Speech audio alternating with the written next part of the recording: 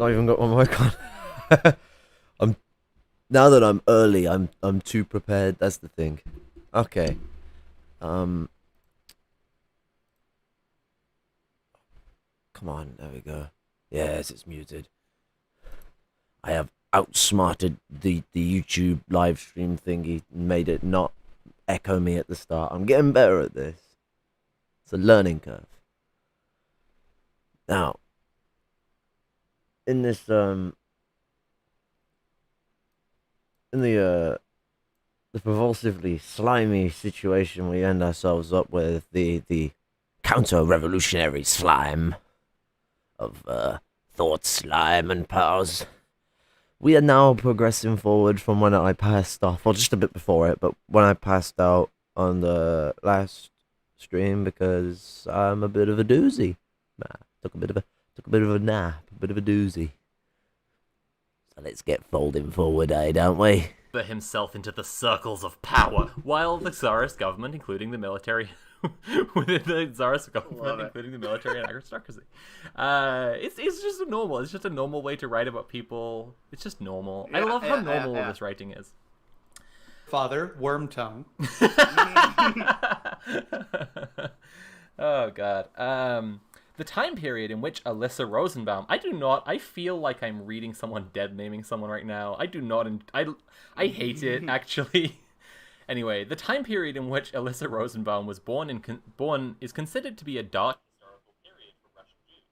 The Protocols of the Learned Elders of Zion, so here we go, it doesn't get a mention in What is Anti-Semitism, but it does here. For fuck's sake. No, I don't want you to... Sorry, 1 second.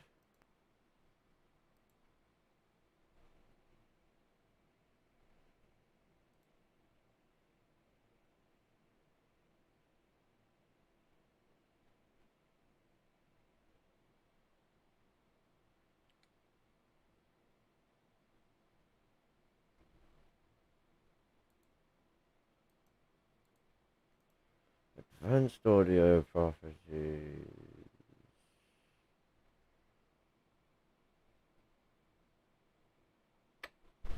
I want to play it from because I've got an old TV that I'm using as a second monitor, and I'm trying to see if I can output the volume to it, because less chance of it echoing down the mic then, because it's further away.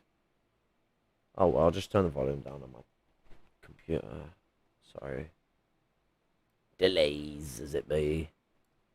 Won't affect your volume, it'll just affect mine. Published by the Tsarist government, and many anti-Jewish riots called pogroms took place in response to its publication. Riots is an understatement, Kulab. I just would have described it slightly stronger than anti-Jewish riots. Slightly. I would also go into what it is and why it led to those riots. Yeah. It's kind of interesting that he just says that it was published. And then people were like really they got mad a little about angry. Jews. That's all that happened. It was published. Jews got a bit angry. Like, in any other book, you could take for granted that the person saying anti-Jewish people got a bit angry. Meant that like this fucking mischaracterized that myself. Then fuck. Well, in this book, there are some eerie parallels between that book and this one. There's an interesting thing I think going on, right? Where okay. So he does say that it was published by the Tsarist government, but he also said that Ayn Rand's father had like wormed his way into the Tsarist government. And then he's saying like they published this book and then there were all these anti-Jewish riots. And you, a good materialist who knows your history, will know of course that, only 5 years after Ayn Rand, only 9 years after Ayn Rand was born. Shit, I'm fucking it up again. Only 13 years after Ayn Rand was born, was the Russian Revolution.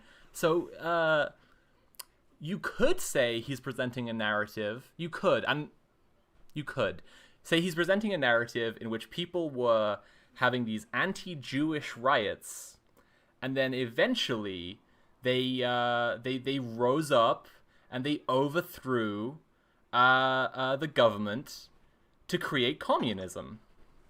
I don't know about that, Sophie. I mean, because in order for that to be the case, you would have to see some evidence of him saying that some sort of Jewish ideology was the opposite of Marxism. Yeah, that's true. You know what? And you know what? Only on page 101, so far through the book, only on page 101, we haven't seen that. So there we go. So that's just not the case. I guess you're right. Okay. Most Russian Jews lived in segregated villages, and many suffered extreme persecutions. However, the recollections of the Rosenbaum family during this period are not of extreme hardship, but extreme luxury and comfort. In the recently published biography, Goddess of the Market, Ayn Rand and the American Right, members of the Rosenbaum family describe servants waiting on their every need, so much that a family member never had to fetch her own tissue. This is like an ongoing thing, which is a prominent feature of anti-Semitism and always has been selecting the good Jews and the bad Jews. He is describing how most Russian Jews were facing persecution, but Ayn Rand's family. And then there's a few missing pages there. So we get along. Credit to that biographer. They did get Caleb Maupin to type right without it being in quotation marks. True. Good point. Good point. So unfortunately, the scan is incomplete, and so we skip about 20 pages there. Right. And now we're talking about neoliberalism as U.S. foreign policy. Despite such horrific... What does he think quotation marks mean? It's been suggested in the chat that he thinks quotation marks are the same as triple parentheses, and I think that might be... they might be on the money there. I'm not really about laughing at fucking grammatical errors, but then again, he is an aristocrat, so it kind of is part and parcel to terrorize them the way they terrorize poor people. Treat poor people like they're illiterate all the time, but you see all these aristocrats writing books, they can't fucking speak fiddle for shit. Implementation of free market economic policies resulted in massive profits for Wall Street, with no labor or environmental protections, and the leaders of the labor unions exterminated. The profits of US-based...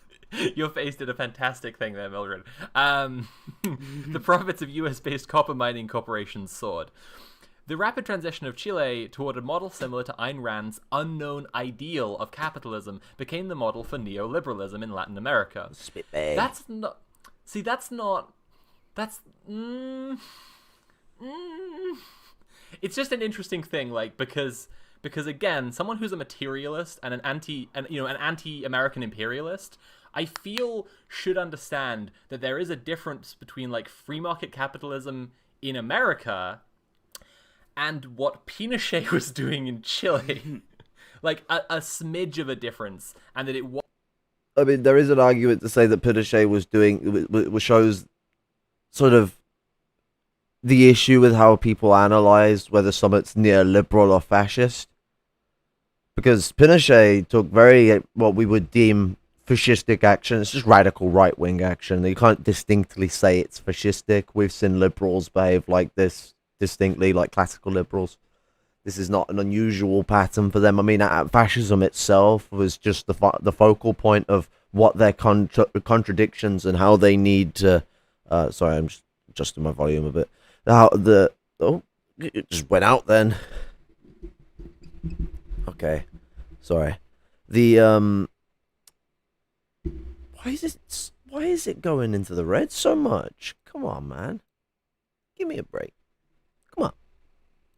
Okay. So, what was I saying? Yes. So with neoliberalism, it takes the brutalism of fascism and finds a more Malthusian justification for it. I know it sounds weird because fascism is eugenics on steroids. Let's don't get that wrong. But eugenics is an extension of Malthusianism, not the final point of it. Malthusianism was an excuse to expand this phrenology, which inspired Malthusianism.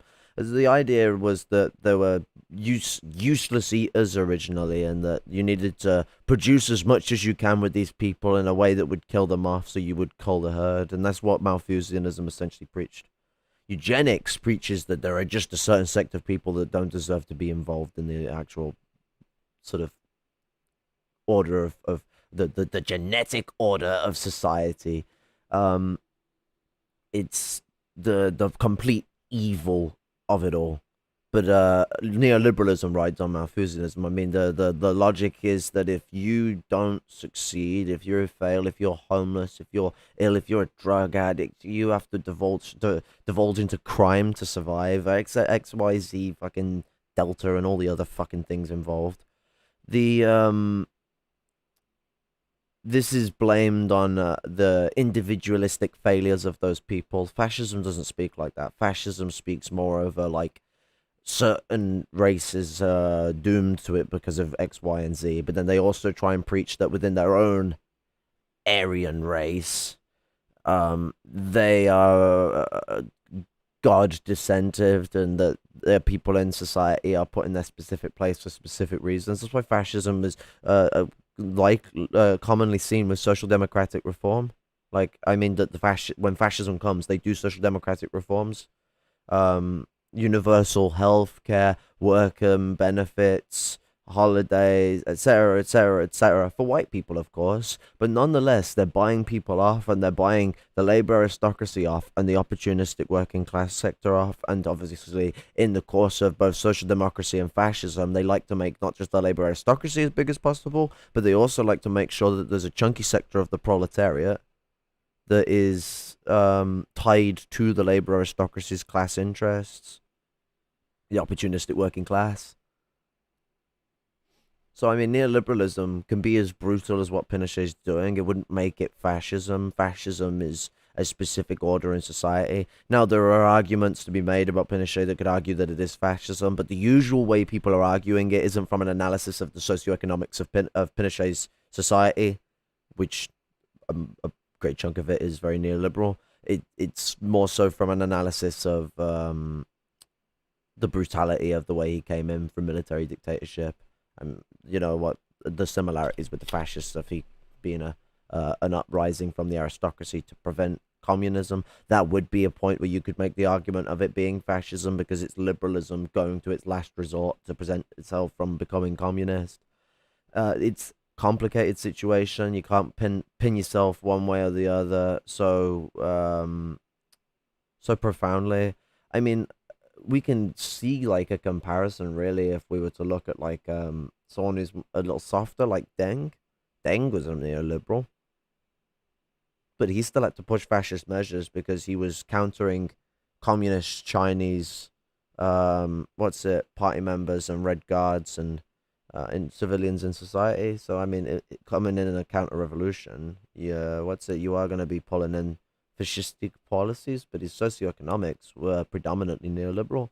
Xi Jinping is quite different. Xi Jinping is much more corporatistic and way more fascist than Deng ever was. Makes Deng look like a fucking weaselly little liberal compared to him. Like, fucking hell. It's probably why we're seeing so many fucking reactionary types flocking to being Chinese supporters of Chinese Marxism-Leninism, and it's like, where's the Marxism-Leninism in a corporatist society with 900 billionaires or more? I don't know. It was 850 or 60 something last time I checked, but it's going up and up and up. Maybe not at the moment because we're in a Great Depression, but usually going up and up and up. Was okay. In events that Pinochet supporters call the war, the country had been militarily conquered and forcibly integrated into an empire that calls itself the world market. All barriers to international finance had been torn down. Though Friedman and Pinochet justified their policies with rhetoric denouncing Marxism and communism, Naomi Klein's, holy shit, he's read Shock Doctrine? The way he was talking, I was feeling like he hadn't. Naomi Klein's... Why? Do you think that that's because Caleb is a moron? Because I don't. Caleb isn't an idiot. He's a smarty pants. It always ends up showing this has happened with the communist stuff. He has this like tendency and behavior that is actually a common tendency of people that are forming cultish extremist movements.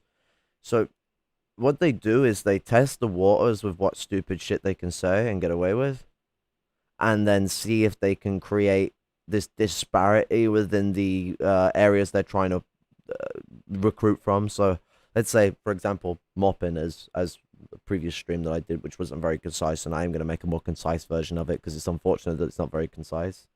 Talk about Maupin actually being quite sort of more on the anti-communist scale than he is on the pro-communist scale. Someone like that is operating like a fascist. If they're going to be recruiting, they're going to want to be recruiting communists. So if they've got themselves wheedled into the movement, the next thing to do is to test the waters of what you can say. American patriotism, socialist billionaires, Belt and Road, just yelling out all these blatantly anti-communist things, but trying to mingle them in with actual communist things. And this is something that cultish movements do. They'll take an idea that they're trying to disguise themselves as, and they'll throw in like absolute abstracts to it so that they can feed in their right-wing fascist ideas. They're just stealing the communist movement to dispel it. Caleb Maupin could be a very, very, very, very, very dangerous anti-communist with the way he's got involved with people. And the way people are so turned off to him, because he speaks in a way where he sounds like he is sort of fresh and new and things. Guy's been reading since he was like 13 or something. He's 10 years older than me, so he's been reading since I was fucking 3 or 4 years old. The motherfucker's well read. He understands what he's talking about. He chooses to speak in ignorance to satisfy and fulfill and spread his ideas. He does this with Marxism, and he's shown to do this now with shock doctrine. This is a repeating pattern that I want people to not just take my word for it, just seriously keep an eye on it, because this is the type of behavior that we commonly see with right-wingers, or not just even right-wingers, just anyone that's trying to frame themselves as someone else to corrupt the movement and dispel it and disparage it. We saw this with Trotskyists, and I mean, there was that comment from Caleb where he was commenting about the WWP, to say like the Americans say, WWP, and the Workers' World Party, and how when he was involved with them, they were great neo-Trotskyists, but then they turned into fucking third worldists, so he left. Like, what? You neo-Trotskyists? Seriously? Is this a Freudian slip, Caleb? Have you given away that you're a neo-Trot? I mean, he already said he's a populist, not a Marxist-Leninist, so I mean, fucking A. We can just take his word on him not being an ML, even if fucking what's it? It's just, you gotta keep an eye on these behaviors. These are a common recurring issue with these fucking, what's it, Avakian types. Actually, this is worse than Avakian, because fucking hell, you could fucking maybe delude yourself a bit. The Avakian had some like fucked up idea of justice in his head. What the fuck is going on in Caleb's head to be promoting the was it the 1963 or was it 1967? I can't remember. The Homestead Act of the 60s, the one that allowed the stealing of fucking native land in a wanton fashion, and resulted in a lot of murders of the native people.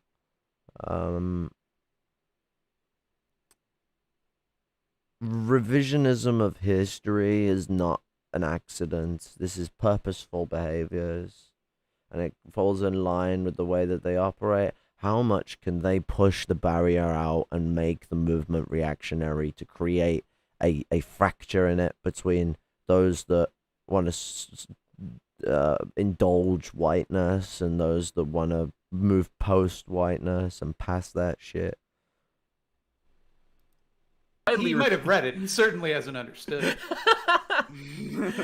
Don't be so naive. Widely repeated study of Friedman's shock doctrine practices argues that Marxism was not his primary target. The main enemy of Pinochet and Friedman was not adherents of Karl Marx, but those of Juan Perón.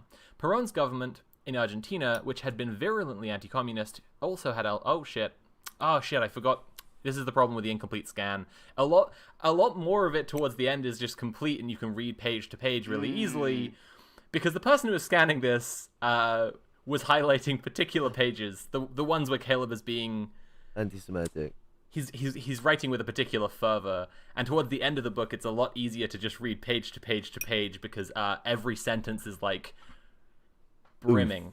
Anyway, more about Friedman. Shit. So, Friedman in Tel Aviv is an innocuous enough title.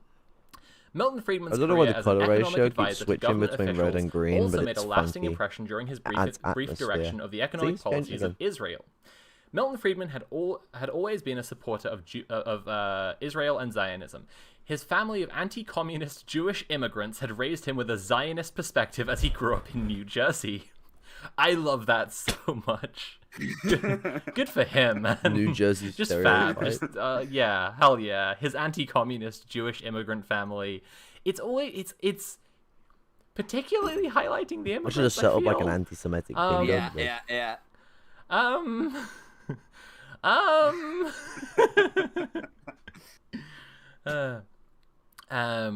It was not until 1978, however, that Friedman was able to become a key player in Israeli politics. In response to an upsurge of Palestinian resistance and support for the Palestinians internationally, the Israeli Labour Party, which masqueraded as a socialist party, carried out Israel's crimes under the cover of humanitarian and leftist rhetoric, declined in popularity, and was pushed out of power. In 1978, the administration of Menachem Begin took power on a hardline, militaristic, no-compromise platform. So many quotes. But to be fair, at least that one is quoting someone. My tea is some I think fucking when it's not quoting someone, I think it really is man. functioning as triple parentheses. The book makes a lot more sense if you read it that way. Honestly, I think yes. there was a point earlier on where he uses when he's quoting something, he uses single parentheses instead of double parentheses to there is a textual difference. Oh shit, I've just dropped it. One sec.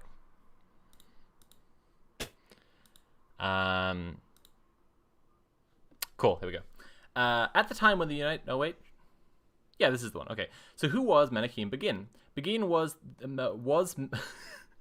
Begin was member of the revisionist party. This guy really needs just one proofreading. This was the thing earlier with the stuff about Ayn Rand's satanic text. Atlas Shrugged. He was saying that she doesn't have a right to say what makes someone American, and I'm just like, come on, buddy. To be fair, white people don't have a right to say what is an American. Yeah, has the right to say that. The natives, the indigenous people.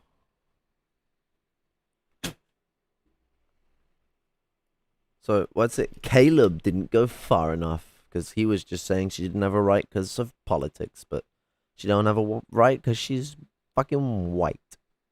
Well, actually, no, she's Jewish, but she's of the upper class. She's embroidered in whiteness. Like, I can't say that that's not going to be a part of a function in life when I have seen her literature. I have seen movies based off her literature. It is fucking shockingly horrid and fucking horrific.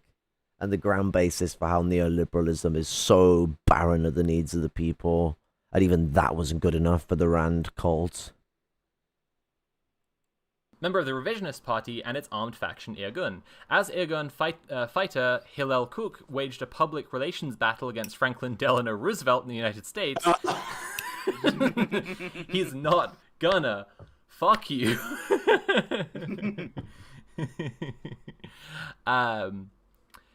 His comrade Menachem Begin was in Palestine engaging in bombings, assassinations, and kidnappings. At the time when the United States and Britain were aligned with the Soviet Union in a fight against Hitler's Germany, Begin and the Revisionist Party and Irgun considered themselves to be Jewish National Socialists. This is an interesting part of the history of how fucked up Israel is.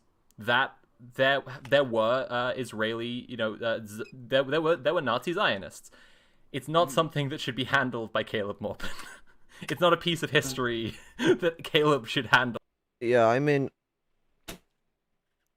Caleb because of his anti-Semitism, but I mean, we get into this here, we should all criticize Israel, but when it comes to the people who really hold the full understanding of Israel's crimes. It's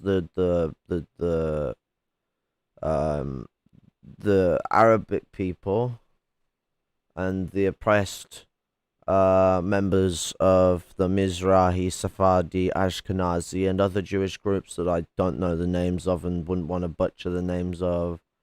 It's not like as Comrade Net said.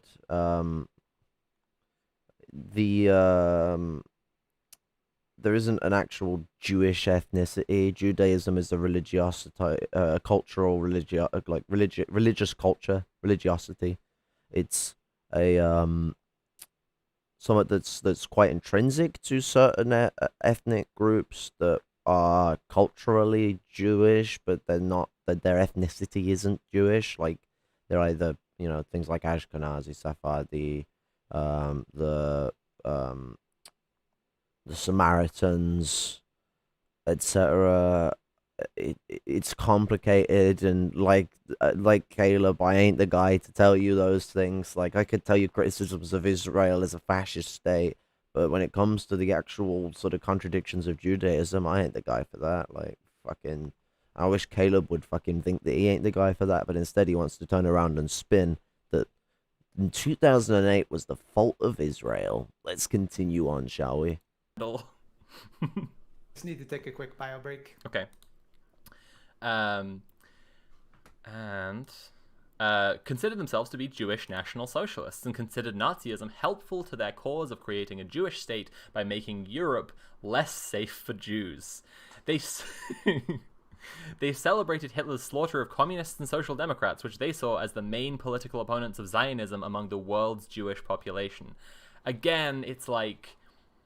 Okay, I guess one of the things I'd point out, and this is, you'll partly have to take my word for this, is that, like, across the book, there's not a lot of differentiation between schools of thought within Zionism. Like, that like, some Jewish people believe that Jews as a persecuted group have a right to a state. Some people tie this to religion. Some people believe that that state should be Israel where Israel is. And furthermore, some people believe that that state should be Israel as it has historically existed, right?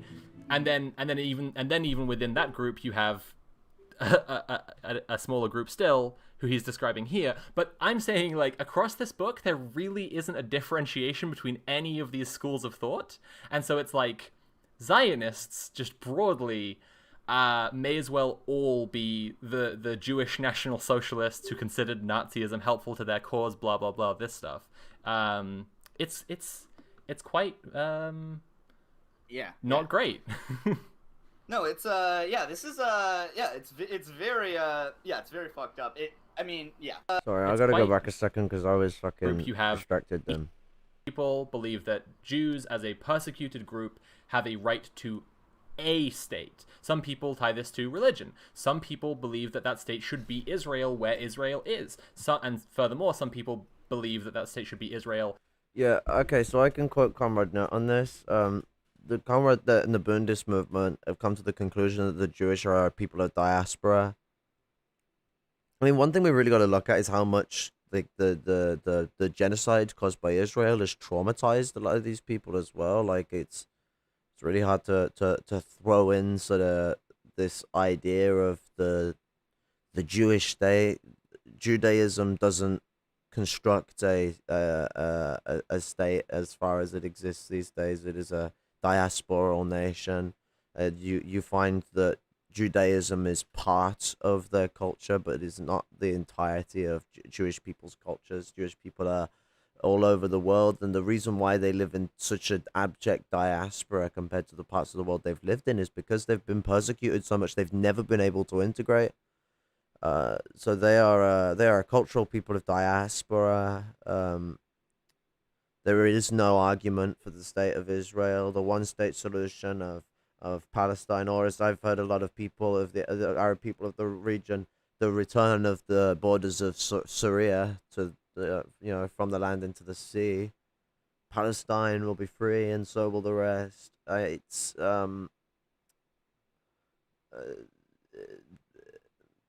the state will of course be multicultural. I mean, Dr. Weisfeld was talking sort of interesting things about what could be done with the four quarters and how symbolic they could be used to show the unity between Muslim and Jewish people of faith and people of the ethnicities associated to those faiths, and of course Christianity too. The Abrahamic faith is supposed, Israel is the home. Well, sorry, Syria is the home of the Abrahamic faith for the most part. I mean, like, Judaism comes from Africa. Like, Africa's the true home of it. But between Ethiopia and Christianity, and its help in the survival of Islam and its capacity in its early days, its very early days, while the Prophet Muhammad was not in power, peace be upon him. The between Africa, between East Africa and the Middle East, or the Fertile Crescent, as it should be properly called, the Abrahamic faith has survived there, and Ethiopia, Egypt, and Syria, the region that we now call that we've now sectored off, but the British did this post World War One, as Palestine, which was originally just a region of Syria, not a separate block. Well, of course, once it was settled by the Jewish tribes, long time ago, the tribes of Israel. This is a different topic.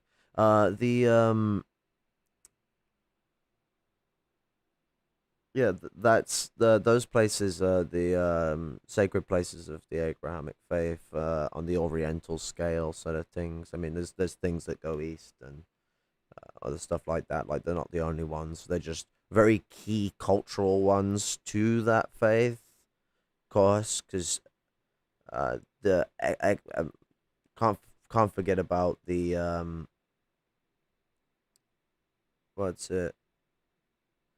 can't forget about the struggle in Egypt. Can't forget about the origins of the religions in Africa.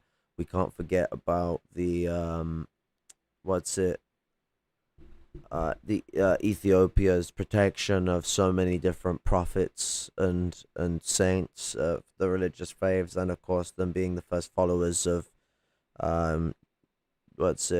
Christianity, the first followers of Jesus, and Islam has been one of the most progressive forces of culture in the world. Their progressions in medicine and fucking personal care and love for one another. Their in their older days, before Western crusades pummeled them into the ground, they had great fucking women's rights being pushed forward comparative to the societies in Europe at the time. Hotbed of cultural stuff. I just really find I find Islam a very, very, very interesting sort of cultural religious sect because of the oh, hello, Akim. Because of the the very socialistic way in which it organizes itself. But I am tangentizing because I'm being a fucking tismoid. As it has historically existed, right? And then even within that group, you have a smaller group still, who he's describing here. But I'm saying, like, across this book, there really isn't a differentiation between any of these schools of thought. And so it's like Zionists, just broadly, may as well all be the Jewish National Socialists who considered Nazism helpful to their cause, blah, blah, blah, this stuff. It's quite not great. No, it's this is it's very it's very fucked up. It's very not great. It's also implying that they caused the Holocaust. I would say there is It cannot be skimmed over that he's implying that they caused the Holocaust. There's definitely an element of him saying that. On purpose. He is saying it was helpful because it made Europe less safe for Jews. Yes. It's like yeah. And where Well, he's I mean, like it's. Go on, Sam. Sorry, go ahead. No, please. You. Oh, I was just gonna say it's very similar to the way that like he was like talking about like the like Russian Revolution, where he's like framing like like as you were saying like the good Jews who were being persecuted versus like the bad Jews who were like involved in the government, where it's like like completely like missing the fact that like very many Jews were involved in overthrowing the czars. My Right. Okay, here's the thing, and I fucking if I really have to prove it to people, I can go on fucking Google and I can show this. The amount of people who had political power and banking rights and other stuff like that, who were Jewish, is equal to the amount of people, like relative to the population. Like it made complete sense. It was just the amount of Jewish people that were in society. There was nothing peculiar about it, and they made up 1% of the ruling class or something like that. 1%. So there's 99% of people there that are not Jewish. So why are we focusing on the Jews? Like, is this a dog whistle? I think it is. I think we found dog whistle, Caleb. Ooh. Let's go deeper. My great-grandfather was involved in that. Wow. And had to flee Russia to avoid trial. But Shit. yeah, it's just very bad, and yeah, fuck this guy. Yeah, Mildred, while you were away, what we just read was that the Jewish National Socialists supported Nazism because it made Europe less safe for Jews. And Natalie just came over to point out, like, it shouldn't go unsaid. He is saying that they caused the Holocaust. I mean, was Europe not unsafe for Jews for centuries, Caleb? Are you obfuscating history? Like, do I have to go and do a full history lesson of the Jewish persecution that has happened over the last fucking 2,000 years in Europe alone? Or the six to like 8,000 years of persecution they've been through? Like, do I have to start going fucking and turning this into a 25-hour fucking step-to-step tutorial on how to not be an anti-Semitic fucking moron? Because you're smarter than I am, Caleb. You should know these things. Come on, man. Give me a break. Like, I mean, the plague is the example I intend to use a lot. During the plague, in the tribes of Germany, they decided, it'd be a good idea to deal with the plague. Blame it on the Jews. It's the Jews' fault. These people that have always been here, they were here before the plague come. Some Italians come and brought plague over, and they're like, fuck it. Blame the Jews, and they threw Jews down the well. And then we have American Zionist propaganda from that fucking Bolrat comedian, where he's singing it that as a Kazakhstani, he goes and sings the song, throw the Jew down the well. Basically ascribing something that was actually a practice of Europe during the plague to a Central Asian country during the existence of the Soviet Union. Or I think it was just after. I can't remember. It was VHS quality regardless. So it was either the 80s or the 90s, probably the 90s, or one of those weird low budget early 2000s crap.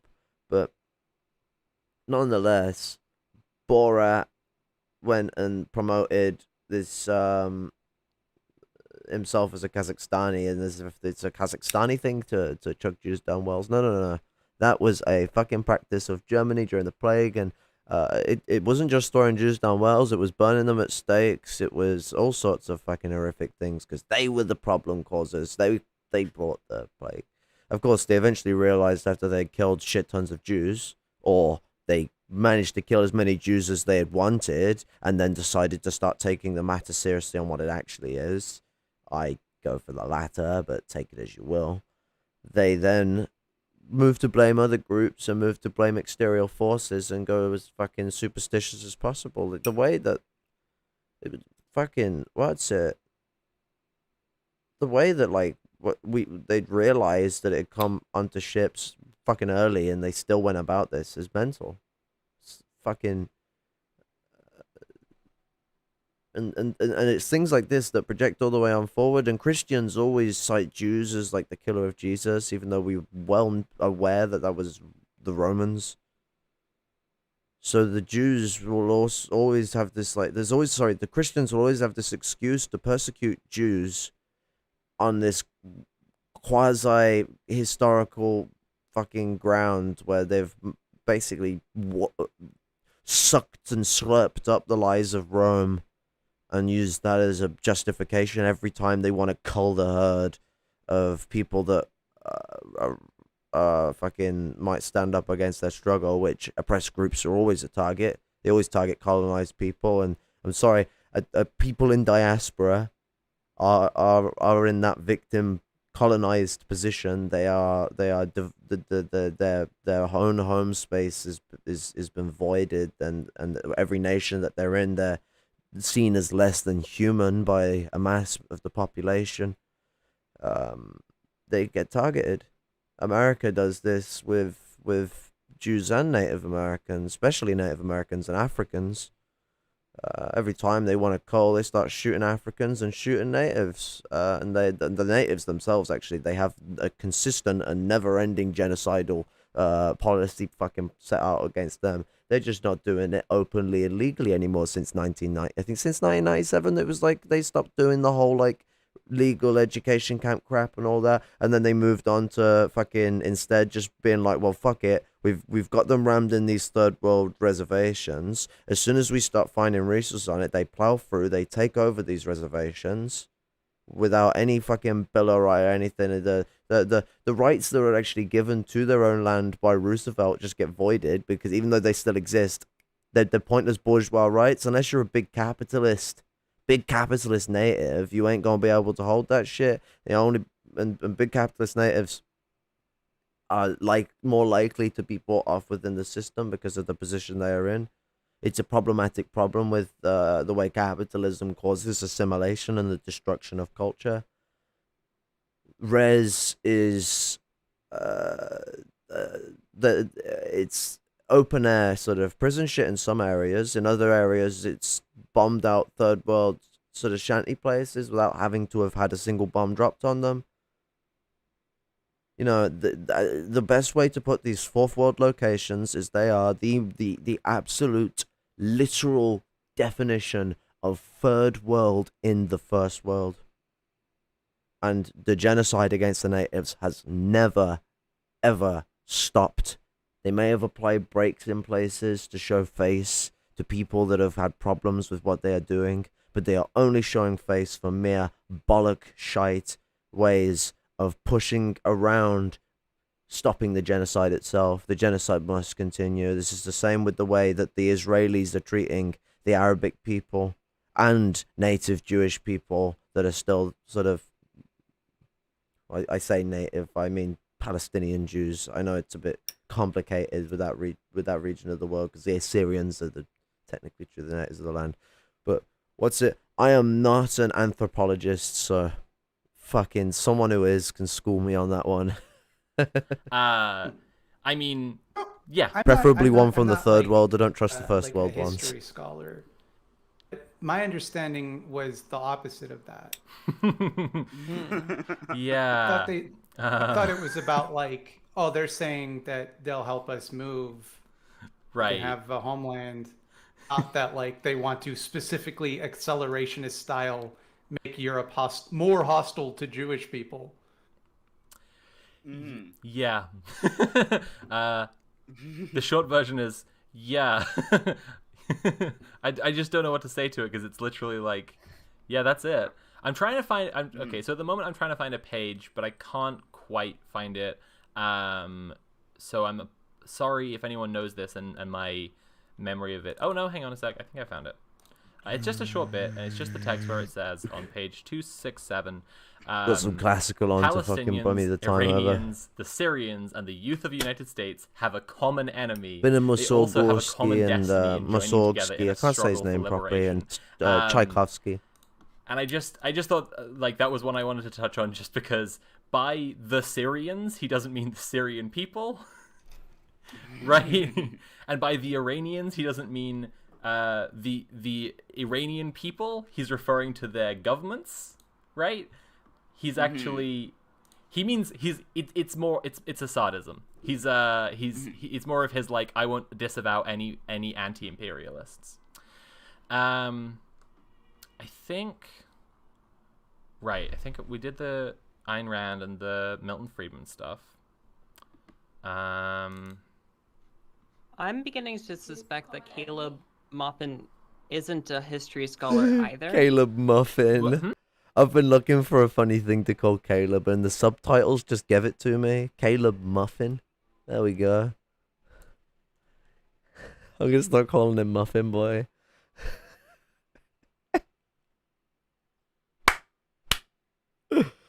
Oh, I'm more proud of that than I probably should be, but come on, Muffin Boy. Huh?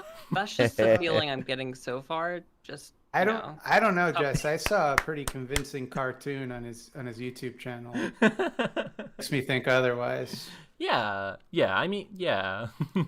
He Caleb was I'm on not a about it. history scholar either, so I mean, who's to say who's right here?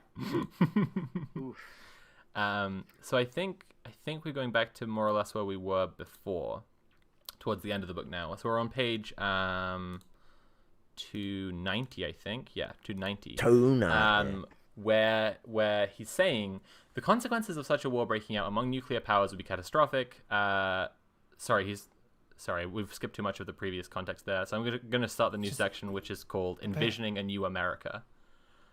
Go on. That opening sentence. Oh my God. Yeah, this is what I wanted to. Wait, this is some of the stuff that I really wanted to get to. I can't This is see that properly. Let me have a read of that. The greatest hope for defeating the international cabal of bankers. Oh, no.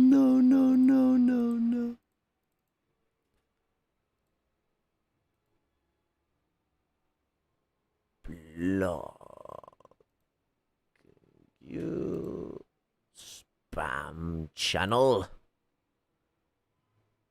So, the greatest hope for defeating the international cabal of bankers who maintain the existence of Israel have destroyed the U.S. economy and the planet towards and moved the planet towards catastrophe. War lies with the unfolding resistance within the borders of the United States. Ooh, like, can I get a what? What?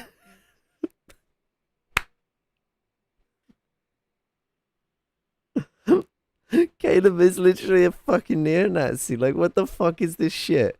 Cabal. That's a chosen word. He could have said there is a specific group of bankers, which would still be sus, by the way. It wouldn't get him out of it, but he chose the word cabal to fucking do what? Dog whistle. Now, do you know what's an interesting thing?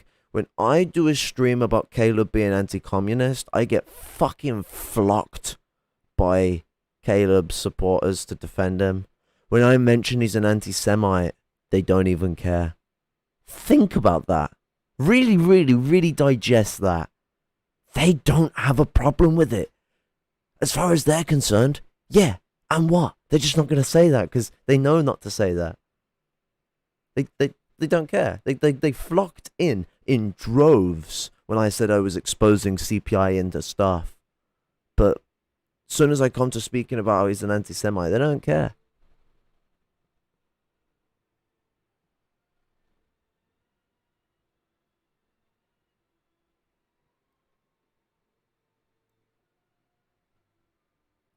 There is a reason any communist who really hears any of the revisionist fascist shit,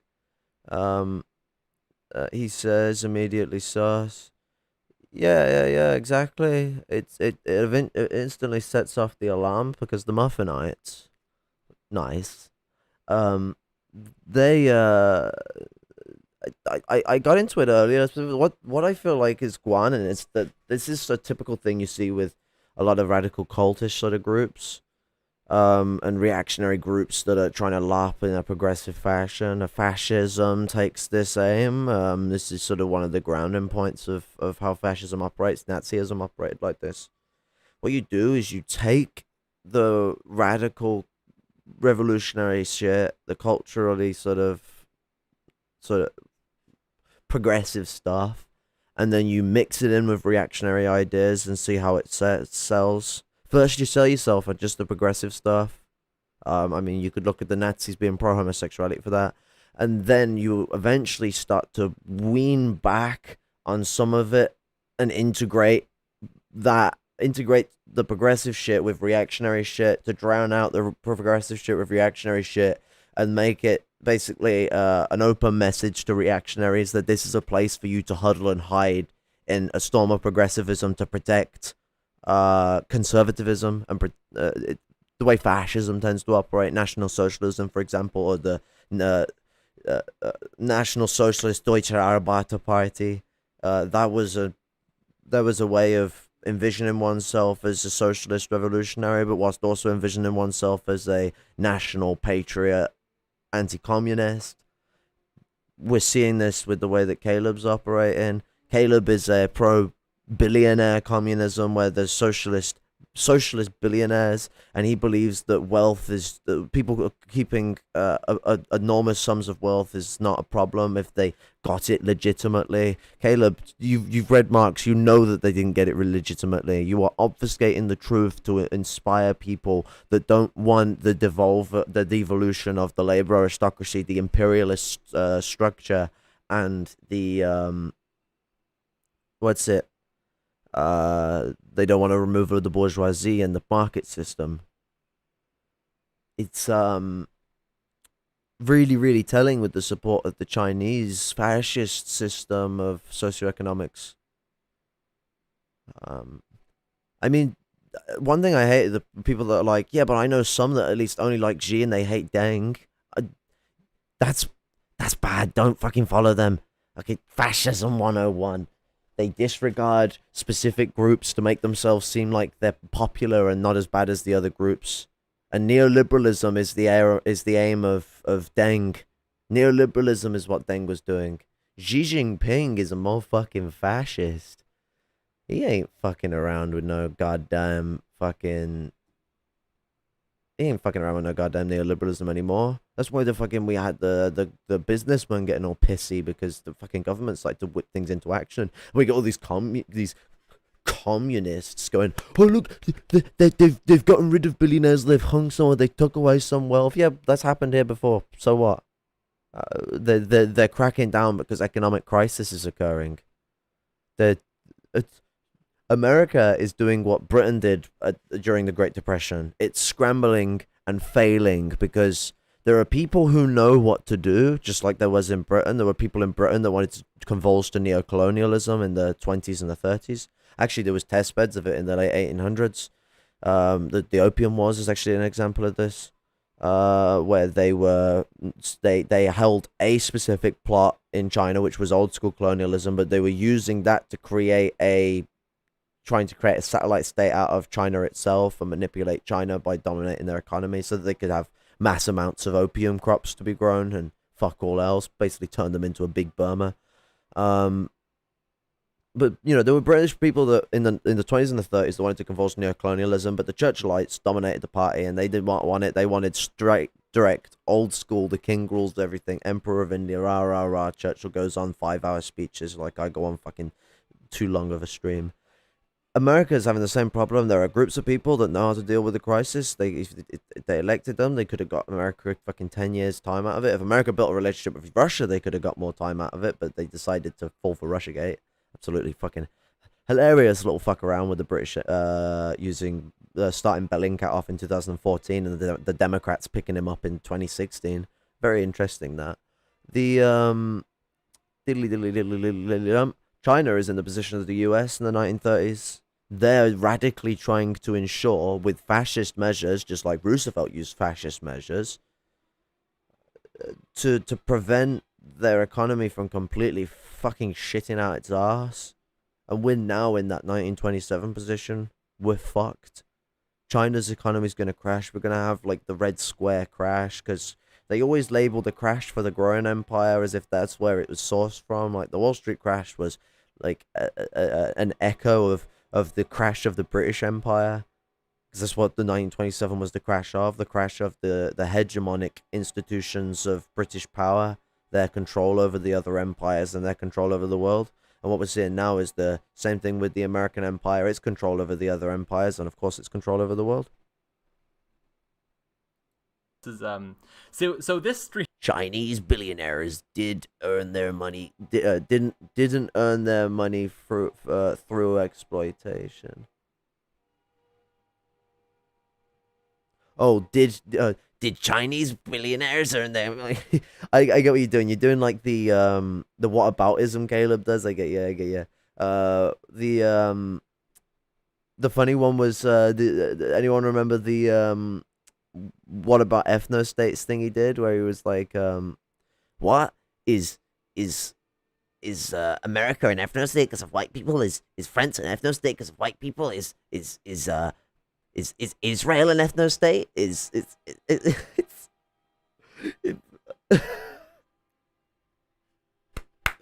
Every time I criticize him, I hope it happens again now, because every time I criticize him, he always comes on stream in a t-shirt instead of a suit, like to look more proletarian at times. It's funny. He did that when Thought Slime was having him, and like not the first time he criticized Thought Slime, but the second time where he was criticizing different parts of RedTube and saying that he was going to be killed. Funny stuff. But the and then really creepily went on about how like he doesn't want to kill certain people, and really vivid listing detail, like he actually has a Caleb has the Death Note, let's be real, and he writes people's names in it. Like he seems like the kind of guy in Naruto runs around his flat. I'm sorry. But when I did the video on his, the short video, not the long one where I showed the video, and I did the first video on his hilarious whataboutism of ethno-states, I did it out in the woods around a fire, because I was staying out in the woods with my mate because he was homeless. And when I did that, Caleb just went like full like. I remember, I think it was Specky V telling me, like Caleb, like the next stream he did was all like shirted instead of suited. Like he dropped himself down a notch for me. I'm flattered, to be honest. I'm flattered, Caleb, that you would proletarianize yourself at least for one video just for me. It really tickles my nipples and tossles me sausage. And he keeps saying the same stuff over and over again. He's got an enemies list like Nixon. The hit list. Goddamn hit list. Fucking goddamn Jason Untrue and the third worldists of the WWP are on the top. Yeah, he said the WW, gotta say it American like, the WWP were what's it? They were neo-trots when things were good, but now, because of the evil shindiggery of the third worldist invasion of the many third worldists, I'm sure you guys see everywhere, because there's fucking loads of them, of course. Oh, fucking classical music went really quiet, and then really just all of a sudden came out of nowhere. I'm like, oh, what? He said that the WWP was infected by third worldists and went downhill from there, but it was great when it was neo-Trotskyist. I'm telling you now, it's still neo-Trot. There's no third worldists in the WWP. Third worldists wouldn't join the WWP. Maybe you have some like ex-third worldists that you met there, and then you decided that they're all like that. But it sounds like you're just making some weird framing, because how come it's taken all this time for you to say something like that? What was it, like 2 or 3 months ago you said it? Why did it take all the time to say it? I wish I just found out about it at the time. It'd be great. Send you a funny photo of Caleb.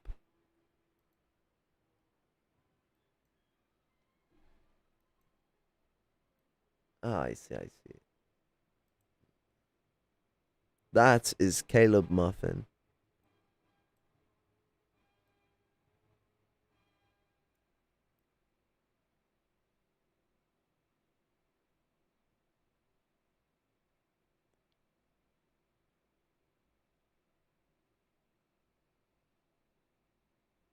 Do you know what would be interesting, actually?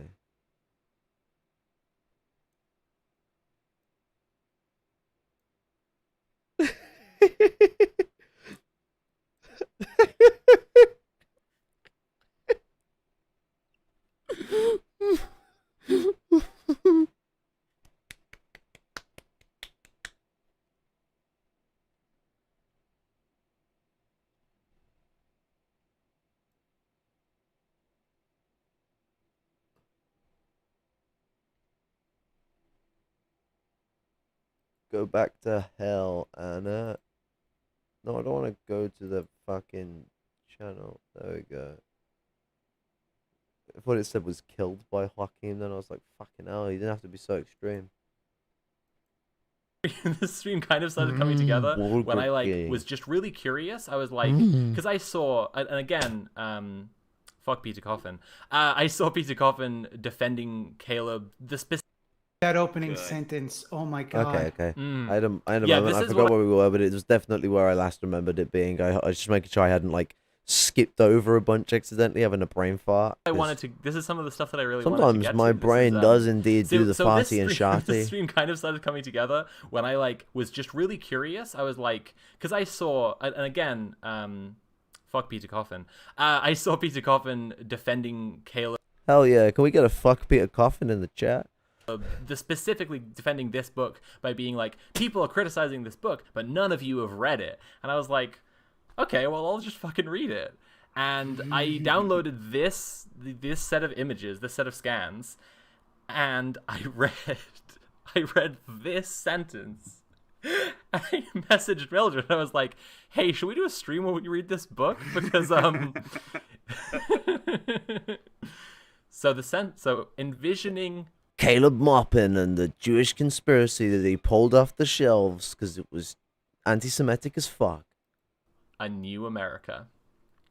The Oh, greatest yeah. hope for defeating the international cabal of bankers who maintain the existence of Israel, have destroyed the US economy, and moved the planet towards catastrophic war, lies with the unfolding resistance within the borders of the United States.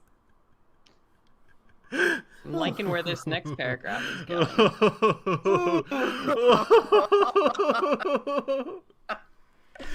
Can I take another quick moment to just point out that Caleb, I don't know that Caleb denies climate change, but in places where it would make a lot of sense for climate change to go. Oh, you don't know whether he denies it. Oh, you know what, guys? I'll prove to you that he denies it. Let me get it up. I need to make a fucking snippet of this. Or at least he's skeptical of it being as bad as we Presvey on the left. Let me get Caleb, Maupin, Dugan.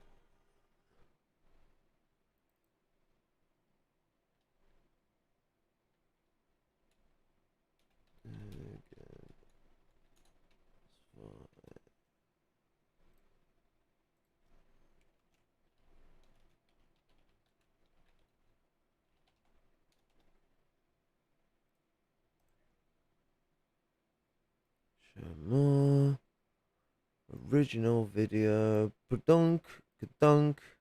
I only speak for myself when I'm here, but I find Okay, this moment to be somewhat pivotal for me. To be sitting here next to Alex. So you're not gonna be able to hear me for a spot sec because I'm well, it's not hear me. You'll be able to hear me. You're not be able to see me because I can't be asked to relay this. I'm just gonna find you the thing I'm after. If I could see things properly, can I zoom, please? No, I cannot. Okay, Control F. Oh, I'll have to control F the video and then drag it in. Sorry. Technical difficulties. Remove. Yes.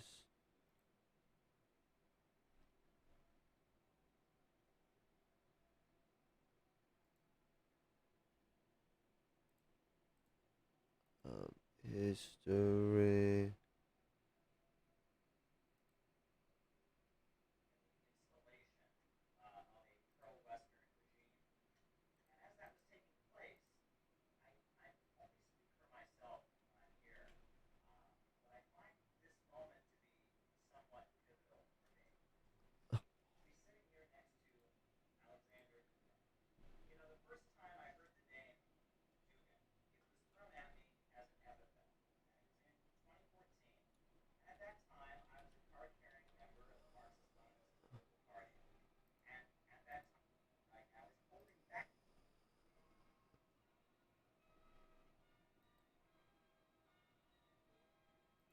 So we'll go from him praising Dugan. Let me copy video time URL, and then we paste and go, because then I can drag it.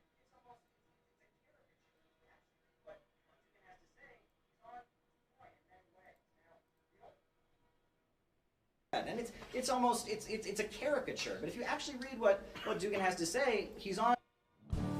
Become the best pizza maker around, no matter where Suck you your find yourself. mom. Uni pizza ovens are portable and versatile, so you can whip up a culinary masterpiece on the go.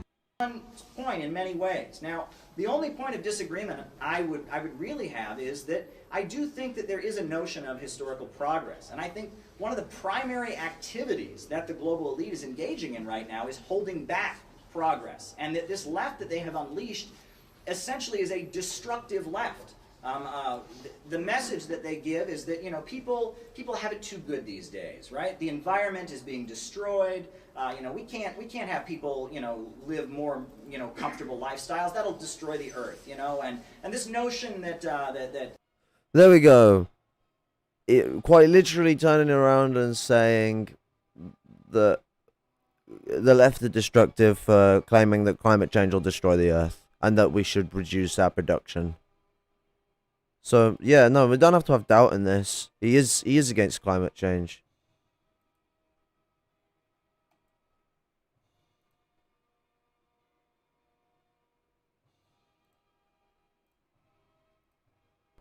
It's noticeably absent. So I just want to quickly run over that one again. The greatest hope for defeating the international cabal of bankers who maintain the existence of Israel, that's their first crime, have destroyed the US economy and moved the planet toward, and you're like, okay, being on fire, the fucking ice caps melting, the sea levels rising, all of us fucking, the crumble. I mean, doesn't that really get into a thing with the fusion thing, is like the way that they are, because it's a great idea. Nuclear energy, probably the way forward in electrical energy production. It's the least worst, so long as the waste is dealt with properly, and is being used to build nuclear weapons with the Gen 1 and Gen 2 star reactors, plutonium core reactors. I don't know about Gen 2, but I know Gen 1's used for it. So this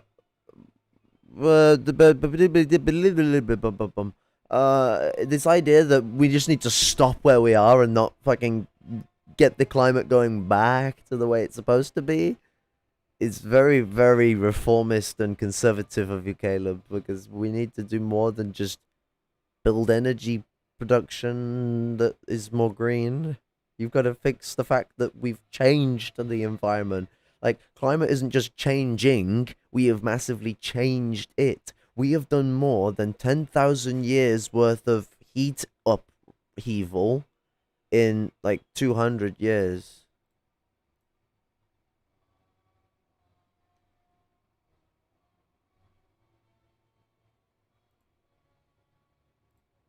Port, spam.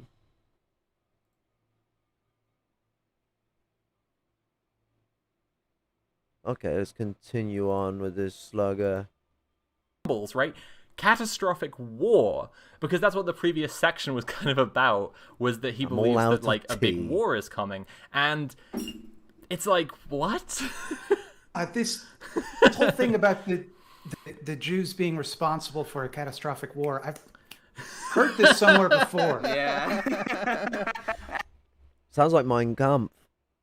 Some sort of war now, I think, maybe what he's alluding to. Anyway. You sure he isn't alluding to World War One? You sure he isn't gonna pull the grand plan, Fourth Reich? Come on, Caleb, open your arms. For all the Caleb fans, I am joking and messing. I'm not saying he wants to go to Germany and make a Fourth Reich. Don't fucking start me. He's got more interactions with French Nazis, so don't worry about it. Don't worry about it. He already has found his Holocaust supporting fanatics that were involved in the Western fucking genocide of the Jews, the Western Front, removal of Jews from France, Holland, and fucking Belgium and all that lot.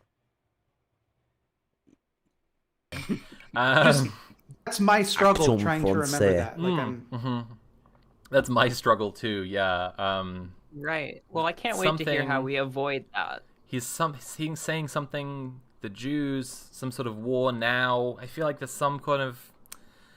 It'll come to me. It'll come back to me. I want to point out something in case people are wondering why I keep responding as strongly as I do to the word cabal. And for those that don't know, the etymology of the word cabal is it literally comes from the word Kabbalah, the Jewish mystical tradition. Yeah. So like, Yeah. the idea is that like the Jews are practicing their secret magics in private, and it's a secret conspiracy of Jewish wizards doing magic and looking at numbers weird, and that's where the word comes from, and that's why I keep responding the way I do whenever he says it. It's like one of these words. Go on. I will say this. I think that it would be giving him a bit too much credit to say that he knew that. Yeah. However, it's giving... But why wouldn't he? He did a book of like mass amounts of historical studies. His weird, his City Builders book, I think it is, where he's done a lot of historical study, a lot of lies about historical study, but he had to study it to lie about it. Lies come from some form of truth all the time, Giving him exactly the right amount of credit to say that the word cabal is used two ways in the English language. By anti-Semites talking about Jews, and by people talking about how anti-Semites talk. Like, it is literally the only other way that it is used is when I'm, like, alluding to someone like Caleb Maupin being a fucking nazball, and I'm like, he's a communist. He hates this cabal. It's the only... Yeah. Contradictory positions, eh? Right. Yeah, I mean, I think it's fair to say that if he doesn't know that origin, he at least subconsciously has that relation. There's no way that he doesn't see the tie in those two different, Judaism and the word cabal. That's what I'm saying. It's just not a word that comes up in other contexts. And when it does, people are like, "Hey, whoa, what?" Back I mean, to it's it. even telling, like, in the text Music itself, I'm listening to really fucking generally suits is, Caleb. like he's Got that using it spooky very scene to it. specifically, like, in relation to, like, bankers, and, like, just where he's using it, it's very clear that, like, he knows where it's supposed to be used. Yes. Yeah. Yes. It's like I'd love to have more commentary, but it's just like that's it. Yeah. There's only so many ways to say, like, look how goddamn anti-Semitic this is. Exactly. I almost wish I'd done the slow build up first, but like it's the rest of the book is kind of boring. Anyway, so okay, so envisioning a new America. We're just gonna start again. I'm gonna go straight into this one. I'm just no breaks. Here we go. Envisioning a new America, the greatest hope for defeating the international cabal of bankers who maintain the existence of Israel have destroyed the U.S. economy. I know I've already talked about it, but every time I fucking hear this fucking line, it just makes my fucking skin crawl. Sounds like something I'd say back when I was a Nazi. Like, this is disgusting. There's no fucking excuse for behaving like this. No excuse. And move the planet towards catastrophic war lies with the unfolding resistance within the borders of the United States. During the 1930s, President Franklin Delano Roosevelt aligned himself with a mass movement of everyday people. He was able to push back the forces of greed and win many great victories. He led the United States to align with the Soviet Union, Britain, and many countries around the world to oppose the... Why does Caleb not bring up the guy who ran J.P. Morgan that funded Allied war in World War One? Was over anti-Semitic?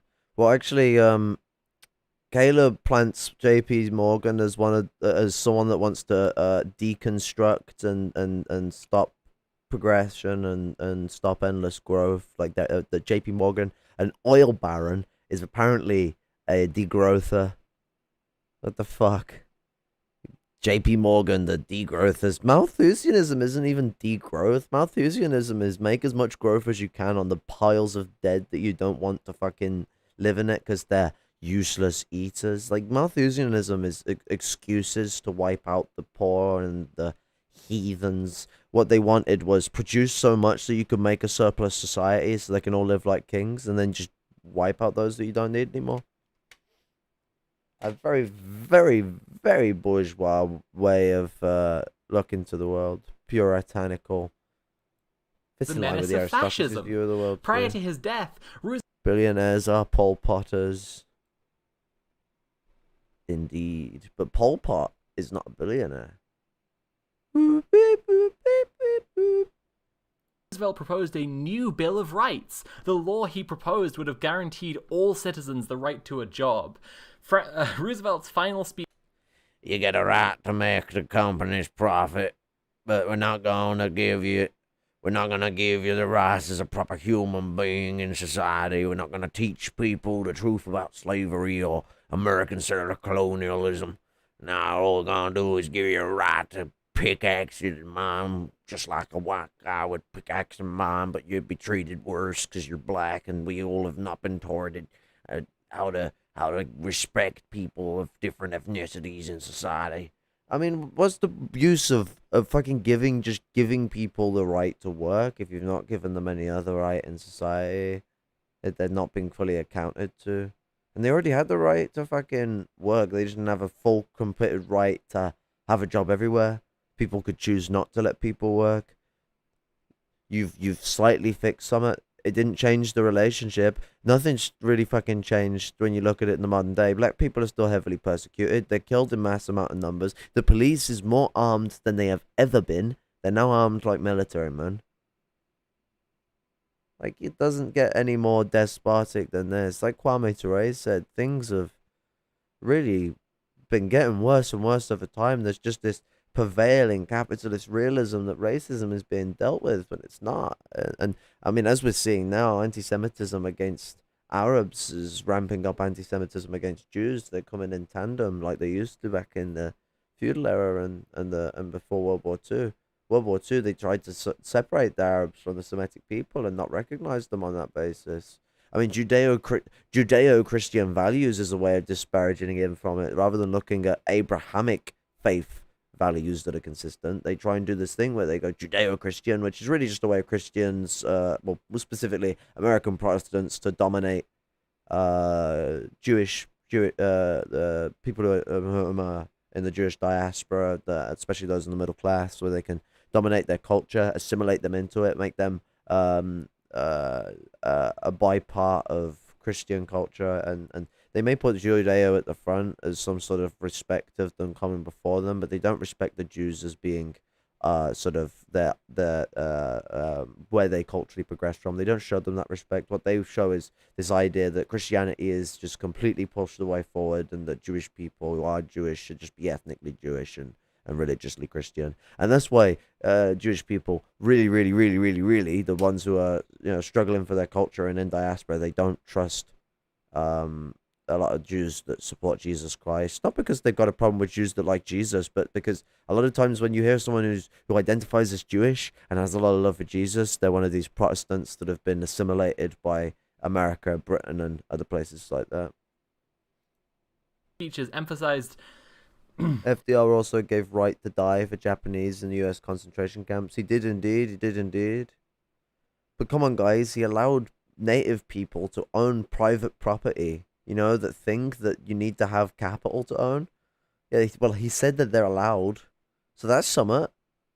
I mean, the natives, the African people, and the lower working class were ready for revolution, but the Communist Party of USA decided to sell them out into Roosevelt for pennies, essentially. Wow, pennies in pocket. Look at America today. It's a joke. They could have been the beacon of revolution in the empire in the 30s, and because of the Great Depression, there was that one time where there's a window for it. And the CPUSA, led by the labor aristocracy, led by fucking William Z. fucking Foster, chucked it into the ground. And now we've got William Z. Muffin, Caleb Z. Muffin, Caleb Z. Molester. He's fucking, what's it? He's coming in trying to fucking envision the same bullshit, but more blatantly racist. Well done, Caleb. Round of applause for that. We couldn't have done it without you. Oh, that's not the right thing.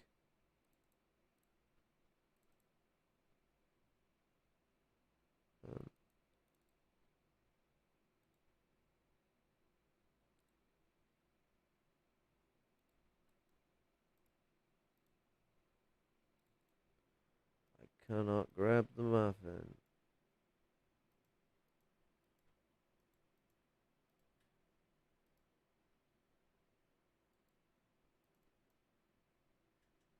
Why can't I grab the muffin?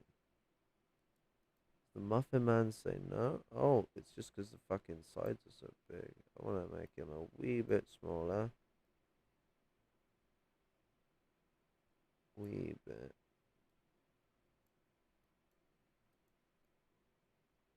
No. I had that perfect.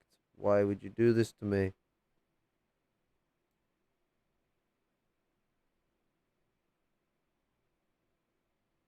Goddamn fucking muffin. I want a cheeky bit more muffin involved. I feel we're repressing Caleb's identity. Just like he doesn't care to properly learn about like the struggle of trans people and what they have to go through when they're with their identity political issues that are fucking righteous. Because this idea that just ID poll bad, I mean, we're getting confused with identitarianism and fucking what's it? What is actual ID poll? I mean, because identity is something that of course exists and of course has political ramifications to it. Like we see this with the issues of colonized peoples and their cultural identities. So I mean, what's it? We've been way too quick to dismiss because what's it? Other people said similar things as if that's like a way to just dismiss shit. Fucking goddamn MLs for you. Always fucking about. But there we go. It's more respective of the muffin, but we lost the really funny zoom on Caleb's face.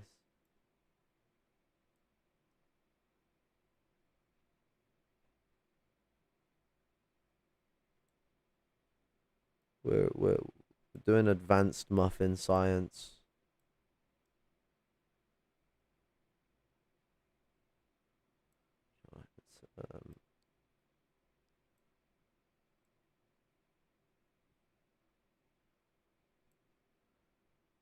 Okay, Mr. Muffin Man, let's get going. Emphasized the importance of establishing the freedom from want. He emphasized that the freedom horrors of from fascism want. in Europe were I should have labeled this stream this name that I come up with this. Caleb Maupin is a Jordan Peterson anti-communist. Like let me just replay that one sentence. Final speeches emphasized the importance of establishing the freedom from want. The freedom from want? Like what? It sounds like some weird like the cosmic egg or whatever the fuck he goes on about, the cosmopolitan egg. and the all that weird shit that where if you actually look at the diagram that Jordan Peterson draws for that, it looks like a really badly drawn, like an unfinished attempt at drawing a really shitty picture of how people would draw fucking knobs and fucking like textbooks and stuff. I mean, it was the crowning part of ever learning another language in high school or middle school for the Yankee Doodle Diddlies out there, where you would you just any page you got the chance to you draw a sausage in it. So, rule of thumb. He emphasized that the horrors of fascism in Europe were perpetrated because of the hunger, homelessness, and other horrors caused by the unrestricted capitalist greed. He's just not gonna fuck you, Caleb. Yeah. Does the font size? Part of me Caleb wishes I had the book, but I Maupin, don't have Roosevelt, Rule $900 to 34, spare, make it sadly. happen. Because I keep Come on these on, scans, it keeps on looking like. Come on, everyone. Caleb Maupin, Roosevelt, Rule 34, make it happen. Or Caleb Maupin, Dugan, and then like have them doing each other and have like Hitler peering through a window. No, Hitler on a spectator chair. There we go. We've got it. We'll have. So someone needs to get onto this. Who's good at art? Come on. Because I will showcase it on stream so long as it's fucking doable. I may have to blur things if you've gone a bit too far, but we can set up a PG-13 funny of Caleb could FDR get erect? I'm sure we have enough fucking Viagra these days that even dead people get there. Don't worry. Thanks for the mental image. Is it not my job as someone who speaks to make sure that my words purvey some form of mental imagination? I'm just doing my job.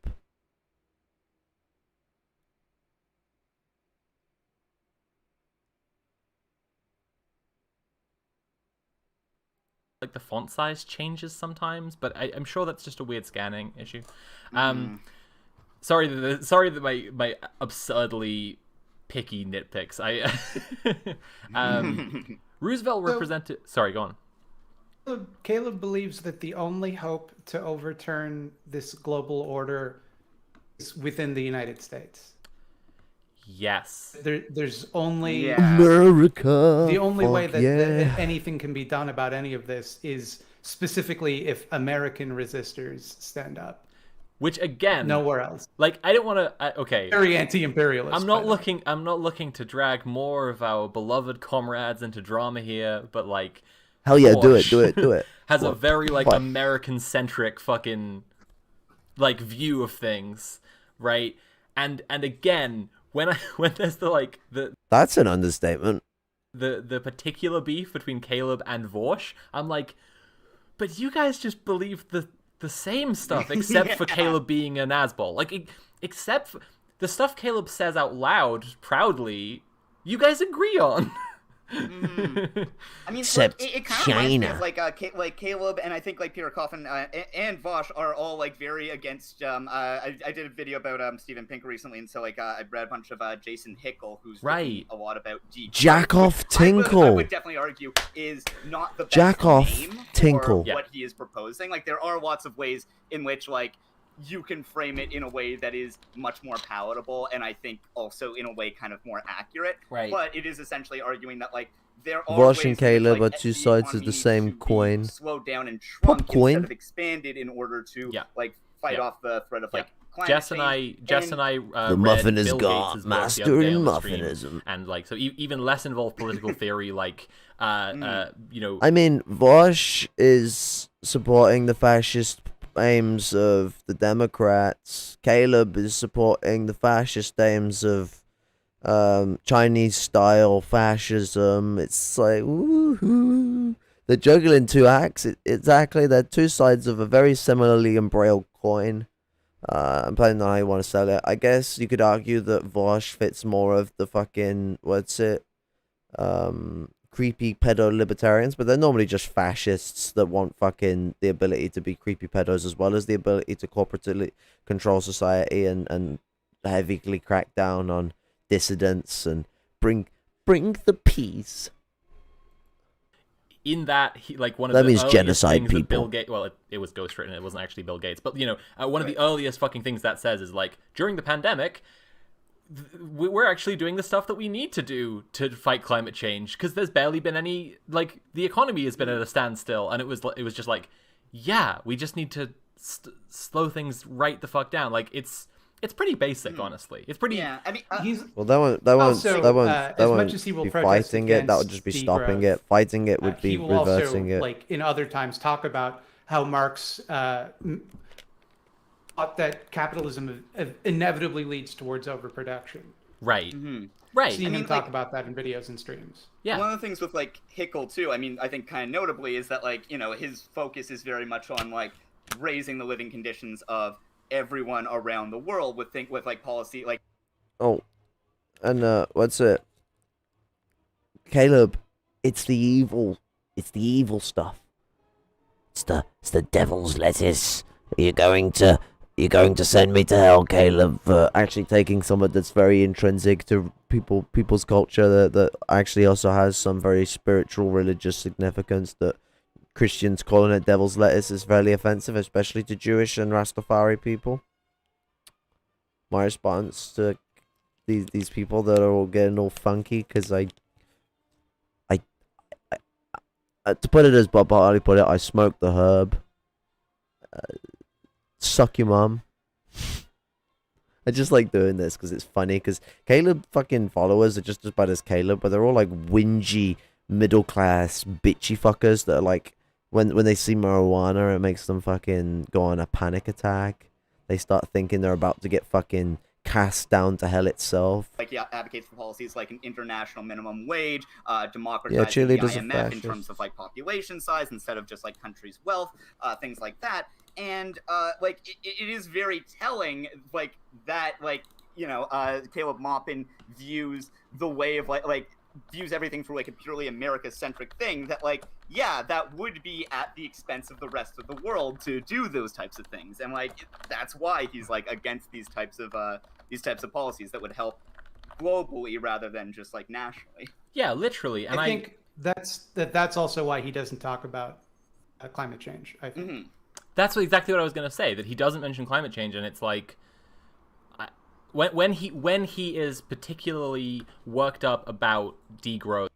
Yeah, and then they believe like you catch the criminal. Like if that happens, you catch a dose of criminal, because they think like being criminal is something that comes from those types of genetics. The capitalist society is very embroidered with eugenic thunk. They never went away. They just turned around and told everyone it's pseudoscience, and then continued believing it anyway. Advancing it some ways, regressing it in other ways, regardless of however you want to look at this pseudoscience, it is embroidered into our system and used as the main sort of measure of colonized and disabled groups. And obviously, of course, the one weed puff, they think that's gonna make you go fucking like those darn black people asking for rights, because that's the type of people we're dealing with. Fucking racist. I wonder if he believes in climate change. Like, as I say, I haven't seen him like really go for it denying climate change, but when he tries to, when he tries to accuse you, Mildred, of being a Malthusian for promoting degrowth, I'm like, but also, like, not only is the claim of the Malthusian stuff ridiculous, but can I just say like one thing, like a bit of a PSA to people who do streams? Do show the subtitles like I do when you do this, because not only do streams sometimes don't work for subtitles, but a lot of people who do their streams, they cut the subtitles off. Well, if you're going to cut the subtitles off because they're saying things you're not saying, because obviously you're not going to script your subtitles in, when you show a video, press C and show the subtitles for the video you're showing, because then people who are either hard of hearing or struggle with hearing then don't have the subtitles. They can at least engage. It's such a fucking useful thing. And don't just use the black and white ones, it's dull. Spring it up a bit. I mean, I had the red and yellow ones because it's like a typical warning sign and it stands out. And I went for the black and green ones because it's got the Fallout aesthetic. Funky it up. basically he believes climate change isn't that serious because technically we need to keep overproducing more because unlimited human potential. I see. But this is bollocks. Like, we need to reach post scarcity, of course, but this idea that post scarcity means post lack of resources is a dream idea. Like, post scarce society just means that you have an abundance of resources to supply people. It's not permanent. Like, unless you manage to keep it permanent through structures in society, but that means you're going to keep changing, moving about, moving forward, and all this, that, the other. And Marx believed naturalism was important to this. We need naturalism. We need the greenery of society. To be vulgar materialists and want to just start rampaging through and destroying our land because production. Number go up on graph. You're behaving like a capitalist, not a communist. And to be honest, I don't find those people welcome in the movement. I don't find them revolutionary. I don't find them interesting to engage with. I find them pathetic. To really think like it's all about productive forces, not about relationship or production. Suck your mom. Or your dad. Depends on who's about. Not everyone has a mom to suck. But suck your guardian angel. There you go. Solved. But what about fucking climate Caleb's change? Are you is kidding me? fucking Like, Yazoo boy. Like, It's also like his belief seems to be that this very strict historical materialism, where the only way to achieve socialism is for every country to do exactly what China is doing and ramp up their industrial capacity more. Also, he thinks Israel's super evil. Well, what about China being the second largest trade partner to Israel and selling them drone strike technology? Come on, Caleb. I want to hear an answer. This is why, like, come on, man. Like, he's so afraid to fucking actually discuss things with me. Like, he's doing the Vosh thing where it's like, you don't have enough subscribers for me to want to engage. That's his excuse. He's making an excuse. And I don't want to involve myself in a Vosh style debate. I want to actually have a discussion with Caleb and see what his ideas are. Let him defend himself. I want to hear the defenses. It's no debate bro shit. I ain't for that shit. I'm for reciprocitous discuss. It's not a proper word, but discussion and reciprocity. There we go. There's the word. I want to actually have it out and hear your ideas and hear you true to it, because so much that you're not telling. There's so much you're not telling, and you're afraid to have it thrown at you. Like, come on, man. Like, what's your position on China selling drone strikes to technology to Israel and fucking Saudi Arabia? Is it just a quasi fucking peeve, or is it their fucking foreign policy? It's their foreign policy. So what? Why are you cool with it? It's fucking thing. Yeah. Algorithms don't favor you, Lumpen. Only aristocrats like me. Fair enough, but I know Caleb does come and see these videos.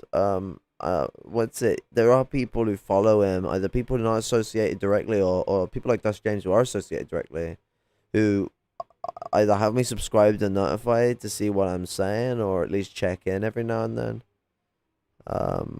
So they are aware, and Caleb was getting proper saucy. I mean, he had one of his comments fucking auto-deleted by YouTube because he got edgy and thing.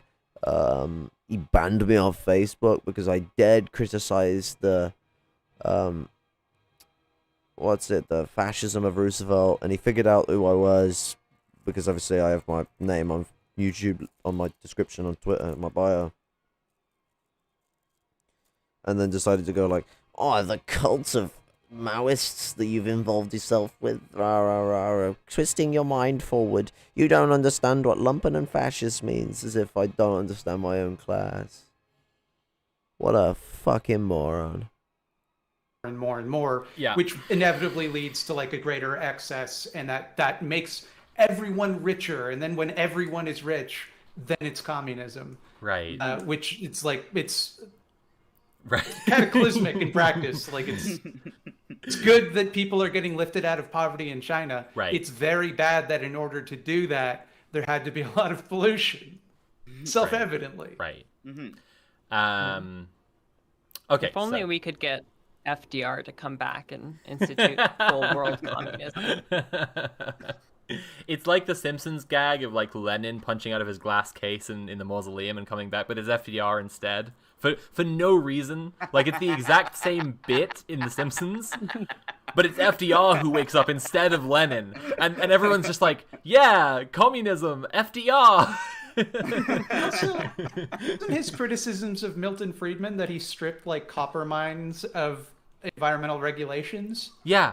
Does he square that with like his support of states that do exactly that? Well, I think that it's exactly like this is what I was saying about him like signaling to people, because like fascists don't care a lot of the time when people say the stuff that directly opposes them, because they know that most people find their views entirely unpalatable. So someone saying like, I don't want to kill all the Jews, it doesn't rule them out as a fascist ally.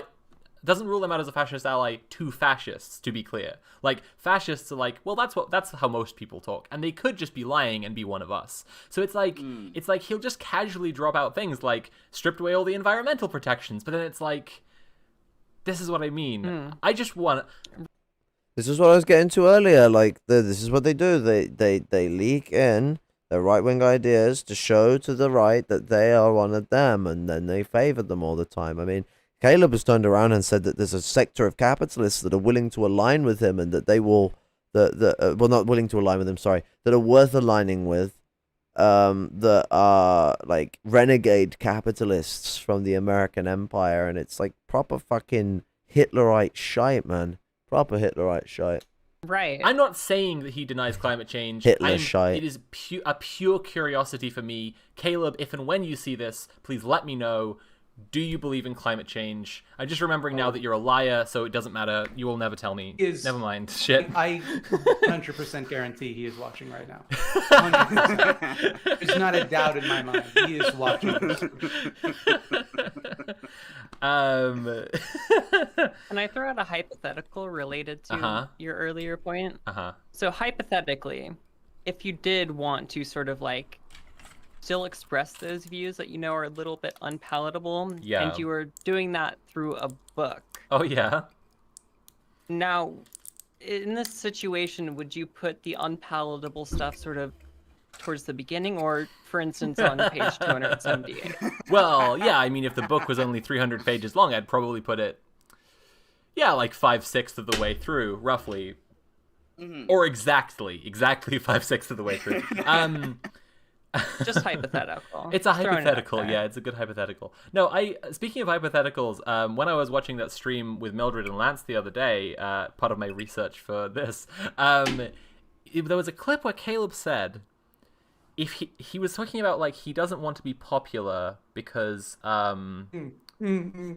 I don't know. I can't remember his justification for why being popular is bad. Well, if he wanted to be popular, he'd talk about sports and have a bunch of naked ladies on screen. Well, he said if he wanted to be popular, he would make porn. That was the thing he said. But that's not what I'm trying to focus on. I'm trying to say, he said, if I wanted to be popular... It's such a, like, frigid white guy thing. If I was gonna be popular, I'd make porn. Does that mean that there's, like, home videos of fucking Caleb porn on the internet? I would say different things about what I believe.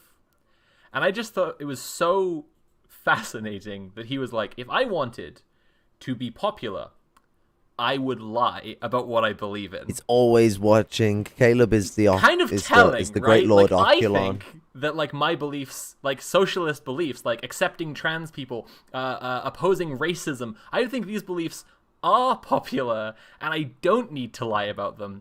But Caleb said, if I wanted to be popular, I would lie. And I was just like, Yep. huh, that's interesting. It's also, I mean, that is especially interesting with, like, the way that he talks about, like, the real Americans, like the real, like, Americans, like, actually Good old Freudian believe slip. all the things that I believe. Yeah, but the real Right, Americans aren't the fucking European settlers. The real Americans are the Native Americans, Caleb. QAnon What the mantra fuck? of the Get silent aside majority. again. Yeah, exactly. Right. Ginger fucking anal like, penetration. not to put too fine a point on it, but once again, kind of the Vogue. Yes. Yes. Right. Okay. Back to this. Back to this beautiful book. As Jess has been saying, what is it? 313 pages. Total. That's what I was seeing on the websites that sort Okay. of detailed that. I couldn't Although get nobody could get those a copy of websites the book, also but- said that the book is published in 1758, so who knows? Okay, but I think we can just read like from here through to the end. So I'm gonna push on. Roosevelt represented the closest thing to an anti-monopoly government that has ever existed in U.S. history. That part is just fucking fascinating because it's like, so are free markets good, Caleb? Is it monopolies are bad and more smaller businesses is what you prefer? What do you mean by that? What are you talking about? Socialism is capitalist. The problem is that it's corporatism. Right. That's why Roosevelt protected fucking Roosevelt was a capitalists that were president even who was against not them. who was Like, what? not accountable to Wall Street, and thus Thinking about George Soros building a fascist cult. Yeah, I mean, that's a typical dog whistle as well. When you hear these people going on about George Soros this, George Soros that. They did this with Black Lives Matter. Like, fuck off. Black Lives Matter was a movement, not a fucking organization. An organization named itself after it afterwards. Like, genuinely, people need to get the fuck out with this fucking fascist nonsense. I hate it. Yeah, support petty bourgeoisie. Of course. It's the way in which they operate. able to soundly reject its project for creating Israel. Now, 8 decades later, as the US economy is once again devastated by economic royalists, it's triple parentheses. He's just using the quotes instead of economic royalists. The mass movement of resistance must begin working toward the establishment of a new anti-monopoly government, a government that represents the unemployed, the low-wage workers, the black and brown youth. Okay.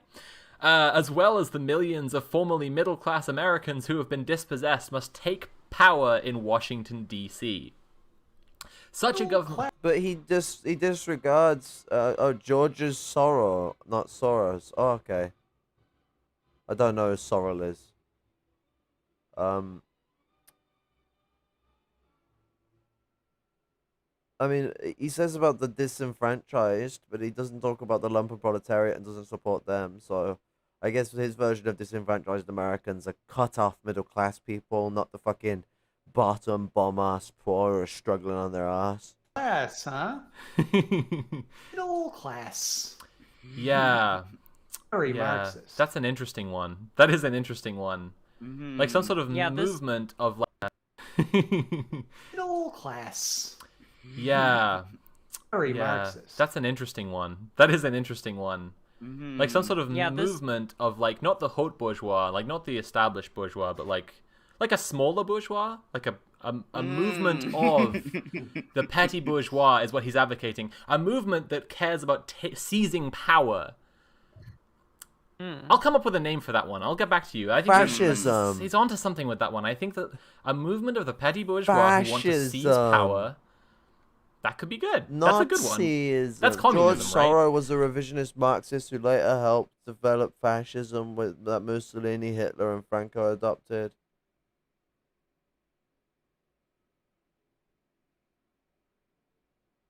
I see. So he's using George Soros to obfuscate people away from his own behaviors. I see. That makes sense. I thought they were doing the George Soros shit, but Caleb's done that anyway with groups, but George Soros was involved with Action Francais. Ah, I see. The group that Caleb was so willing to involve himself with at a Duganite conference. I see. Such a government would prosecute the criminals who perpetuated the financial crash of 2008. It would shut down the system of prisons for profit and use government funds to create jobs. A massive program of public works could reconstruct the United States, giving it a strong infrastructure and improving the lives of its people. So sort of like a work program, like a really big Maybe he'll give them all bread as well. A bread and work program could be good, I think. Any of this have to do with Israel? This is envisioning a new United States. Now, this is exactly It's like also- Sam was it's saying just- about it's just the. so- sorry, I was just like, it's so weird of like, who is this for? Where it's these are not, you know, what I would think of as like particularly like Marxist reforms. Like, I'm not, you know, like totally against things like, you know, the government doing good things while we still have to deal with capitalism. But at the same time, it's like, this is obviously not a book that's meant to like appeal to libs. Like, why are you like, yeah, no, like a It's real almost communist like- revolution is a jobs program. It's like, almost what? like he wants a government that comes in and does promote a kind of capitalism, like the state promoting capitalism. So what have we got so far? We have like he's a socialist, but he's also a nationalist, and he wants a movement of the petty bourgeois to seize power in America and promote capitalism, but like a state capitalism. These are all features of something historically, and I cannot for the life of me remember what. Nazism. Socialism for the real Americans. That's it. Right, Real right. American. And I bet he could make jobs for them open up from somewhere. Probably by prosecuting the criminals who perpetuated the financial crash. That's a good start. Like, those criminals don't need their jobs, right? Anyway. You know what? I feel the worms in my brain crawling around. It all comes together, a kind of socialist nationalism. Well, it's national socialism. Socialist nationalism is what we see in the third world, in national liberation struggle. In the first world, we always see this national socialism crop up, where it wears the cape of socialism and is really a social nationalism. It doesn't have the socialism. Oh, man.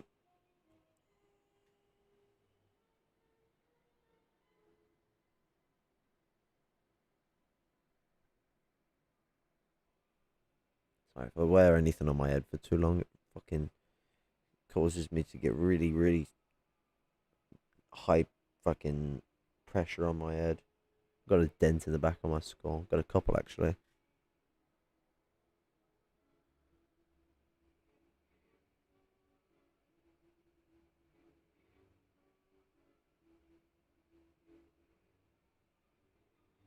Sorry. And I think I understand this actually. Should be called national So the capitalism. reason why it has to happen in the United States is because two legs of that triangle are here in the United States: the military-industrial complex and the base of the international financing, right? Interesting. So how do you take it down? Well, you have to be here in the United States, and you have to get this movement of the middle class to rise up and take down those two arms of the triangle. Yeah, and But then to sum up, yeah. sum up, what we need is a socialism for the people of the nation. Well, yeah, a That nationalist will socialism. overthrow the corruptive influence of the perfidious of the Israel Israelis. lobby, Yeah. who Yeah. secretly I mean, control. Where's the mention of America's empire, what it controls, what needs to be given back to the people of the world? Where's the mention? Doesn't want to do that. Just wants to give them a better deal.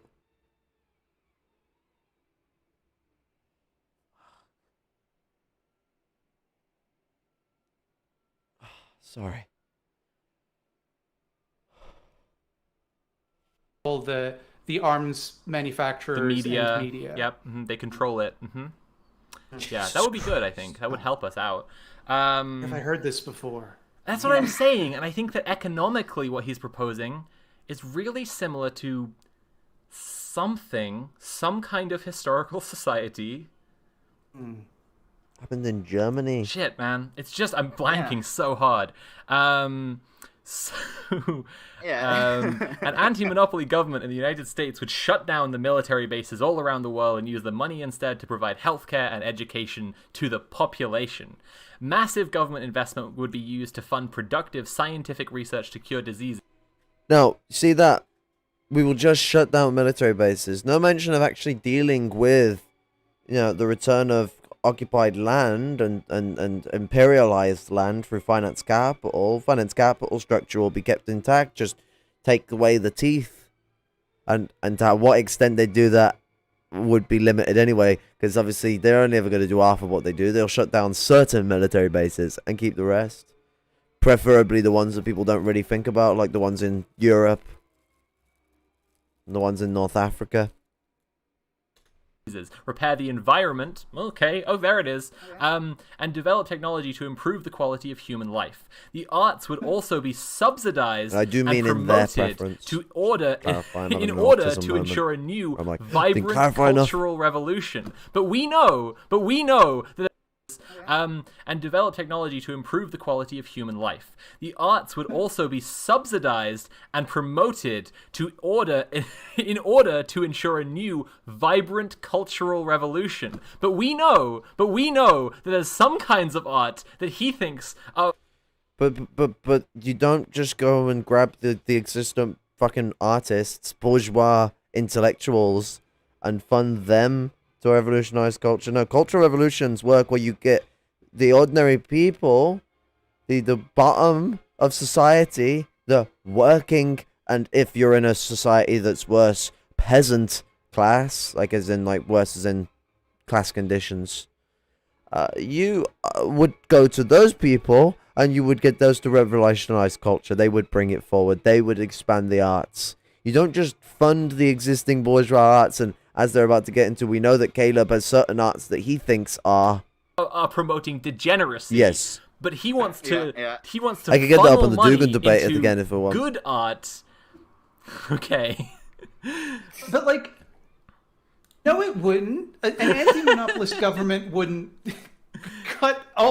end U.S. imperialism specifically because there's no monopolies in America. Mm-hmm. I think that would cause This is what I mean. Is he promoting free markets or is he promoting communism? Like, is he a Marxist-Leninist? Is he a fucking materialist? Or he's an authoritarian suckdem. It sounds like.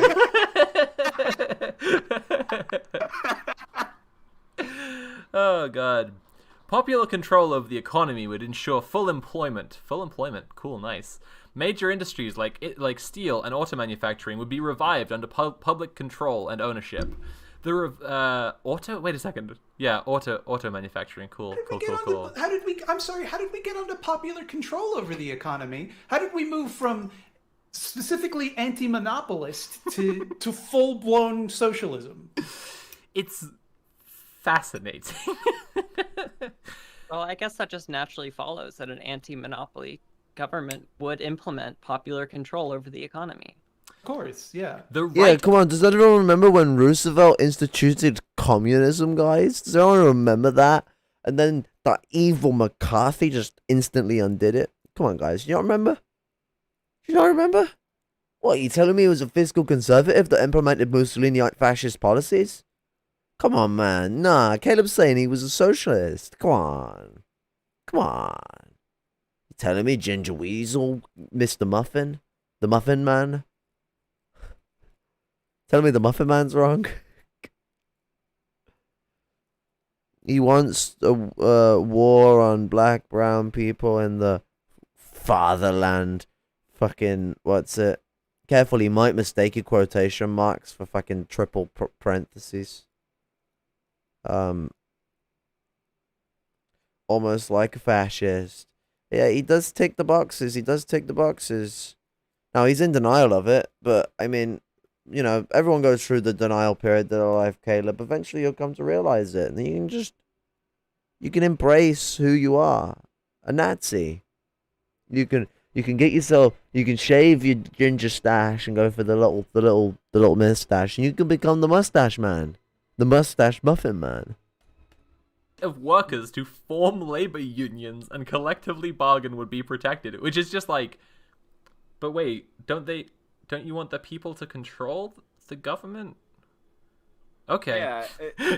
like talking about committees or syndicalism is one thing, but being like, we will make sure you have unions to fight against the power, which is you.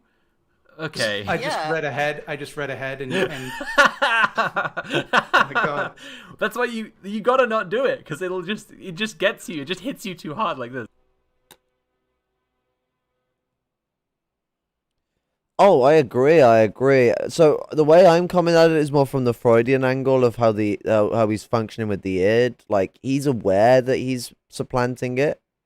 Actually, to be fair, no, your criticism is quite right, because I am thinking a bit 2 steps behind. I'm thinking probably more something that's akin to 2014, 2015 Maupin.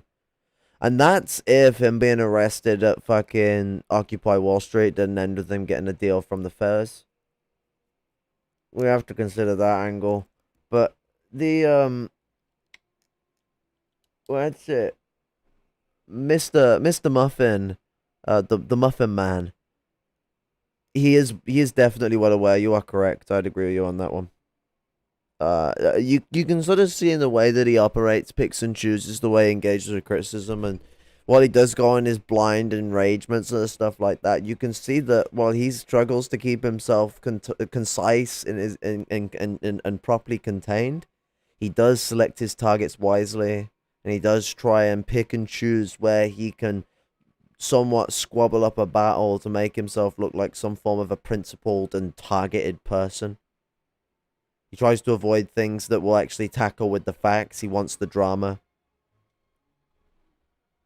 Motherfucker. Report. Spam. Get fucked.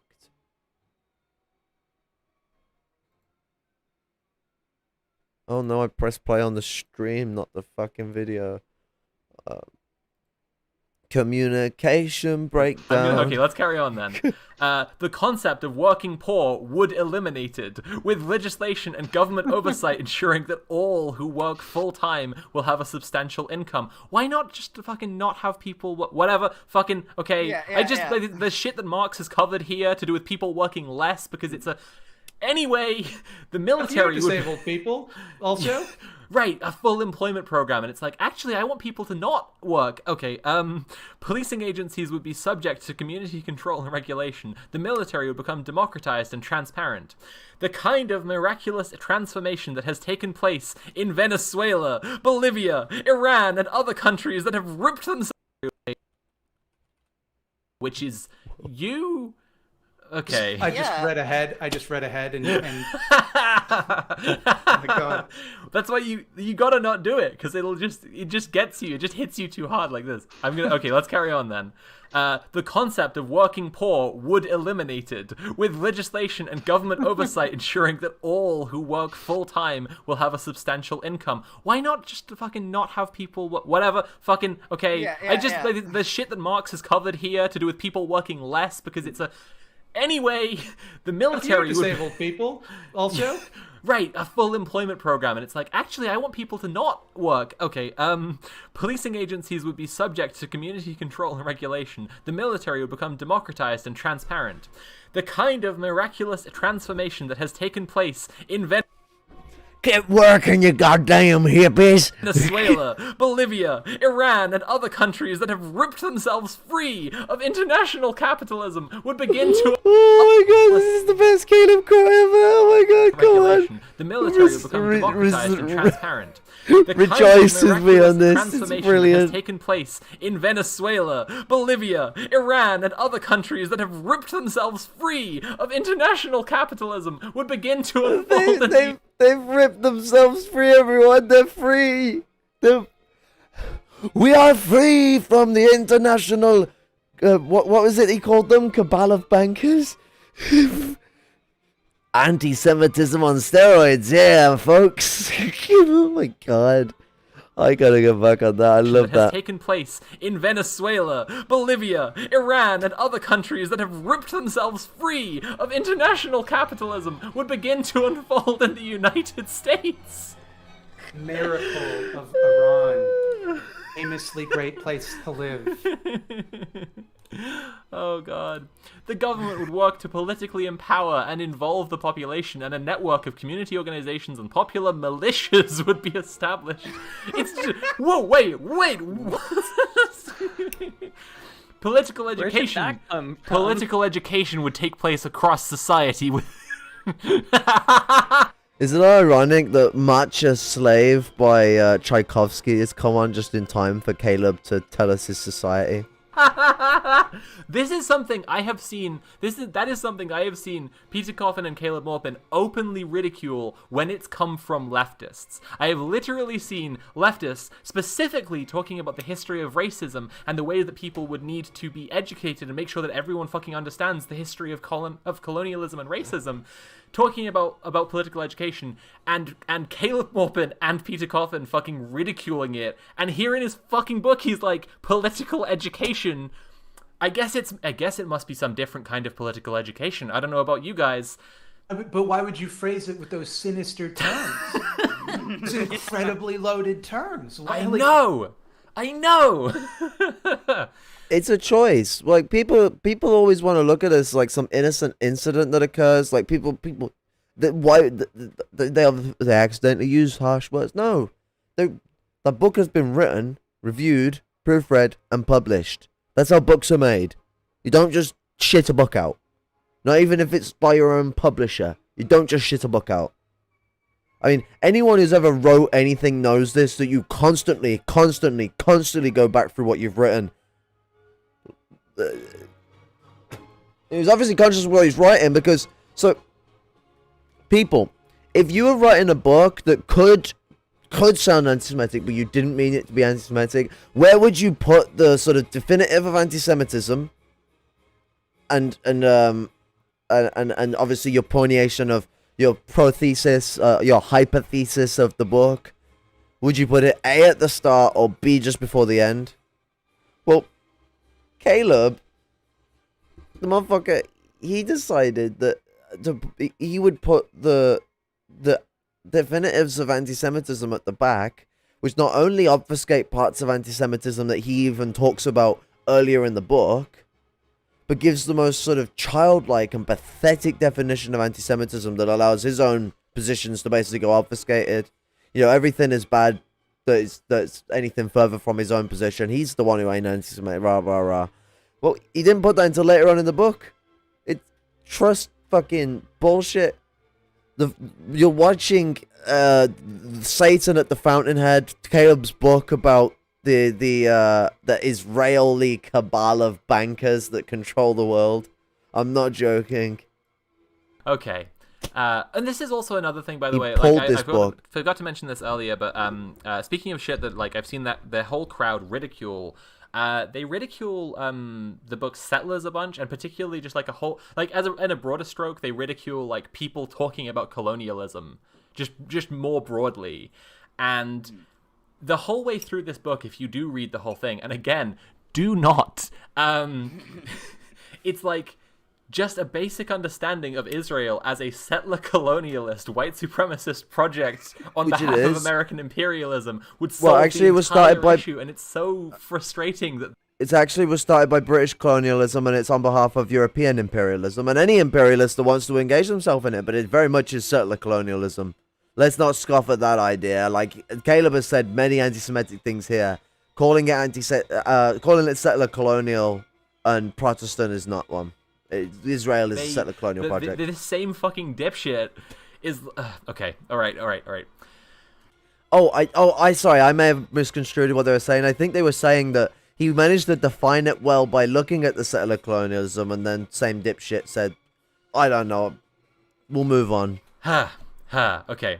And media, which is accountable for its content to the community, not corporations, advertisers, or donors, would become dominant.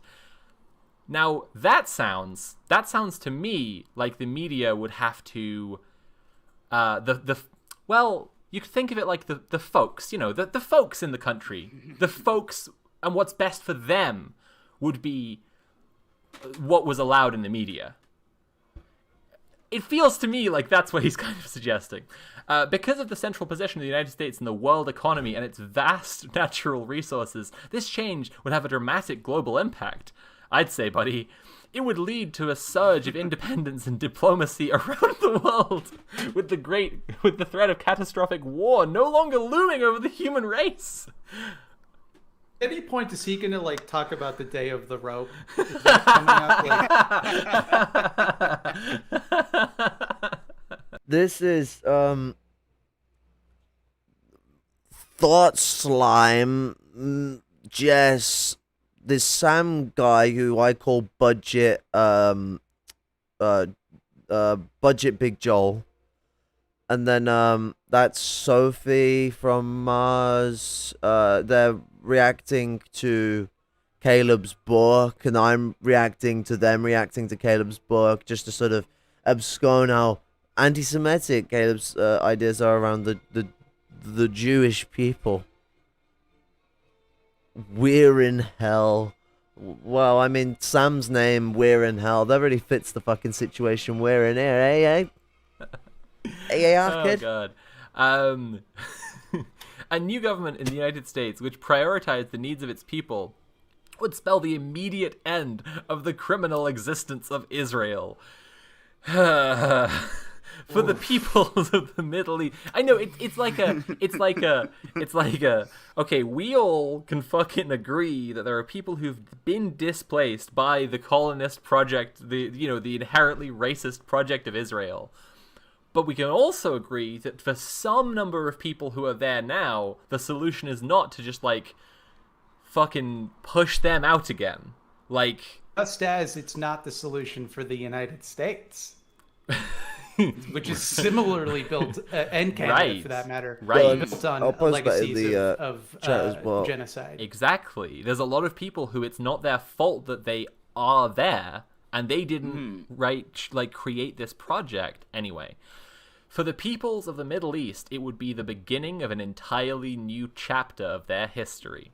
The efforts of Western bankers to destabilize this part of the world, where I don't think that's who fucking did that, Caleb! You fucking asshole! I'm sorry, I'm trying to keep it together. What was that? Push them out again. Like... Just as it's not the solution for the United States. Which is similarly built, and Canada for that matter, built on legacies of genocide. Settler colonial genocide. There's a lot of people who it's not their fault that no, but the real Americans to Caleb are a bunch of white settlers. We see in projection with him onto Israel. Is this his way of running away and things, you know? Are there, and they didn't create this project anyway. For the peoples of the Middle East, it would be the beginning of an entirely new chapter of their history. The efforts of Western bankers to destabilize this part of the world, where I don't think that's who fucking did that, Caleb! You fucking asshole! I'm sorry, I'm trying to keep it together, but it's not the fucking bankers, is it? It's not the fucking bankers who destabilized the... Oh, god damn it. Okay. I'm sorry, I gotta just take a breath here. I mean, don't bankers benefit from stability in nearly all cases? Isn't that just like a his reasoning? PSA: drinking fizzy actually dehydrates you because of the carbonated air in it and the acids. His reasoning here is it's the military-industrial complex, which, like, yes, people do profit off of war, like, he's not saying the military-industrial complex, he's saying bankers. I know, that's what's so... You know why he's obfuscating the military-industrial complex? They're obfuscating the military-industrial complex because it's tied to the labor aristocracy.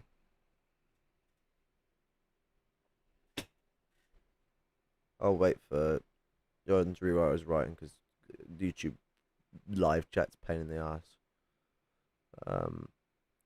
I get the pain. It's they did not buy his book, did they? They couldn't. It was pulled. They had to use a scan. He pulled the book because of the anti-Semitism, but the scan is of specific pages that go on into anti-Semitism, and the start of the video, the start of this stream, they go into the last one, which when I pair these two up together, it will actually be shorter than that first stream because I'll be cutting off the like 4 hours I was passed out. But the what's it? Yeah, I know, absolute coward doesn't stand behind his own beliefs. The way he worded it was, it could be perceived as anti-Semitic rather than it just being what it was, which was straight up anti-Semitic. But what's it? The first sector of the stream, they get into his definition of anti-Semitism, and it's pathetic. But he's obfuscating the military-industrial complex because it's tied to the class benefits and interests of the labor aristocracy. He will always, when they're talking about the military-industrial complex, tie it instantly to these bankers, these evil bankers, which is dog whistling. There's fascist dog whistling when you make it all just about the bankers rather than about the actual capitalist class itself. You're dog whistling to the idea of it being some Jewish banker conspiracy. I don't care what anyone else says. That's what it's always been. Communists don't just criticize bankers. Communists criticize capitalists. Fascists obfuscate to this good and bad sectors of the capital class, and Caleb does this. He picks his fucking Proud Boys, and I don't mean the organization. I'm saying the things he fucking has fondness of. But wouldn't surprise me if he starts going down the Black Hammer path and starts supporting those white supremacist goons. Fucking frustrating. But then he also says that the banks own all the weapons manufacturers. Oh, that's so... right. I forgot that the banks owned the weapon manufacturers. Sorry. Right. Move on. I apologize. I forgot about that's that. part of the triangle. You have to remember the triangle of evil. The love triangle of the cabal. It feels so fucking ill. I can't believe I forgot the triangle. Cabal. I'm sorry. The insult to Jewish Kabbalah is ridiculous. Like, my Jewish comrade who I got really close relations to, he's spoken to me about things regarding that. Like, this idea that it's this, like, massively just in secret thing. No, it's just something they do amongst themselves. And if you showed respect for them and you actually built love with them and showed the family unity that humanity has for each other, they teach you things that you'd like to know. Not in the sense of teaching you the ways of doing things and all that. As in, they'll explain to you their love, different sort of things, their connection to nature. It comes from Druidistic style of life. Like, it's not somewhat uncommon. Like the natives, the Druids, Indo anywhere. You go anywhere across the world, Indo culture has always had this entwinement to nature, which humanity is supposed to have. And Marx himself was a fucking naturalist as well, so I can start like pointing how this still exists into the modern era. And we ourselves should be naturalists to a degree. Like, we need to take in that idea and apply it to our understanding of industrial society, because we can really pull ourselves forward and save the earth from catastrophe. And I mean, the earth will survive us, but if we don't stop catastrophe, we will be washed away on another great reset of this planet, like it happened with the dinosaurs, and like we had with the Ice Age. But we nearly did get fucked over. And Great Reset don't go like the fascist thing. No, Great Reset means all life gets fucked, other than the few little bits and pieces that'll eventually evolve into the next billion years or million years of Earth life.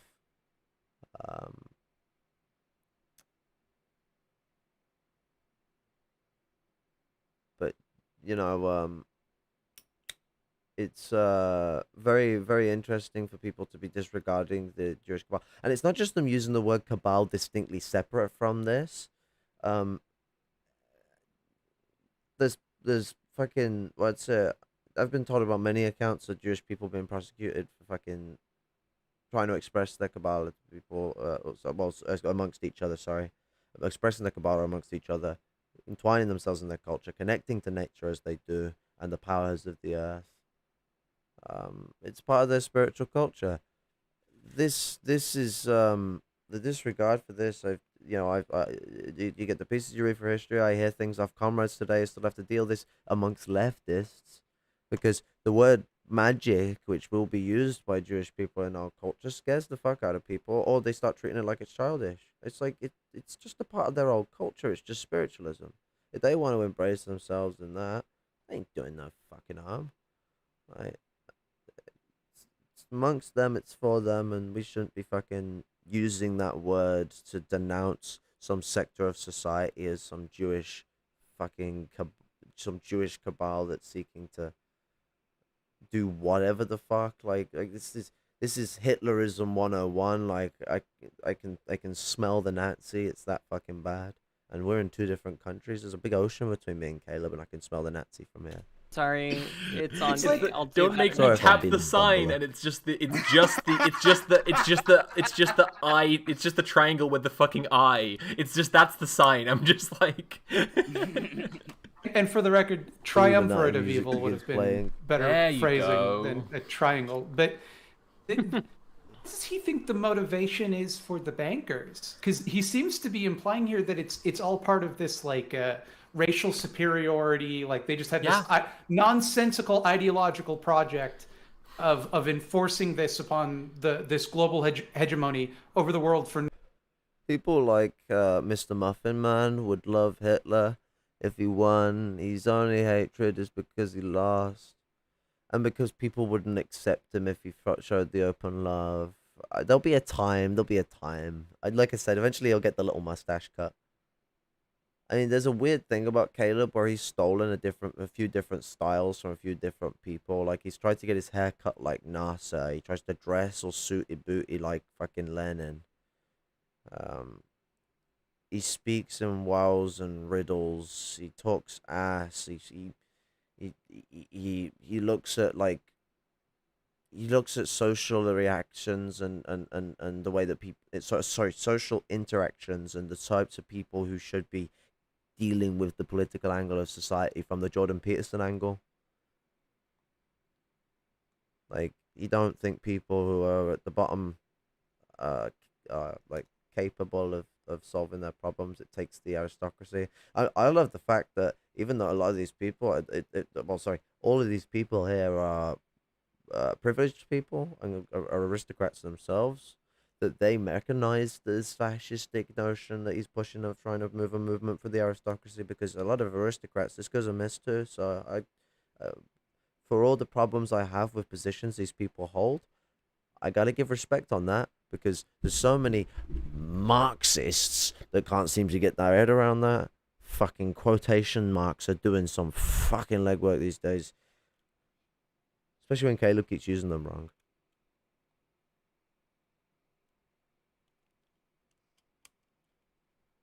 No reason.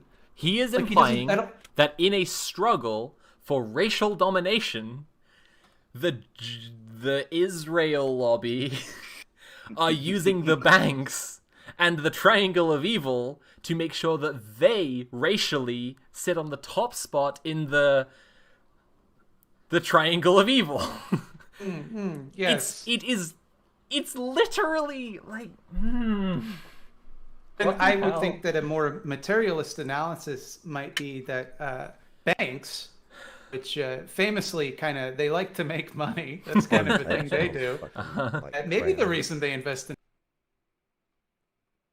There's a reason Caleb won't use the term revisionist, because he's a peak revisionist. I mean, we're at the point where we're beyond revisionism, where we're just at fascism. Like there is got to be a point where we start calling something just revisionism, and they're behaving revisionist. They are revising an ideology to push their needs, but it's like they're worse than just being an individualist. They're fucking he's an outright fucking Nazi.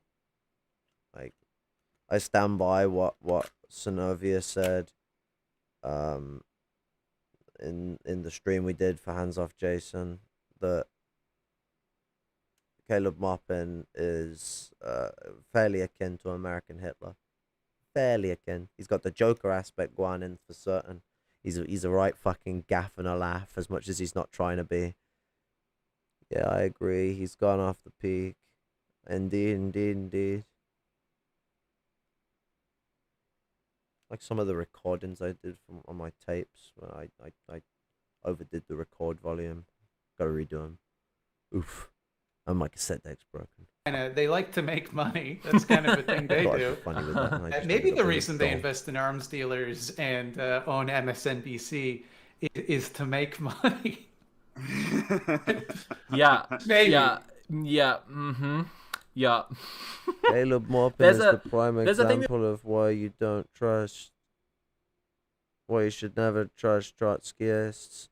They almost always become fascists. Christopher Hitchens, another example of Trotsky's to fascist pipeline. Yeah, he's the dead guy, and he fucking went conservative as fuck. Instead of attacking Marxists like Hitler, he attacks Malthusians who all happen to be Marxists. I think you meant to put anti-Marxist like Hitler. I don't know whether you're doing the meme that Maupin thinks they're like better than they are, or you're doing the fucking what's it? You meant anti Max Chapman sided with the CIA, former Trot. I mean, even Caleb's commented about Trotskyists working with the CIA, but Caleb, you see, he's one of the WWP neo-Trots. So he's like a Trotskyist, but they wear capes. Some villains wear capes, remember. Not all heroes wear capes, but some villains wear capes too. It occurred to me the other day in terms of like the really, really conspiracist logic of Caleb and his pals, which is that they talk Caleb and often as pals. if like people who are accepted at all into the mainstream, like people who they dislike and who they want to say are bad, right? And this is part of like the CIA bread tube shit. That like Capital will never allow people to allow leftists to be popular. So if you see a leftist being popular, they're not a threat to capital.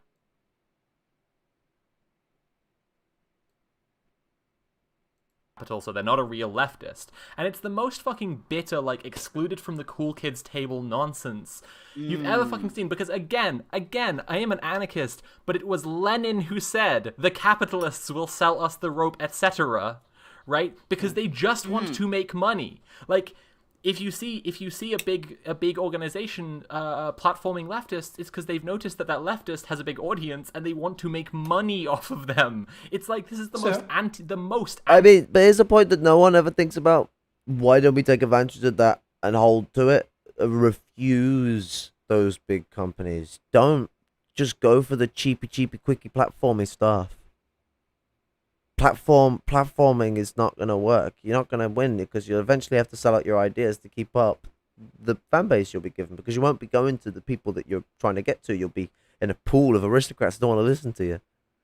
We got to, like, it's like what I said that towards the end before I passed out in the previous one, is that, like, I don't want people to sit through fucking ads to watch my videos. Put an ad blocker on. I don't give a shit. I don't think you should fucking I don't get money from it anyway because I ain't got any subscribers, but even if I had enough, I wouldn't want it. Why would I want it? I fucking, I'm not here to make fucking money. Fuck off.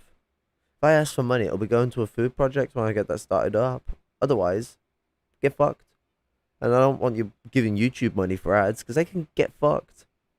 Everyone can fucking put ad blocker on. Don't fucking put yourself through fucking ads for fucking people just because they want to make money off the fucking internet. Tell them to suck them on. Like, fucking, we're supposed to be building the movement, not fucking wanking everyone for cash. And what I say, because obviously there are people who are struggling and do need money, there's a difference. I'm on about specifically at the poignance of content creation. Obviously people who are on their ass and struggling for money and they're asking for support with that, help them out, but don't donate to people who are in luxury. Fuck them. They're already doing well. Why do they need your money? Save your money for your fucking own needs, or donate it if you are someone who has a lot of money and are willing to do things like that. Go give it to someone who desperately needs it. Don't give it to these fucking dickhead streamers. And I don't fucking want it until I start a food bank, so you can suck him on there too. Like, I'll fucking, you wanna go, son? Don't want none of that fucking shite. Anti-materialist shit.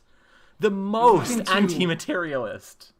Walk into any bookstore in the United States, you will find copies of the Communist Manifesto, Capital, the Shock Doctrine, State which and you cited Revolution. earlier. Yeah. Yes. Fuck. Actually, yeah, no, what's it? Duxnovia has experienced this. You can find books that aren't entirely anti-communist in the fucking store. And they're quite cheap sometimes. He's been racking up a neat fucking collection of literature, both communist and obviously, of course, external sources talking about communism, because like a good Marxist, he's fucking looking at different angles and trying to pursue as much information as he can to garner a picture. He's fucking, much better than me when it comes to stuff like that. It's a bit of a blur for me because of my fucking fibromyalgia. Although I'm trying to find a way to get past that because I want to be on that sort of level. Like, there's some fucking boss man things. Top things. Okay. Mm-hmm. I gotta keep on trying to bring it back down because it's getting me so fucking worked up. This screed.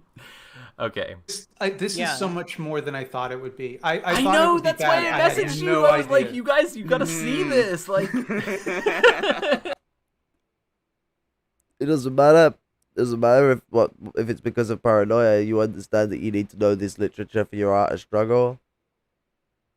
But you're trying to tame yourself down, and you're trying to tame yourself down by gaining a greater understanding of society. That will eventually quam yourself into a greater coping situation in regards to dealing with the paranoia and having a more straight-edged way of looking at things. It comes and comes and comes, and you're going to get it better than me because you've got greater accessibility to literature. Like my man's drowning in the literature.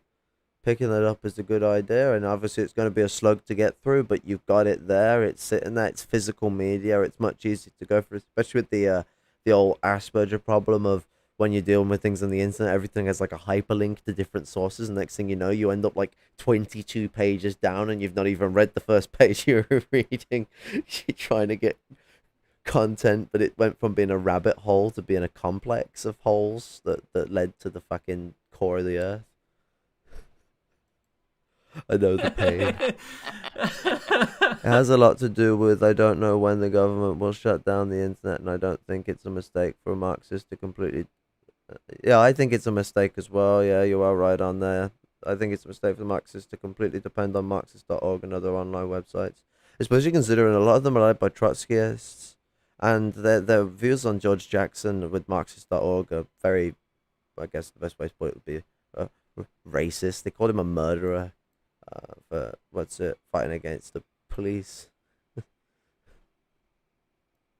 as a Black Panther, but Trotsky isn't a murderer. You know, that guy who massacred people in Ukraine and got the name Butcher of Ukraine. They're fine with him.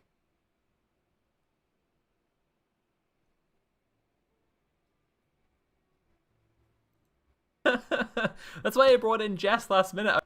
We should be acquiring as much materials as possible, whether it's a physical copy or a PDF. We should have copies of copies of copies. We shouldn't always assume internet is going to be there. I mean, when Jacobin did the article on leaked Black Panther stuff from the CIA, I was like, right, that needs to be saved on my device as a fucking PDF. I don't want to be losing that.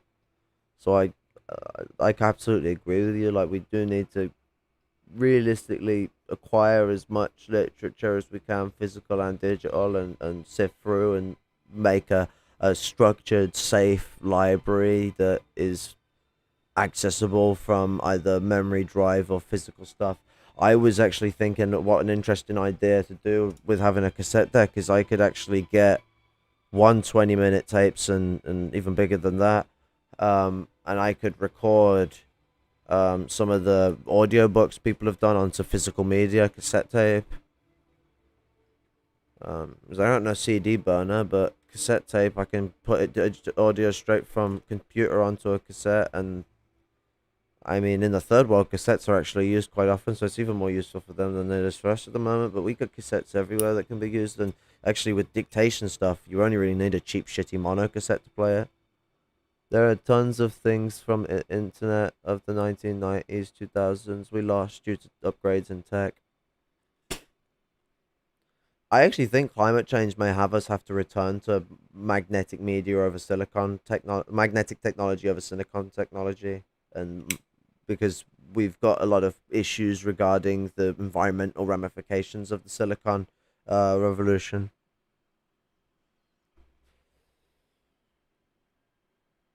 And we don't recycle the materials very well. I mean, we might have to still use some silicon tech. I mean, we a lot of it is quite extensive and very useful, but obviously doesn't require as much electricity as a lot of old school magnetic tech. Although that could just be because of it not being updated. You know, modern capacitors on the all sorts. But the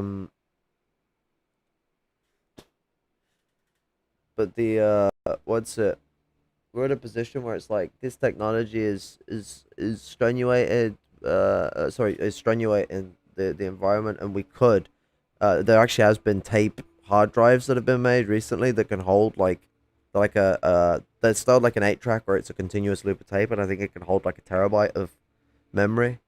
There was ideas that were canned in the 90s to make compact cassettes, just a standard ferric compact cassette, or I think the version that they were going to do would probably involve using metal cassettes because they would probably be better for it. This is actually a chromium cassette, type 2, but what's it? They would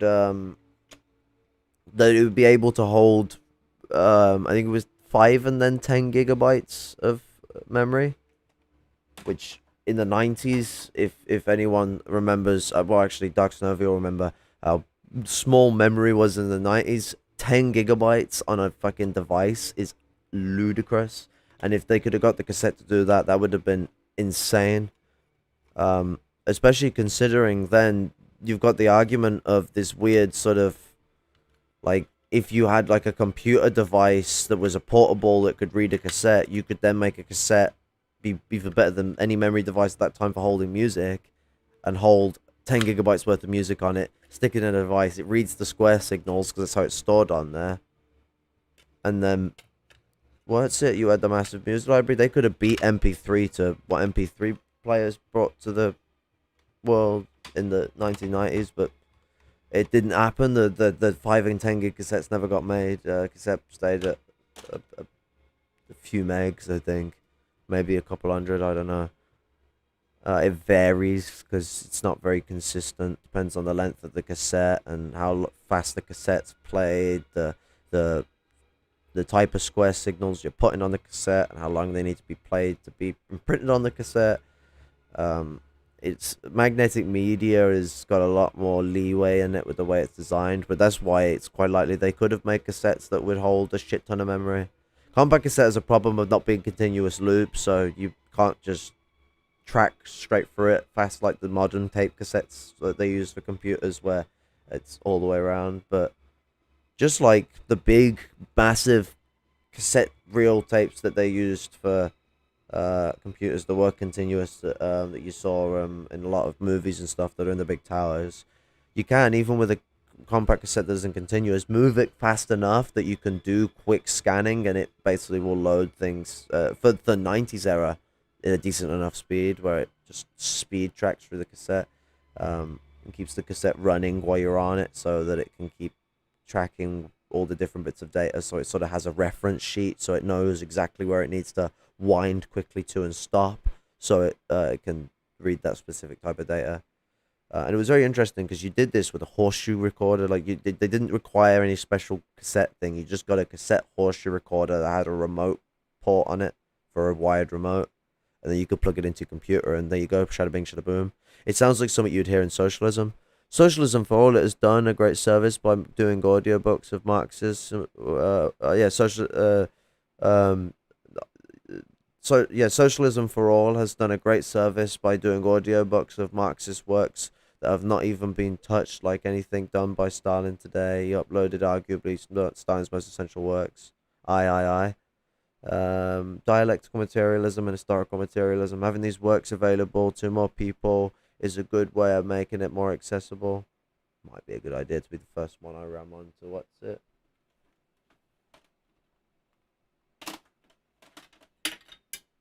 One of these bad boys. Because, like, what's it? There's got to be an industry in sort of reproducing those types of mediums for people. Like, books on cassette were a very popular thing for us for ages, and the third world and Japan and other places like that, other second and first world nations that are in more impoverished states, still use these mediums. So if you wanted to move audiobooks around to places where people don't have access to the internet, but they might have access to older ways of playing media, it's not a bad idea. And anyone who has a CD burner doing a similar thing with CDs. CDs would be even easier. Most people are going to have a CD player in their house somewhere. Except, obviously, people getting new iPods these days. I mean, like, modern hi-fis get sold, and they're just these little blocks. It's just a speaker and a place to plug your fucking memory stick in. A CD player has died. But someone's got to have a dusty one sitting around somewhere. I have one. It's not hooked to the hi-fi because I don't really play CDs. dialectical and historical.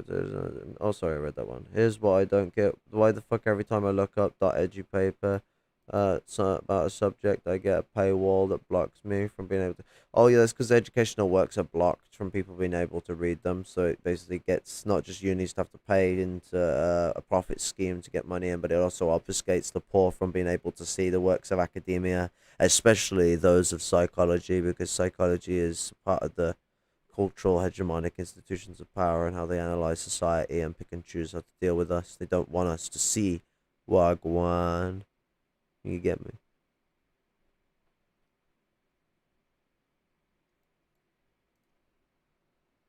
I was like, you just gotta see this. This is just like a. This is just.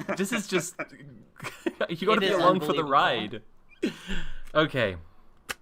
The result would be a new global order based on respect for the sovereignty of all nations and public accountability of economic institutions. This is Caleb's terror. Which is just about the most cryptic sentence in this fucking. By owning the old school stuff, I am obviously a Malthusian. Caleb, criticize me. Look, I'm sending you backwards in time. You see this motion? It's you moving backwards in time, Caleb. Because as an aristocrat, you're a useless eater of the imperialist order. You've been caught by the Orwell police. You gotta hand over your existence card now, man. You go into the nowhere zone. Book. It's Silent Hill now, motherfucker. And then the last scan we have, maybe this is the last page. Maybe there's sources or something. People in the United States who are awakening in these increasingly turbulent times. Wait, I think I missed a bit going back. Sorry, one sec. I was like, you guys, you gotta see this. Like, the most anti-materialist.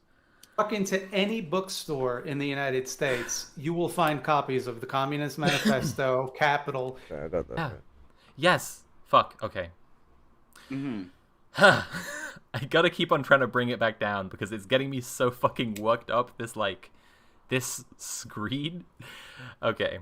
This is so much more than I thought it would be. I thought it know, would be that's why bad. I had messaged you. no I was idea. like, you guys, you gotta see this. Like,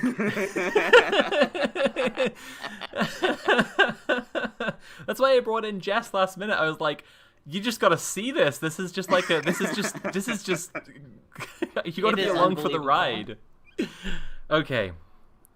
The result. Also, considering that we like to be fucking rad and obtuse around here, I'm gonna outright double down on the issue regarding the Pforzheim struggle and the way that Caleb obfuscates and avoids actually trying to learn things from trans people themselves. I've got trans friends, but I don't understand it at all because I've not bothered to learn it in the like 20 years I've known them. Here's the thing, Caleb, you're a transphobe. Bite me. The reason Caleb sounds so incoherent is because fascists take and pick whatever kind of crap they want to spew out as their propaganda. Yeah, they are a mix and sort of they're a pick and mix sort of type of ideology. They pick what they can to purvey their ideas that are sort of under the cloak and dagger, and then you get the long of night knives. I managed to make it so fucking special that I couldn't even finish it to try and make it funny. The long of night lives, night of the long knives, the long night knife. You get shit like that end up occurring, and they cull the herd of people that they didn't really want with them, that they were just using for their own giffy gaffy means because they're evil fuckers. Would be a new global order based on respect for the sovereignty of all nations and public accountability of economic institutions. Which is just about the most cryptic sentence in this fucking book. Second. Okay. The result would be a new global order based on respect for the sovereignty of all nations and public accountability of economic institutions. Which is just about the most cryptic sentence in this fucking book. And then the last scan we have, maybe this is the last page. Maybe there's sources or something. People in the United States who are awakening in these increasingly turbulent times must begin to envision a new country for themselves and their children. When they do this, they are not alone. Almost all of humanity is now rising with the same aspirations and fighting the same... This is literally fucking like what Hitler said about the Aryans, about the Nordic in Mein Kampf. This is... Let me just go back a second. Let me just listen. To envision a new country for themselves and their children. When they do this, they are not alone. Almost all of humanity is now rising with the same aspirations and fighting the same common enemy. Oh my god. Those the fuck.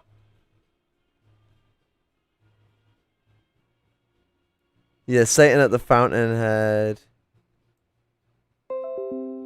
Caleb Maupin's Mein Kampf.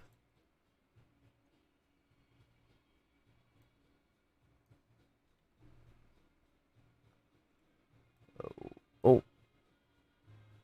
Undo. I wanna, what's it? Add. Is there an application capture?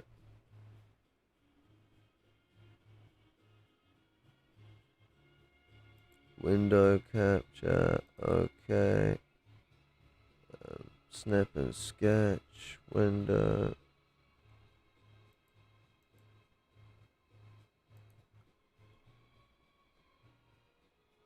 Okay.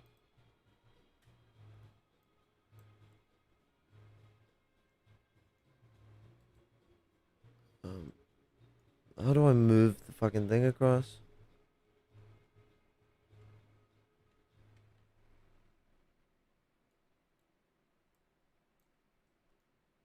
It's just...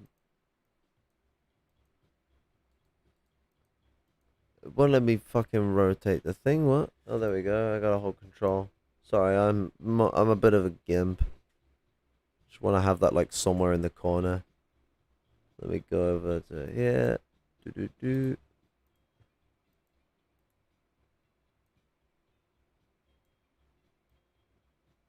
Oh.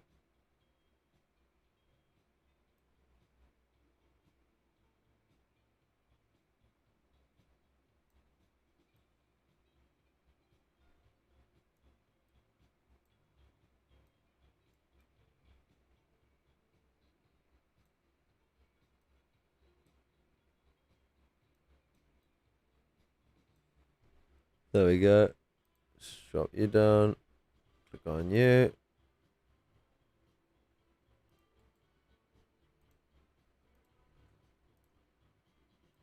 Fucking word this book ends out with. He fucking said it. He fucking said it. I just have the number 14 in my mind for some reason. I don't know why. Yeah.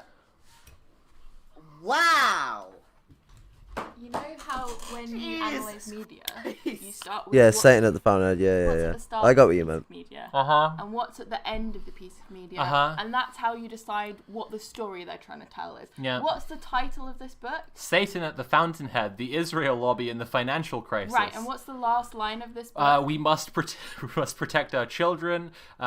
Almost all of humanity is now rising with the same aspirations and fighting the same common enemy.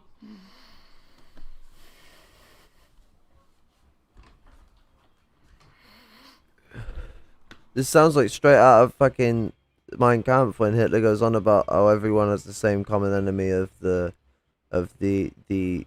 Oriental black magic of the Jew. This is literally it, with just the fucking anti-Semitism died the fuck down. And actually, at the early bit, it wasn't, well, which is actually later in the book, from page 269, nice, where he goes on about his definition of anti-Semitism. He shows that he's very anti-Semitic. Anti-Semitic. Use MS Paint. I just screenshotted and clicked the thing. I can't be asked to spend all the time trying to fucking load it up on MS Paint. You use MS Paint. quote, "We were all sock dems at one point," end quote. Adolf Hitler talking to fellow Nazis after it was discovered one of his friends was a former SPD or SDP, however you want to look at it, party member.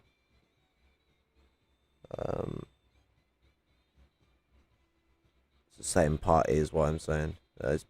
Either way of putting the expression is correct, I do believe, but I might be wrong. I don't know. But the SDP, Social Deutsche Party, former proof of social democracy leads to social fascism. Further, indeed. Social democracy was an old term used for people that were anti-monarchist and pro-socialist, which really was sort of a waste of terminology. You should have just called it socialist at that point. But regardless, social democracy was corrupted by fascism and used as their image for the late 1890s, early 1900s. Actually, Marx saw it even earlier in his days. The people he said, "Well, if they're Marxist, I ain't." Like, the petty bourgeois radicalism, petty bourgeois socialism, as Engels pointed out. I just gotta take a minute. Like, if you all have things to say, like, fucking, now's your, fucking. Yeah. I don't mind saying it. I don't mind just saying it. Caleb's a fucking Nazi. Caleb's a fucking fascist. Caleb Maupin. Caleb Maupin, who is watching right now. Hi, Caleb. Yeah. You're a fascist, is the thing. That's the thing about you, based on this book right here. Jesus Christ. Buy now on Amazon. It's. I didn't realize that. It seems that Caleb Maupin believes that Israel, not the United States, is the what's the, you call it in an arch where there's the one stone at the top. Oh, the keystone. Keystone of global imperialism. Yeah. Does very genuinely seem that way. I mean, it genuinely seemed that way. He outright turned around and said that, like, Israel's rise was the destruction of the American economy. What the fuck? No, that's the contradictions of capitalism, you lying little scumbag. Israel is a contradiction of capitalism in and of itself, but it's not the only one. And it's not fucking just bankers that cause economic crisis. It's the mechanisms of the bourgeois system that cause economic crisis. Your precious China isn't doing too well economically, Caleb. Israel's rise was when America's capitalism was rising to its peak. Yeah, I mean, they started off with the British Empire and they left the British Empire to fucking join the American Empire when the British Empire sold their project off to the Americans at the end of World War II to try and secure enough funds to keep the British Empire stable. Someone in chat says, in before this gets clipped with the right side cut off. Fucking. Like, the fact that he's even obfuscated the history of Israel is interesting. Like, he's not even talked about, like, the Balfour Declaration, like, by the seems of things. Unless that's been cut off from the pages that are missing, and I'm obfuscating it myself. I do apologize. The length, yeah, exactly. The length. Not you that I have give to a go fuck to about to, what like, he try thinks. and I just call like to be truthful call to this people. libel or whatever. It's there. Everyone fucking. The page is there. Okay, that's him saying it. There, he fucking said it. And he made this book $900 because he doesn't want people to know that he's a fucking fascist. Jesus Christ. $900. Oh. God diggity damn. I had something more fun That's to expensive. say, but honestly, I think it's better we just sit with this. Hit me with your comment, please. Yeah. I'd be That's really some interested to pricey hear things. his Oh my FDR conspiracy theories, because earlier in the book he says that FDR was the closest to making an anti-monopolistic government, and then he says if we had an anti-monopolistic government, He sounds like a cute, like mistaken person, but it's all a part of his ploy. Don't fall for it. this is what it would do. And even though he acts like this, the people that really follow him think he's some fucking powerhouse kind of geezer. It's like, what the fuck? Like, the guy, he's a lying little scumbag to anyone who knows fucking what fucking Marxism is. Or at least people who agree with what it is or are perceiving it on the basis of material reality and are applying it in a way where they're, you know, understanding the changes in the world that have occurred and relating it to those changes. Not, you know, how a lot of these aristocrats do it, where they read it all and then they reinterpret it to support their own class interests. I'm sure Marx made a comment on this about how things get instantly co-opted and softened up in I don't want to say it and get it wrong, but I think it was in Critique of the Gothic Program.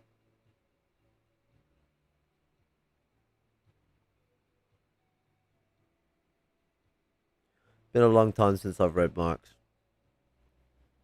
It would institute communism. So I'm wondering, like, does he think that FDR was going to move us into communism? And two, does he have Commie FDR, you know, the guy who said he was a fiscal conservative and that he, quote, saved capitalism. Now, when I pointed that out to Caleb, he was like, what? How does that make him a fascism? And then when I know he made the Stalin definition of fascism, so I was like, Caleb, what does capitalism do when economic crisis occurs? And before I could write fascism in response, he was like, you have no idea what the definition of fascism and the lumpen proletariat are, and then blocked me. Because he started like insulting my intelligence and stuff, and I'm like, Caleb, I'm lumpen proletariat, I'm the bottom end class. This is not, you're not showing me that you're willing to teach and interact with me when I have views that dissent from yours. Like, what's it? He preaches all this like being open to people with dodgier views or shit like that, but my views are actually more salient as well in this argument, for one. Like, so I'm not even on the more dodgy view scale, but two, even if I am to him, even if my ideas are so pervasively wrong, why wouldn't he be willing to fucking teach me in the correct way, but he's willing to teach reactionaries in the right way? You know, see, there's a bit of a interesting thing there where they're pushing off people not only if they're poor, but if they are following a line of Marxism or socialism that may completely condescend to them. I mean, Caleb was only interested with working with Jason so long as he could use them as a platform and try and push ideas onto Jason's shoulders. Basically try and spruce him up and suit and boot him. What's it? It's like, you see, it always looks like a sorry affair when I see someone like Flash James and all that, and all these other people who promote professionalism, where they're all sat there in suit and tie. Like, you ain't attracting people looking like a fucking Fed. Like, no one likes a suit. You acting like a businessman. People like people that are people. I mean, people don't like me because I'm a bit of a fucking, nauseating cunt. You need someone who's a little more sociable, but you know what I mean? Like, if you're a little more down to earth, people are more willing to fucking get past the in-betweens and the out-betweens. I really don't trust. It's hard to trust people, especially the aristocracy. Fuck me.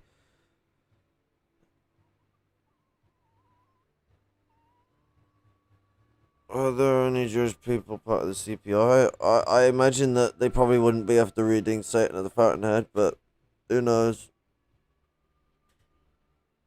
Could you imagine if someone Jewish, LGBT, black person are looking for a communist party and join the CPI not knowing what they were joining? Fuck. Like, I'd hope that, like, at least Caleb's association with Haas would show the fucking anti-Semitic side of them outright, like, or at least Caleb's involvement with Dugan, who's a rampant Zionist. People that support Caleb hate working class people in general. They can't stand the sight of them. It seems to be the bloody case and things. It seems to be a bloody case, absolutely. Trust. The thing, you know, with, what's it? The thing with, people that are following Caleb, that seems to be this distinct interest, is there are a few people who are working class, there are a few poor people that are in there, but the majority of them are all these loony bin alienated aristocrats that their heads are fucking up in the fucking, woo-ha, you-ha, they lost the fucking bonka-donka-donka with the way that alienation has pushed their head up their fucking arse and back through their fucking neck in some weird sort of Ouroboros of fucking snobbery and dissent and and disconnect from communion and community, and this idea of looking at society from this very individualist self-interest angle, and that these people only dabble with this interest in quote revolution end quote to wear this cape of revolution so that they can manipulate any form of struggle into just restoring what they see as a comfortable sort of explanation, comfortable incarnation of capitalism that they would be idolizing, of course. And when we see these movements, they normally idolize segregation era capitalism, where apartheid state is at its highest, and fascist corporatism is keeping control of the corporations in a way where their manufacturing means expand the empire, the military-industrial complex, and to expand the luxuries of the people, specifically the labor aristocracy and bourgeoisified or opportunistic working class, depending on which one the word you want to use. Same thing though, but opportunistic proletariat. Thus, James is the Rudolf Hess of the PASOK movement, if Maupin is the Hitler of the PASOK of the movement. Aye.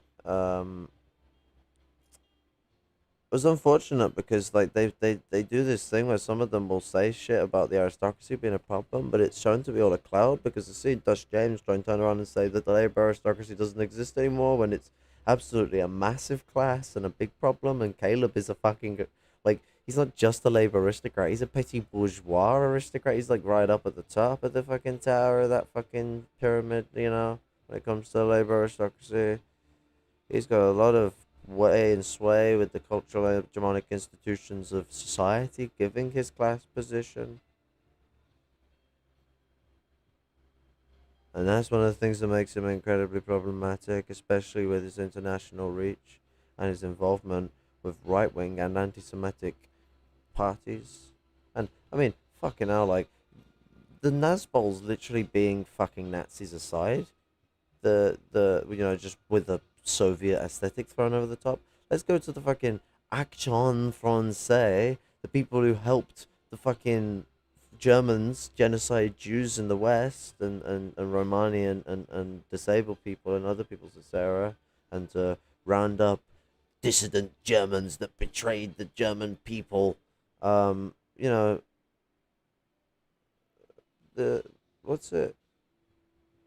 he supports that group, an anti-socialist monarchist group. I say support. He basically fucking supported them by interacting with them in peace and respect at a fucking conference. Where was the protest? Where was the criticism? Where was the active Marxist behavior from someone claiming to be a Marxist-Leninist?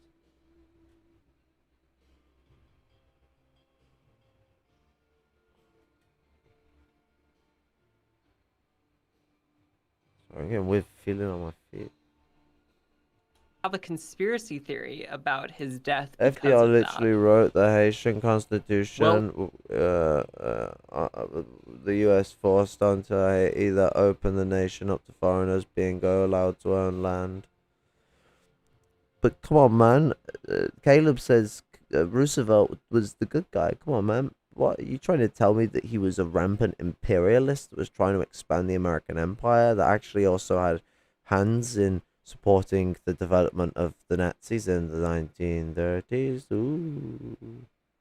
Because the American government was also involved, just like the British secret services were, in trying to coerce Hitler one way or another, because they all wanted to clear house of the Soviet Union, and the Americans wanted to tip the balance so that they could take the hegemonic institutions of imperialist control of the British. And the French try and take as much of their empires as possible, turn them into client states of the American empire. Well, That's what I would be interested in. He was saying that. But according to Haas, the Ayn American Rand empire was like, is just the fifth British, actually. columnist trying to overthrow FDR. That was a big. Oh my God! Did Ayn Rand killed FDR? I mean, I don't. Ayn Rand killed FDR. Bomb text. He did. I mean, go on. Sorry, I like one thing. I'm just kind of curious, and I'm like sort of skimming this. I found I don't know. Chapter 8 is interesting. Like, we don't have to like really cover, but just it's What page about are you looking at? usury. Oh. It's page 206. Okay, I'll find it. It's yeah, like it just begins with a bunch of like biblical quotes about the. Oops, like, I accidentally the found the sin of heading money lending. Israel Unmasked. Sorry, I'll go back to I'll just chapter 10. Oh, chapter 10, The Coming Revolt. Cool, love that. Yeah, Mildred, you were just asking if he talked about the day of the rope. I mean anyway, let's go. Jesus Christ. Sorry, I'll be 1 sec. I'm just getting page 208, was it? It's Chapter 8, Usury as a Global System. Thou shalt not lend upon interest to thy brother, Deuteronomy 23:19. He actually starts a lot, maybe all, but like a lot of the chapters with biblical quotes. Which Cool, very cool. Cool. Now you're about to see professional poor man's lazy food, bread and sauce. Got no butter. I can't be asked to be cooking anything at this time, and I'm not cracking.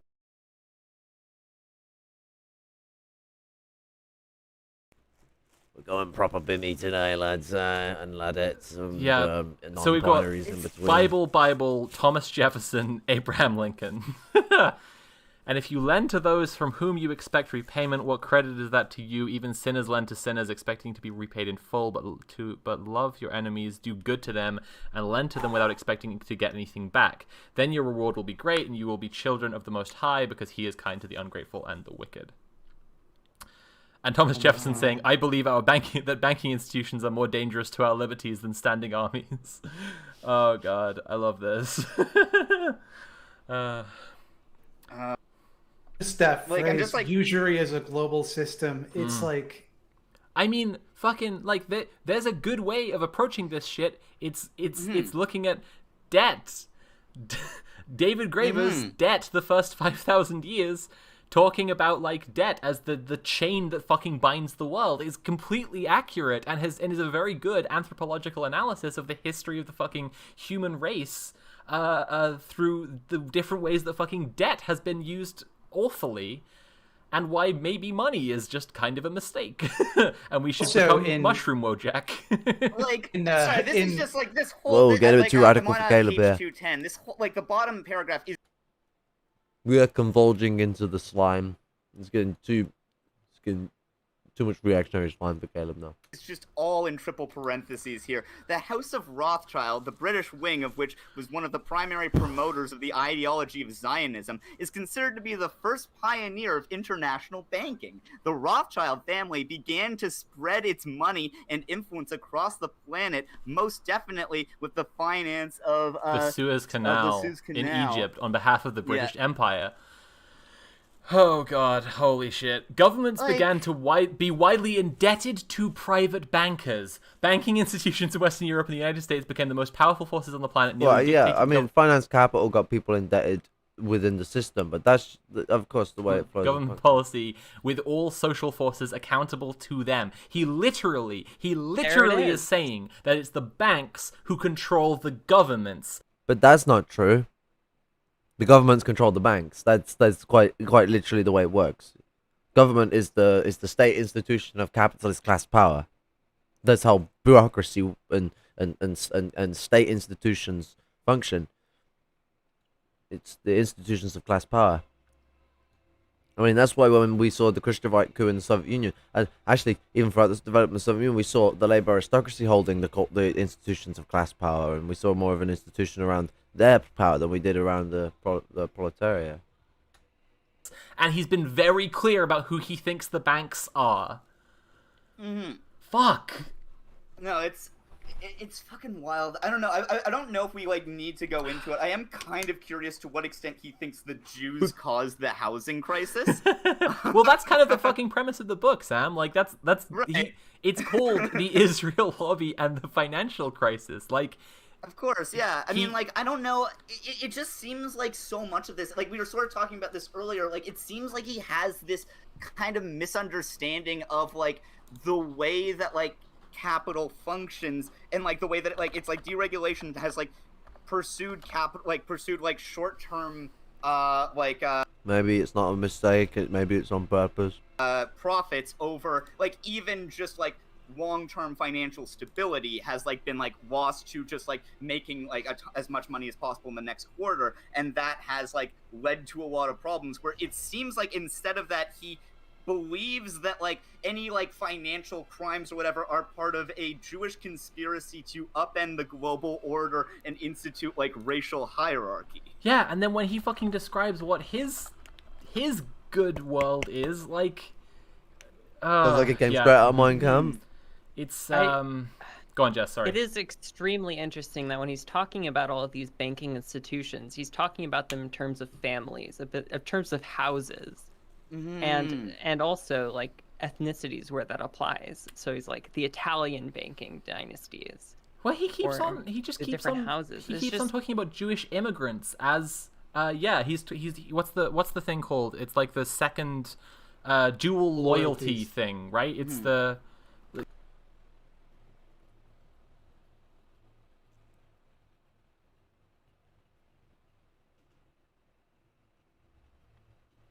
Oh shit.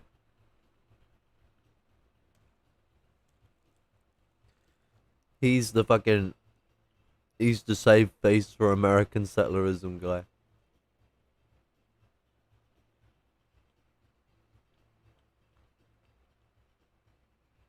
He doesn't have a misunderstanding. He reads the stuff. It's not a mistake. He knows what he's doing. Absolutely, absolutely.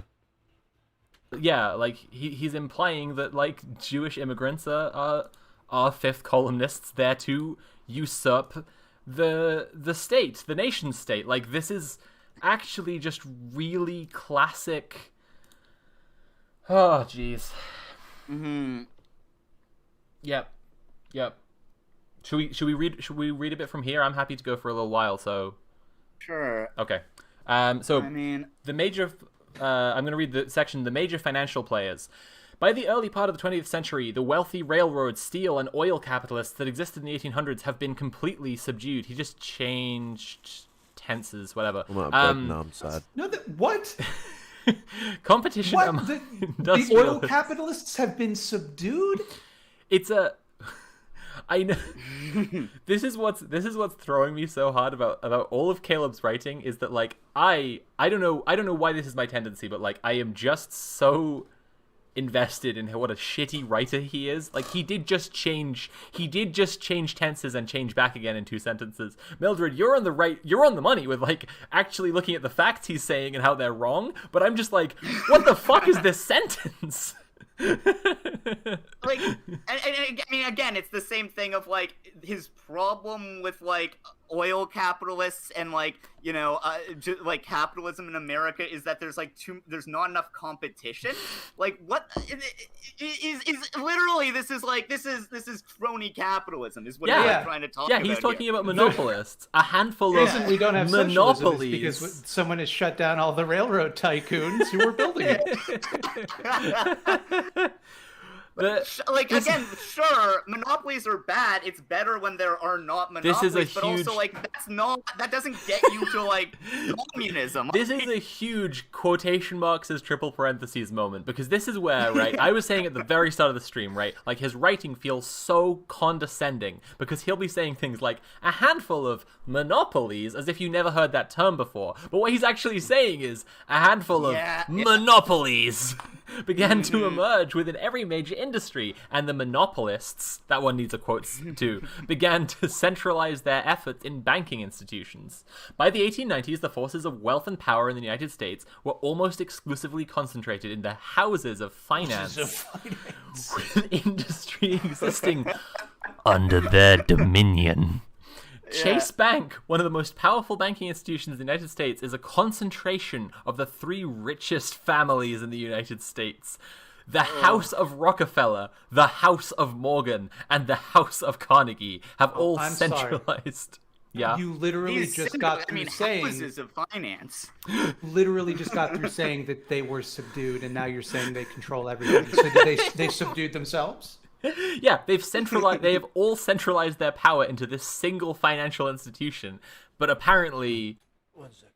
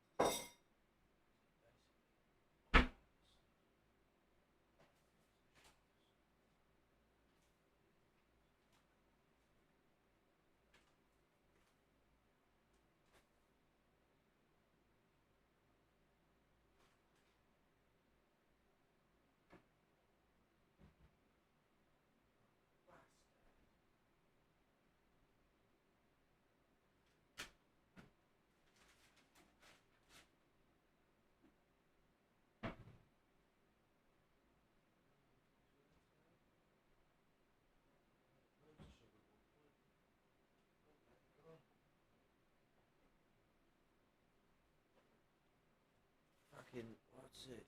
Drank too much tea, fucking running out of sugar.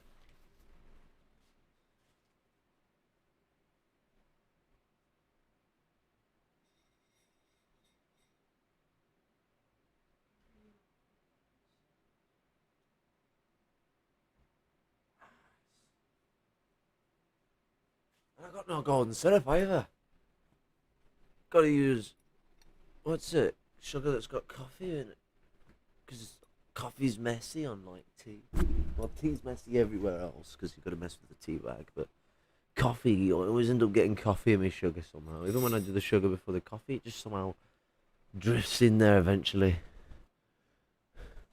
Some fucking phantom. They've all been subdued. Wow, it's almost like they're strong and weak at the same time. I don't understand what that could possibly mean.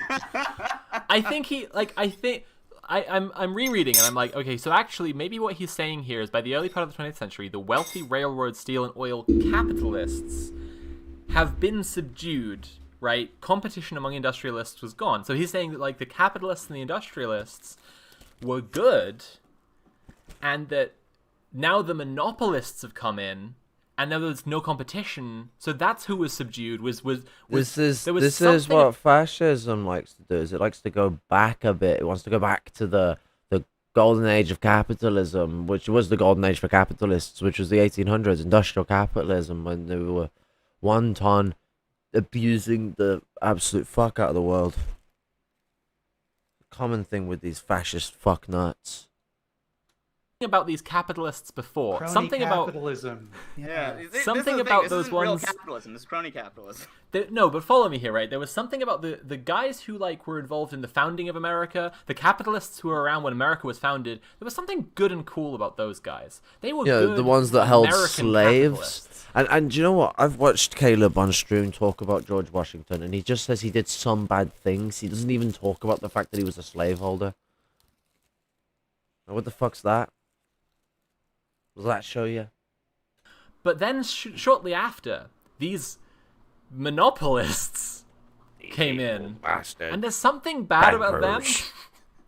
And it's not them being wealthy, it's not them being capitalists. Like, this is how similarly he described them, that we couldn't tell the difference between who he was talking about when he was like, the oil capitalists, the monopolists. We thought he was talking about the same fucking people. But literally, it's because there's a quality of one group that the other group doesn't have that makes the one group bad. Right? Yeah. I wonder what it could be. The Italian banking dynasties, who originated in violation of the Catholic prohibition on usury, have set up shop in the United States. Beginning on the West Coast in the early part of the 20th century, these forces now have established the highly powerful Bank of America. Is Bank of America quotes now?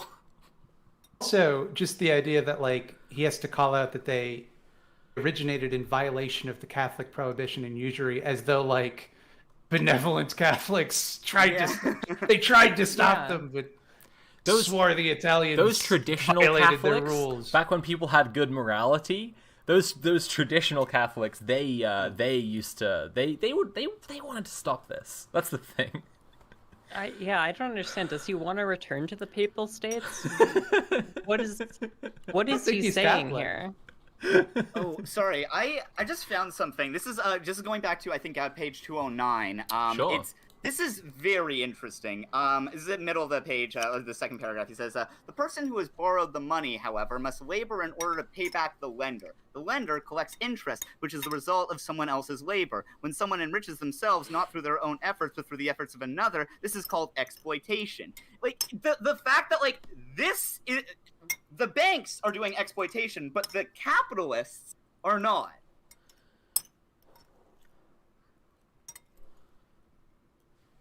Yeah, is this the sum total of exploit? Is this his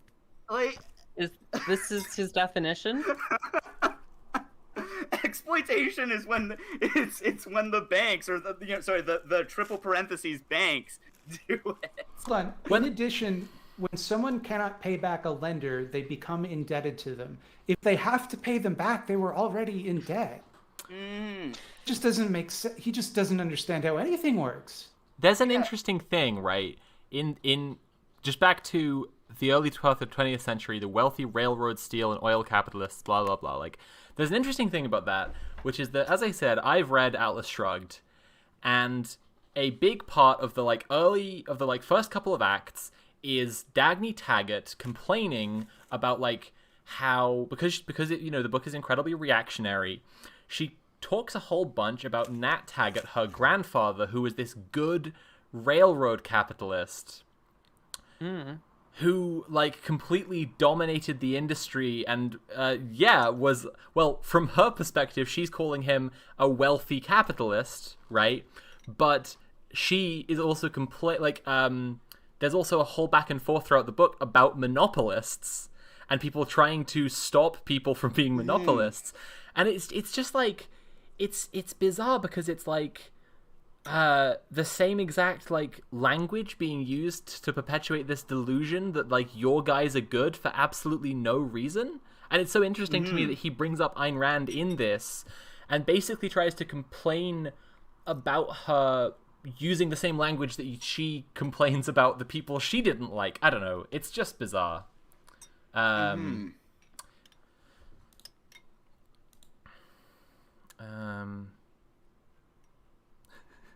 the difference is, of course, that she was a Jewish immigrant. But... yeah, that's correct.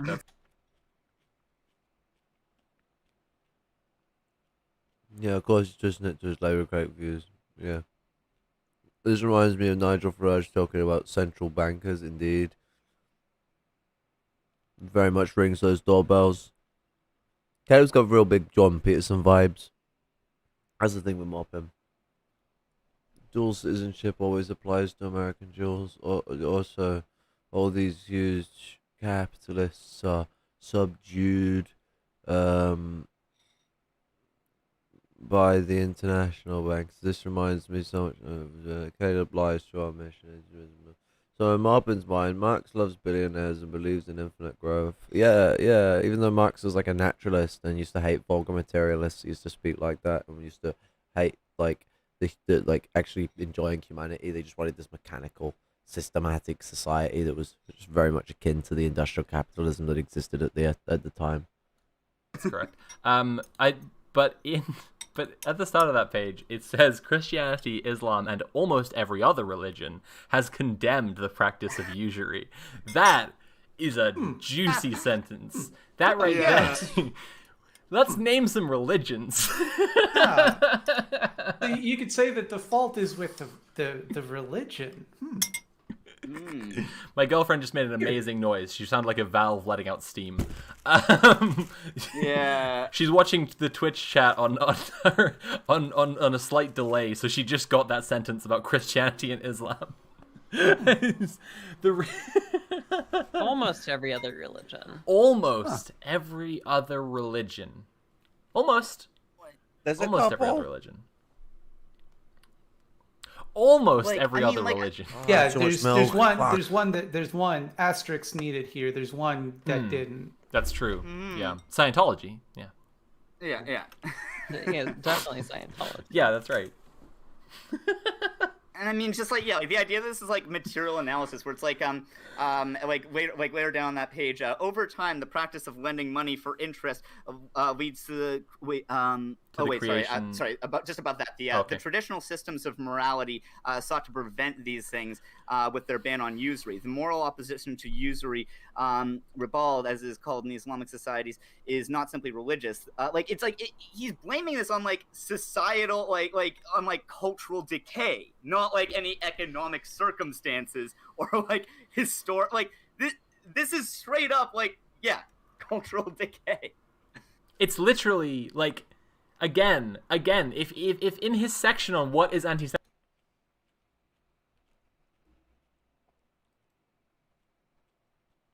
Wait, that went past me. Really? What?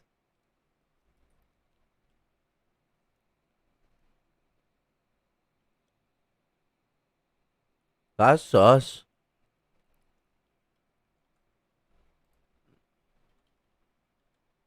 Leads to the page over. Yeah, there's one. every delay, so she. It's just bizarre.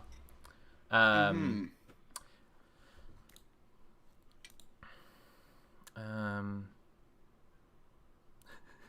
the difference is, of course, that she was a Jewish immigrant. But... yeah, that's correct. That's correct. But at the start of that page, it says Christianity, Islam, and almost every other religion has condemned the practice of usury. That is a juicy sentence. That right there. Yeah, I didn't mention Judaism. Let's name some religions. You could say that the fault is with the religion.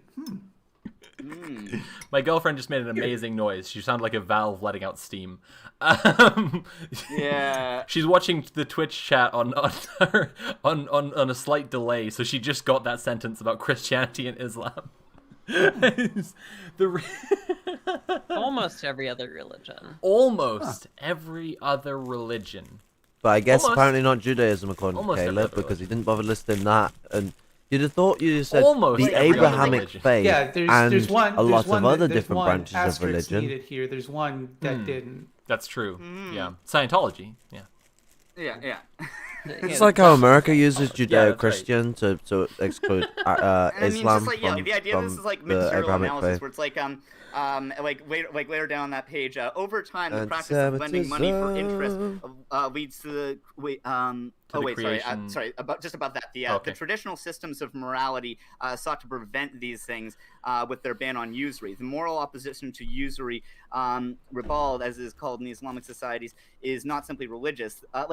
He's blaming this on like societal, on like cultural decay, not like any economic circumstances or like historic. Like this is straight up cultural decay. It's literally Mein Kampf. Again, if in his section on what is anti-Semitism, he had covered the same history that Hannah Arendt goes over, right? Like, Jews in Europe were allowed to lend money, Christians were not, and it was a fucking law put in by the Christian fucking aristocracy. It wasn't Specifically, so that when it caused problems, they Yes. could go, "Oh, it's not us. It's the Jews. Go get them." Yes, and it was centuries of people falling for their bullshit from which this shit arose, and he's just like repeating it with Correct. like, the thinnest coat of paint here. Like, I don't even think it's painted. I think he's straight up just saying that like throughout medieval Europe, Jews practice usury because of their twisted backwards religion. it's like As the civilized Christians and Muslims didn't. it feels like an I think you should leave sketch. It feels like no shit. You know Donald Glover's sketch where he like shits his pants and then he goes out and he comes back into class and pretends to be a different guy. Like, it feels like Caleb just freaking all this fucking Nazi shit to us and just being like, no, this is my friend, Smadolf Smitler. He's really cool. He loves to skateboard and graffiti things, and he watches Teenage Mutant Ninja Turtles. He's a cool guy, and he doesn't hate the Jews. We swear. We promise. Jesus Christ. Fuck. I mean, this really does feel like a proposal suggesting that if we do fascism, it will lead to communism. So we can't say that we're doing that first part, but if we do it, it'll lead to communism. I've been complaining about like how I have a better knowledge of Lenin than this fucking dweeb, but like he doesn't. I don't think he claims to be a Marxist-Leninist, right? It's not. Yes. Well, he did. There was a quote of Caleb where he says, "I found out I'm not a Marxist-Leninist. I'm a populist." That's what he said. Who propose for allowing for the material conditions that are right for it, moving through capitalism and wealth accumulation into communism. It's like his same fucking thing, but it's just like fascism and then communism. It's because he's a Nazbol.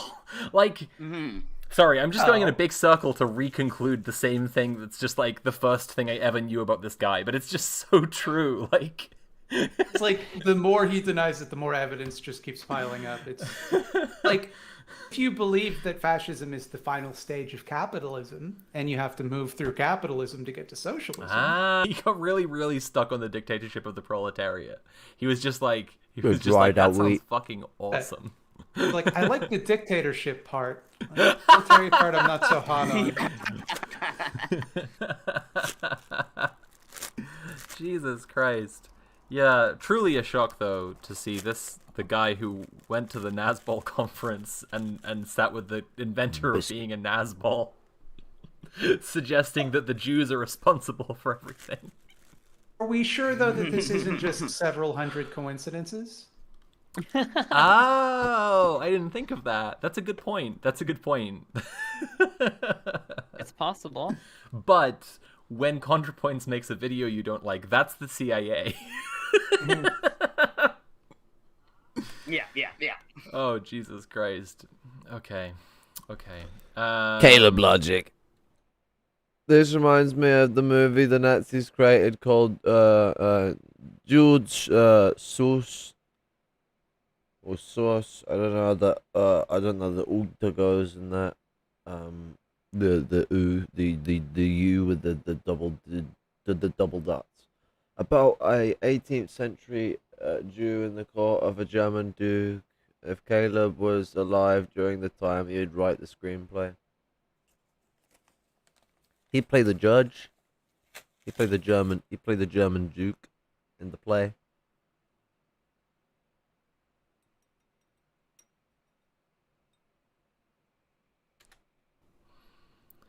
Yeah, again, he's claiming this shit, which is the U.S. military and policing agencies are directly accountable to these institutions. Often, the government machinery of repression is directly in debt to the banks. When this isn't the case, these entities are still accountable to governments and the elected officials that are.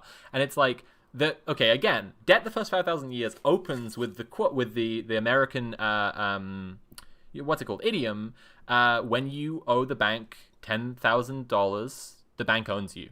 When you owe the bank $10 billion, you own the bank. And it's like, the U.S. military borrow money from the fucking bank because the bank gonna say no to the U.S. military?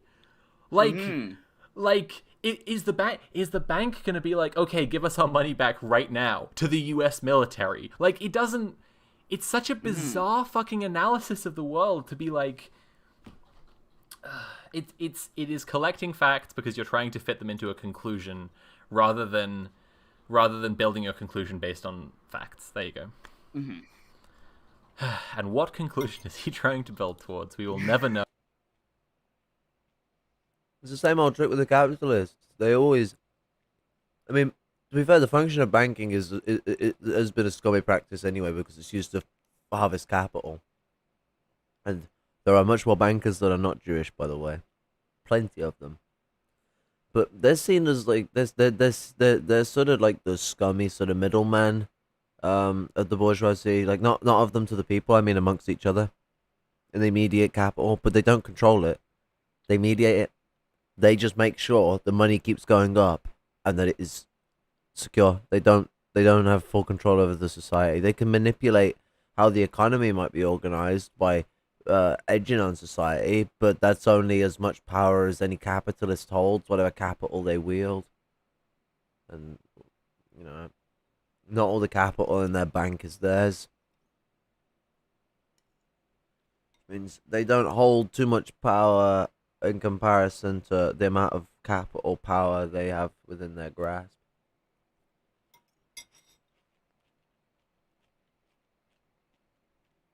The bankers are just one member of the bourgeoisie that we need to get rid of. No, these are all just coincidences all the time. Yeah. Jeez.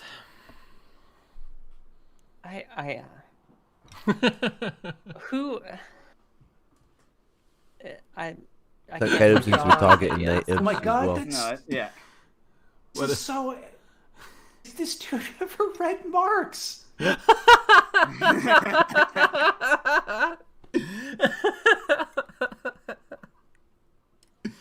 Oh How god. does he think the boom bust cycles don't happen? Wait, what? I can't engage with these ideas. Oh my god, that's No, yeah. so. Bank gonna be like, okay, give us our money back right now to the U.S. military? Like, it doesn't. It's such a bizarre fucking analysis of the world to be like. It is collecting facts because you're trying to fit them into a conclusion rather than building your conclusion based on facts. There you go. And what conclusion is he trying to build towards? We will never know. These are all just coincidences all the time. Quinky dink. Yeah. Jeez.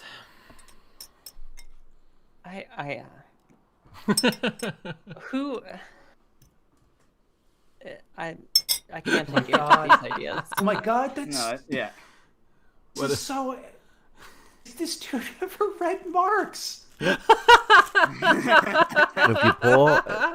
you're poor, you want to keep your Weetabix up. Sorry, you want to keep your nutrients up, and you want to have a good breakfast. You want to keep your proteins going.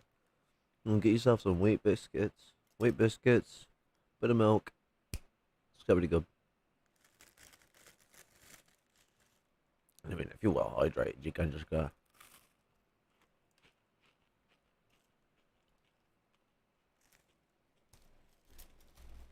It's just like biting one of those wheat biscuit bars, you know.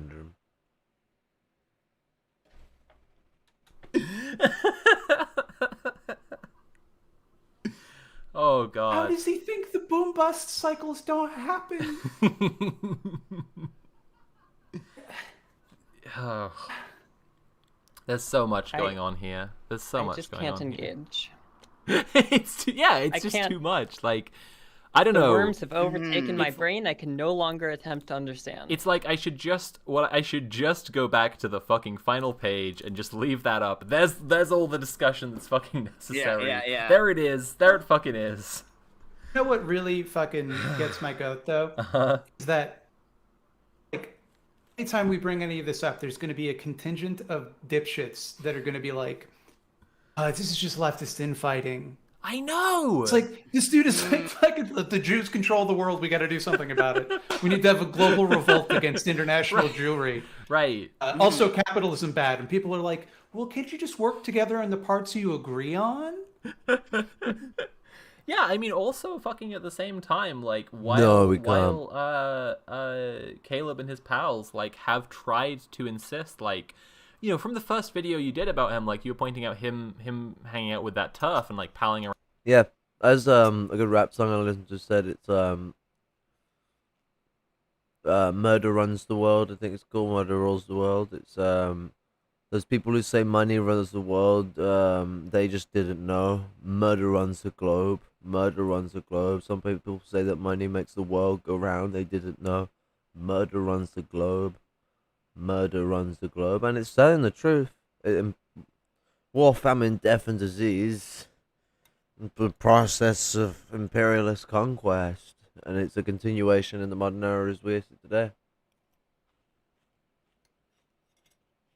Around with that turf, like Caleb has repeatedly tried to be like, no, I've been to trans rights protests, and it's like but like the moment we started this stream, a ton of fucking people came through here like saying notorious like transphobic fucking garbage, like just flooding the chat with it. And defending Caleb. It's like he gets to just again and again be like, no, I support trans people, and it's like, fucking no, you fucking don't. It's like when And he Jordan gets to Peterson just put says in he's his not book about, like, Islamophobic. I don't know, whatever shit. It's the like very first sentence he wrote about me made sure to just make sure this is the first thing people know about me, that I am A, non-binary, and prefer they them pronouns, which is not true. Don't know where he got that info. It was the first thing he said. He's like, I really want to frame this so that you know exactly who this is. This is important. The most important information about Thought Slime is this. right, exactly. It's okay. Well, I guess I don't have more to add. I think I'm just like, Yeah. I think if there's I anything think I else, can add a people... little bit. Yeah, hit me. Is there a page you want to go So- to? No, I Okay. just want to sort of look at this as a whole, if we're sort of moving to wrap up. That sounds fab. I was watching Dan Olson's video in search of a flat earth earlier today because I figured it would probably be a little bit useful to this conversation. Can't imagine why. And specifically, the point that I thought was really relevant to this is that the appearance of being on the same side, identifying similar issues, is almost entirely superficial because we have completely different ideas of. Well, come on, man. He did stuff in the 2000s and in the early 2010s. Come on, man. You gotta rep him for the things he did a long time ago before he sold out. Oh wait. Shh. Not supposed to know about that. Sorry, my bad. What to do about it. So just because he appears to be on the same side as us, it doesn't matter because what he wants to do, what his proposal for moving forward is completely not at all in the region of what we are advocating for him. Absolutely, yeah. And it's because he's working really hard to try and appear to be on the side of leftism, and to say that we are not real leftists and shit like this. What were you I gonna mean, say, Sam? I've just God, been like Weetabix will skimming look through over. like other parts of the book, just looking for like, because I am very curious to see how he lays out the mechanism through which the financial crash happened because of Israel. And I mean, I've just found like this is on page 94. Okay. It's a section destroying the public sector. It reads the jobs of public sector It's workers fucking are farted and it high-paying stinks. jobs with benefits and security. Public sector workers often enjoy the protection of labor unions who represent their employees in binding arbitration hearings, mediations, and other procedures. When discrimination in hiring was far more widespread, African Americans and other ethnic minorities often flocked to government jobs as a place they could be hired and receive higher wages. Starting with the administration of Franklin Delano Roosevelt in the 30s, big efforts were made FDR is to not curb gonna fuck you. discrimination in government hiring, making such a practice officially illegal and establishing public service examinations and other procedures for hiring designed to open the His models of fucking China, Iran, Venezuela. What does that tell you about him? Well, I mean, especially with China and Venezuela, that he's a corporatist. those jobs up to wait, sorry, they went Iran okay. is a little Maybe more I was misreading that. complicated. It seemed very much like he was saying that like anti-discrimination laws were bad Although not about him making it a model. The fact that it's complicated makes it somewhat even more it can make it tangibly worse. because they remove like black people from like government jobs. Yeah, I mean, I think that's maybe a bit ungenerous of him. I want to be as fair as I can because there's enough meat here without taking him out of context. yeah, Jesus. I So guess. apologies for that one, Caleb. I think I misread you there. However, the last line of your book we didn't misread. Oh yeah, we you're know still exactly a what the fascist fuck. piece of shit. Fuck you. But like, so, I got that one wrong. I jumped the gun there. So there's a section called why don't we have a look at the section on page 142 called "Staging the Culture War."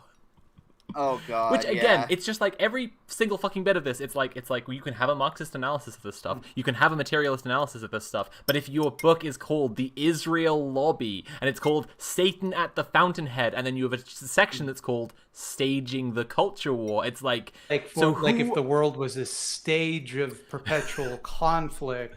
well, it's yeah.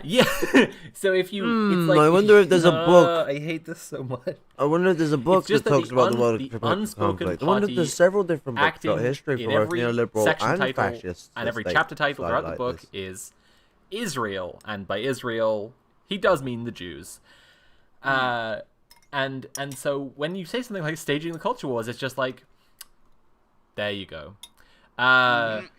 During the last several decades, the political views of average Americans usually were closely linked to their perspectives on the latest culture war. Culture wars come and go and tend to be based on emotional and tradition-related issues that cannot be Hold on. resolved with rational arguments.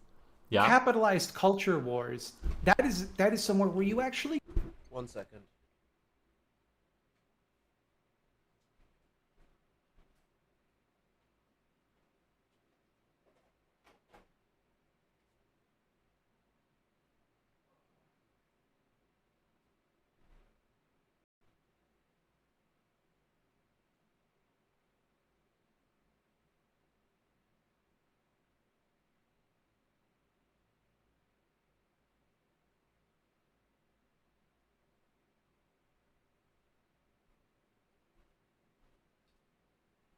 Like some tea.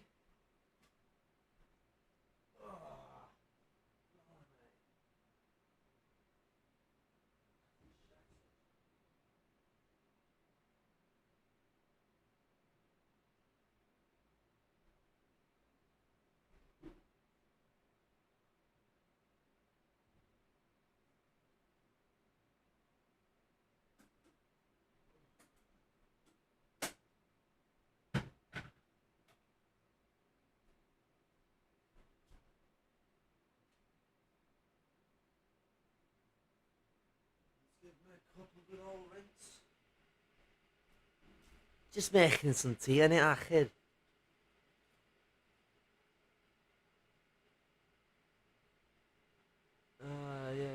Yes. Yeah, I'll cover just as fuck. I'll be back in 2, maybe 3 minutes.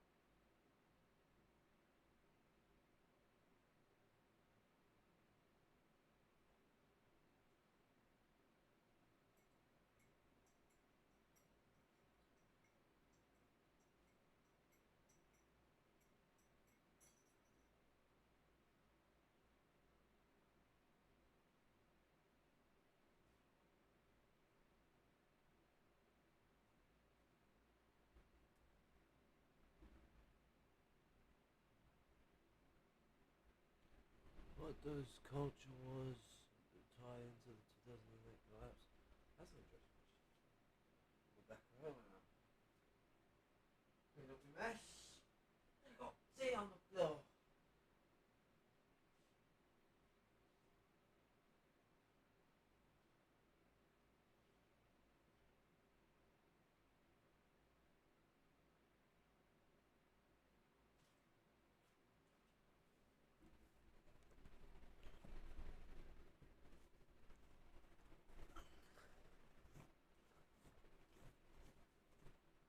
I fucking guarantee if I went onto like the Wikipedia of culture wars that will reference the Nazis.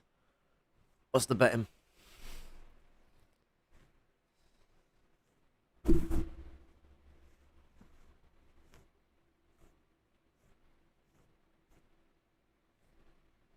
got Weetabix all over my bed.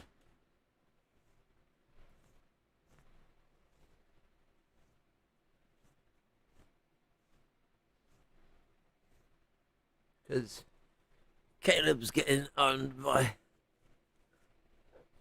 some poor bedridden cripple. So then, let's go. We could use quotation marks. Yeah, it kind of implies that again, when he's not directly quoting someone, it means something else. Oh yeah. Well, to be It's fair to just Caleb, them he throwing does around then and use grapple quotation together marks and around culture It's him wars. testing the waters as to what he can push. That's what it likely is. It's likely him seeing what am I gonna get blasted for? What am I gonna get away with?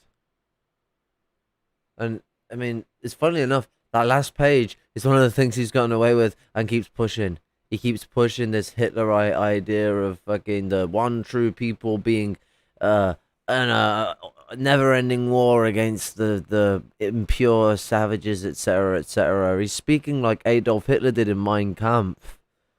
Wieldy, horrible written sentences. The only reason he's more bearable to listen to than you may find Hitler to listen to is because Hitler's being translated from German, but it's the same dry, crass, shitty attempts to be affluent, nonsensical revisionist, historically revisionist in both senses, but reactionary garbage is what I was looking for. It's interesting. Which are still capitalized later on the page. And around God. liberals and conservatives and happy holidays, Merry Christmas, under God. There are just so many quotes throughout this fucking. He just doesn't know what. You have to read the next paragraph. Okay. It is All right, so here we go. unbelievable. So, the issues tend to divide the US public between liberals and conservatives. Liberals tend to favor scaling back various aspects of US patriotism, culture, and Christianity, while conservatives tend to support defending and expanding them. Sorry, let me go back. And conservatives. Listen, Liberals listen, tend listen. to favor scaling back various aspects of US patriotism, culture, and Christianity, while conservatives tend to support defending and expanding them at all costs. Culture wars often involve emotionally loaded symbols like flags, Bibles, and artwork. Liberals want to scale back culture and Christianity. Yeah. Whereas Yeah. conservatives are defending them at all costs. Yeah. Could not be more obvious where his sympathies lie. It's He's painting a very beautiful picture of the Republicans. for fucking also like for trans people, like, you know, it's a thing that we can like brazenly acknowledge that like right now trans issues are being used in what, you know, gets referred to as the culture war, and used as a thing to sow more division and to rally around as like the unacceptable bridge too far that conservatives can't let. US liberals are some of the most patriotic fuckers on earth. I mean, the only people who are more patriotic to capitalism than liberals are fascists, and even fascists aren't that. Well, actually, no, kind of not really. The fascists are sort of patriotic to a more feudalistic form of capitalism that the capitalists aren't too fond of. It's sort of a weird squabble between the petit bourgeoisie and the bourgeoisie on how society should be ran. And the one thing that shows how fucked up capitalism is that capitalism works better under the fucking horrific things the petty bourgeoisie wants to do. That is why capitalism is wrong. It distinctively has to function on evil. I can easily invoke. You don't. This is the thing. Why does he need to invoke evil towards specifically a Jewish group just like that? Like, because I mean, there's Jews that do it, and they're allowed to do it. It's their fucking fight. But here's the thing. Is the thing. Is the thing. Is the thing. If you're gonna come at it from a Christian morality perspective, you could just view capitalism itself as evil. There you go. Done. Satan is gonna go. And do you know what as well? Satan at the Fountainhead, isn't that a very Ayn Randian style title? Like, Ayn Rand title, Ayn Rand style of writing, but a Mein Kampf message. Why does he not call America evil? Because America isn't Israel. You see, America has loads of 5-shaped stars, and Israel has one of those 6-pointed stars. And if Caleb, as he opens his book to whatever page on Mein Kampf that it says, the big 6-pointy star means bad.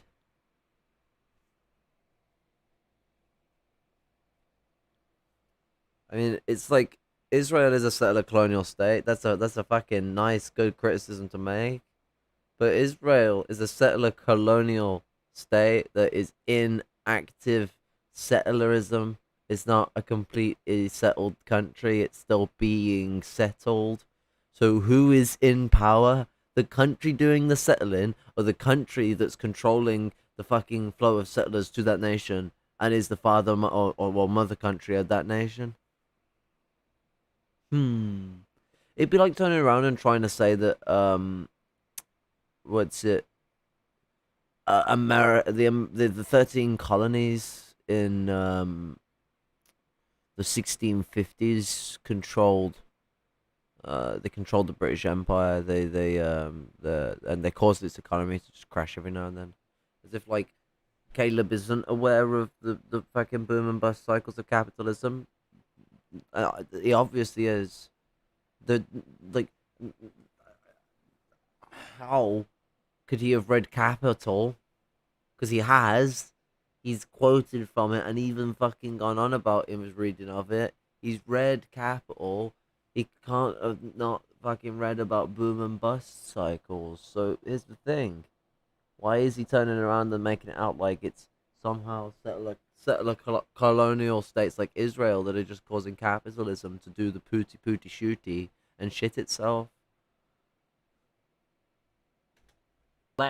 Can't let liberals push us over, right? And they also materially affect loads of people's lives. It's like, it's not just like a silly performance on a stage. Like, it's not just a flashbang, flags, Bibles, and artwork. And no, it's like fucking, it's people's access to healthcare.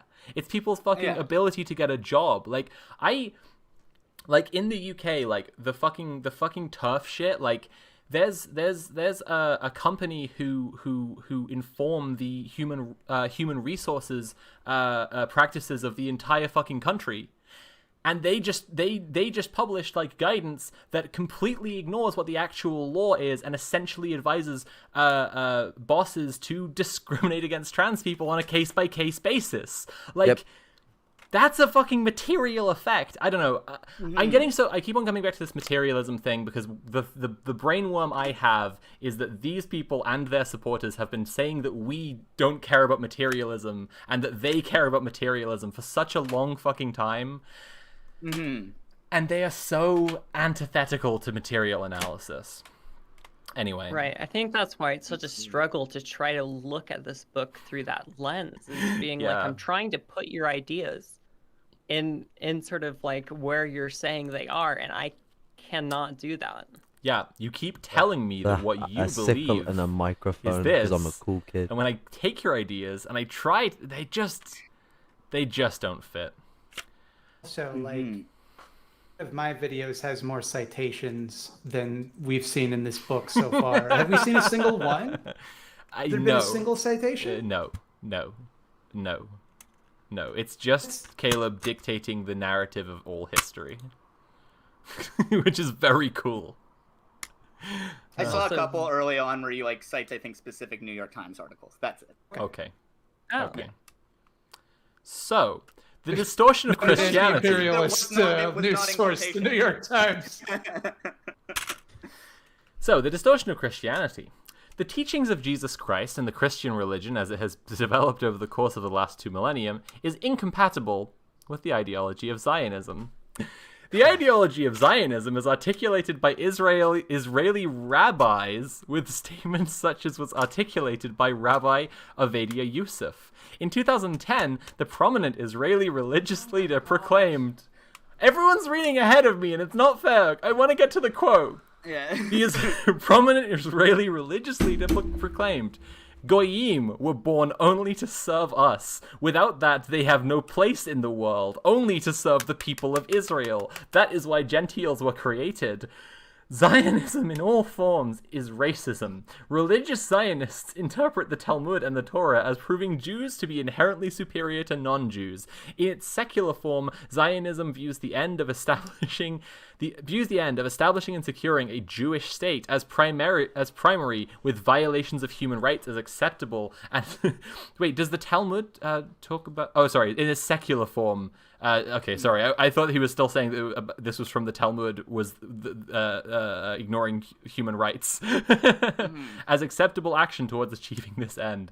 Yeah, this How is. does it keep getting worse? Shall we go to the coming revolution? Also, Jesus Christ was Jewish, by the way. That one's case gonna you didn't fuck know Caleb up really hard. Let's see if we can find. I feel like I've accidentally gone the wrong way. Where is the coming revolution? Because I really, it's been asked for. Mildred wants us to know what Caleb has to say about the Day of the Rope, and it's I guess it's here. Chapter 10: The Coming Revolt. Okay. Cannot wait. Barack Obama is not an anti-Zionist or opponent of Israel. That's true. Yes. American president supports American imperialist outposts. Okay, wait, I'm so Except sorry. FDR. Page Except 145, FDR. we sort of ended the distortion of Christianity. The next page is actually wild. It is literally Okay, just I can go back. biblical I can go back. justification for hating Jews. I'm gonna go back for this one, and then we can get to the coming revolt. You say I do want to 145? 145, yeah. Okay. Or it's a continuation of the paragraph at the end of 144, but yeah. So, nearly there. Oh, defending Stalin, and okay. The teachings of Jesus Christ, the founder of Christianity, are in no way consistent with Zionism. This is why we should call him a ginger weasel fuck, because he is a fucking ginger weasel. He lies through admission, he does. That's why there is Orthodox Jews protesting the existence of Israel and protesting military service in Israel. Trust me, Zionism is a secular movement, nationalist movement created in the 19th century, created by an atheist Jew. Yeah, it was indeed, absolutely. He's absolutely disregarding the history of Zionism and trying to relate that to the actions of, the actions of Orthodox Jews, not the actions of the Zionism. Christ. Anything against his narrative is ignored, and he distorts the facts to fit his narrative. Absolutely, absolutely. Articulated his message to humanity Couldn't with say anything about parables, myself. many of which were a blatant rejection of Zionist concepts. One of the most famous parables of Jesus Christ told of the Good Samaritan. It highlighted how a member of the religious grouping hated by Jews, a Samaritan. This is the one. And he compared Jesus and Julius Caesar as Julius Caesar as being the same people, as if they're equatable people. Think about that. Julius Caesar. One piece of evidence where quotation mark does not mean Jew. Right. A Samaritan was more ethical and moral than the most obedient and religiously observant Jews, the priests and Levites. The Samaritan was more moral because he showed mercy to a man who had been attacked by robbers. Luke 10:30-37, the famous parable, emphasized that the actions of individuals are more important than their race or religious identity. The parable was an open condemnation of the idea that Jews should be separate or hostile to other ethnic or religious groups, which was a common view at the time and is a definitive aspect of Zionism. Another famous parable used by Christ to illustrate his message was the parable attacked by robbers. Luke 10:30-37, the famous parable, emphasized that the actions of individuals are more important than their race or religious identity. The parable was an open condemnation of the idea that Jews should be separate or hostile to other ethnic or religious groups, which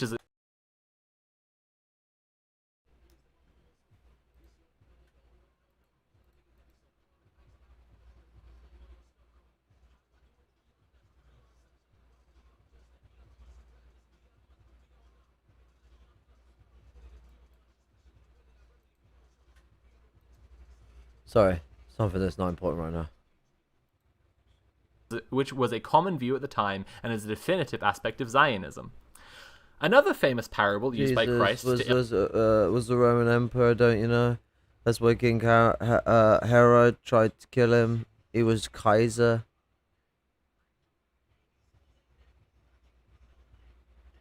Indeed. illustrate his message was the parable of the Pharisee and the tax collector. The parable told of We're going to Caleb is because Jewish he was religious some sort of leader, the hero. Pharisee, who prayed without any humility, thinking himself superior to others, while a tax collector prayed with humility. Mind you of anybody? While a tax collector prayed with humility, admitting the errors of his ways. In this parable, though the tax collector was viewed with scorn because he collaborated with the Roman Empire, God favored the tax collector, for everyone who exalts himself will be humbled, but he who humbles himself will be exalted. Is that about by humbling? Does he mean playing with oneself, or does he mean like becoming cool and suave? Because Caleb, I thought you were a strict Christian. You shouldn't be thinking about stuff like that. Come on, man. That's disgusting. Meant as like a coded message about like Israel. I think it's more so about like conspicuously Jizrael. praying and making a big show of how holy you are. Right. And I think also one thing when he talks about the collaboration with the Roman Empire, you got to keep in mind that when the Bible was written down, it was in the Roman Empire, and if they didn't do things to appease the Roman Empire, make them not the bad guys in the book, they would be fed to literal lions. Oh, Jesus Christ. Which is also why in the Bible there's that they basically invented anti-Semitism by pretending that it was the fault of just random Jews who said that we should crucify Christ instead of Barabbas, and the good Roman Pontius Pilate just washes his hands of it, says, Right. okay, it's not my responsibility. Right, literally. Also, If like you had a the materialist understanding of history. Right. big if there. Well, it's important to Caleb to be a patriot and a good Christian, so he can't take the Bible as something that was written down into context. There's of this history. video. You think it's gonna taper off at some point, but it just gets worse and worse and worse the longer you keep going through. Like Jesus Christ. Sorry, Jess. Right, but isn't like also the point of a parable is to be like a moral lesson Yes. for like Yeah. the members of this religion, and since Yeah. the members of this religion are Jewish people, of course the parables are going to be Jewish people not living up to Right. He's espousing a philosophy that you should treat everyone equally, the golden rule, all of this stuff. And he's talking to Jews, so he's like, even if they're not Jews, he's not being like, Jews are bad. He didn't just like one day turn to his followers and be like, take a knee, everyone. So Jews, they suck. his Also, followers, who are also all Jews. That's what I'm saying. why is exactly. it relevant? Jesus Christ said, unless you believe that that's like the natural law of the land. You're aware, I think, Caleb, quite famously, Jews do not worship Christ. Yeah. Well, yeah, no, I think the point of this is to say that being Christian, being a good Christian means that you should be this is why Christianity is so important. You know, we need good Christians to be in charge of America, and America to be governed by like good Christian values, because those This is what I'm necessarily implying, yes. include He's just doing the absolutely most classic Christian anti-Semitism. I mean, and I was like I started reading this fully. Well, but I thought Caleb was against the the ID whole, poll. What's with the ID Jesus poll, was Caleb? a socialist thing, which I'm not Come on, man, a what's the ID huge poll? fan of because it kind of annoying. socialism didn't exist at the time, but that's. I mean, fine some if you forms wanna of do that, socialism did, but yeah, it's whatever. It's not. Yeah. But I was fully expecting that. I was not expecting it to be Jesus would totally support my hatred of Jewish people. Caleb's putting himself on a level with Joseph Smith, just writing a fucking fan fiction about Jesus and how he would hate the ethnic minorities you would hate. But what's amazing though is that he's not directly saying these people are evil. What he's saying is there's a contingent of these people that believe that they are superior, but I can prove that they're not by appealing to a different religion than theirs, as though that refutes them. Yeah. Even in the demented worldview where this is somehow a tenet of the Jewish faith, that they're inherently superior. Even in that, it wouldn't be a counter argument to say, well, no, because in a different religion they say otherwise. Gotcha. Jesus Christ shall come back to earth and lead the vanguard. Yes, and his name will be Caleb Maupin. You will know him by him wearing his dad's suit. This is very funny. This is also just a complete bastardization of the Bible. Yes. As it was meant to be interpreted. The parable of the Good Samaritan is about treating people of other, religions and minorities equally to, the dominant, or majority religion or ethnicity.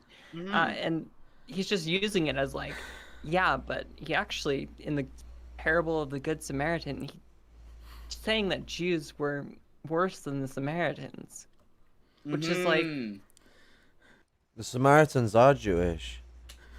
completely missing the entire point. Yeah. The Father, the Caleb, and the Holy FDR. Wow. Or at least they were. Okay, let's have a look at chapter 10, the I coming really want to revolt. interview some work as well, party members, building up to it. who So, knew Caleb yeah. while he was in the party. Barack because he was Obama is not an expelled from that anti-Zionist. group due to his Again, anti-Semitism. shocking. Wait, was it because Or of opponent of anti-Semitism Israel. he was Though expelled? many Really? had hoped otherwise under Obama's administration. That's an interesting one. Join and get a hold of someone. See if they'll even fucking come speak with me on the channel. Damn.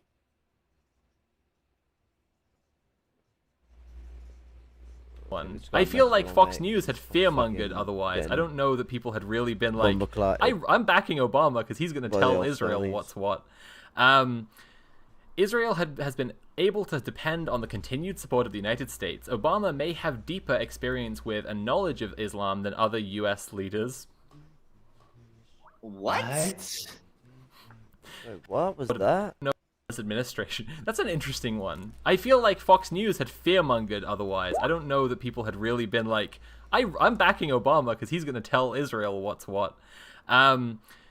Israel has been able to depend on the continued support of the United States. Obama may have deeper experience with and knowledge of Islam than other U.S. leaders. What? In the early years, Citation needed.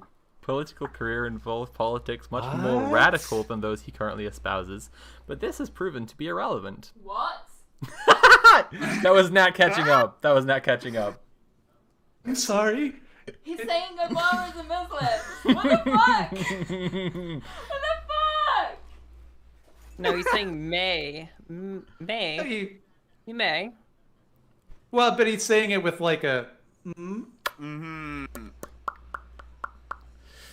Oh, baby.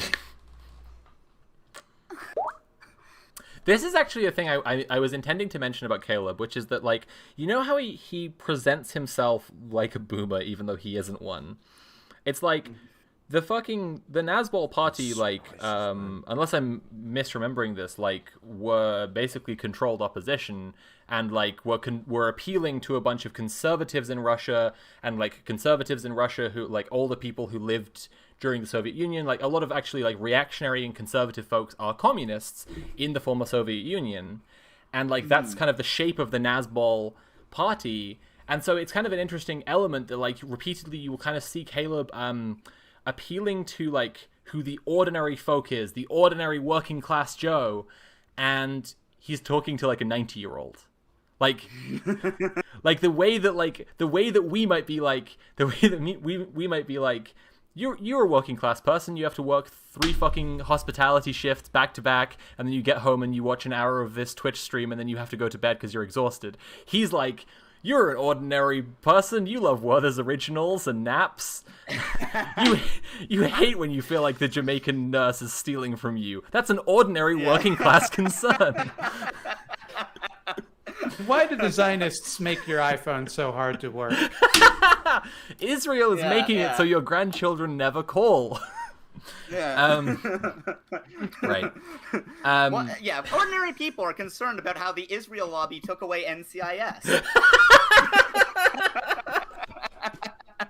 Israel rescheduled Colombo tonight. Right. Despite occasional... Sorry. Yeah, but in a posh way. He's saying Obama has word, overseen continued U.S. complicity in Israeli atrocities and human rights violations. Based Caleb. Despite occasional words of consolation, Obama has been completely loyal to U.S. tradition of support for Israel and its crimes. This tradition began after the death of Roosevelt. Jess, you fucking called it! Before the death of Roosevelt. You called it exactly. You were just like, when did he think that, like, America turned bad? And it's literally like, the day Roosevelt dropped dead, that was it for America. And then the Zionists made it capitalist. Yeah, before then, it was like things were this close to just being amazing.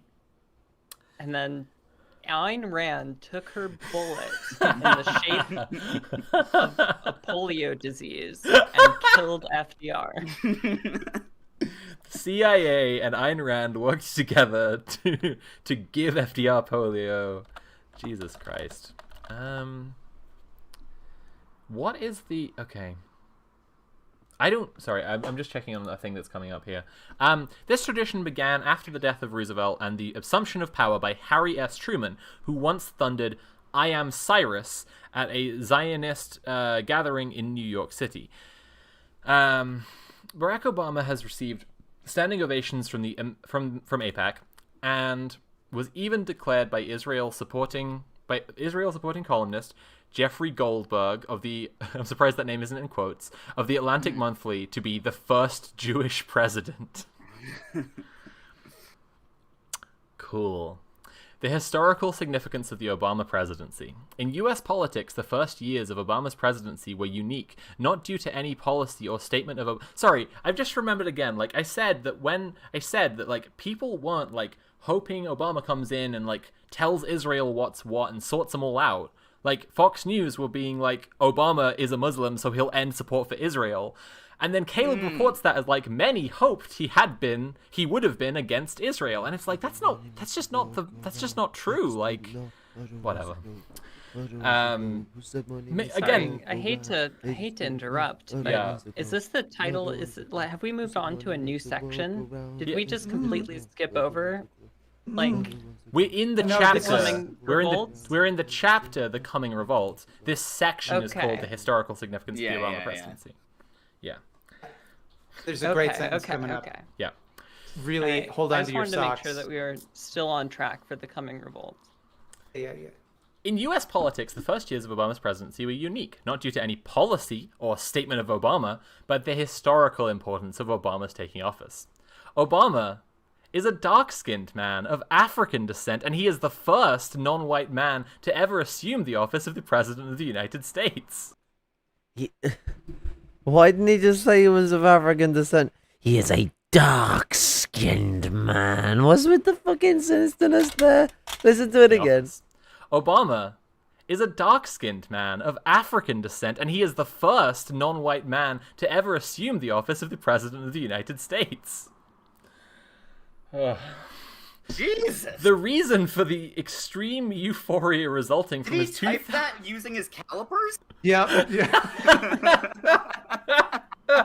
This is what I mean, that like his entire like cultural bubble appears to be 90-year-olds. So it's like many had hoped that he would do something about Israel. It's like, okay, but if you're no, that's not true. But if you're in the world of like entirely 90-year-olds who all believe Obama is a Muslim and all believe he's gonna fuck up Israel, then some of you believe that's a good thing because you also hate Jews.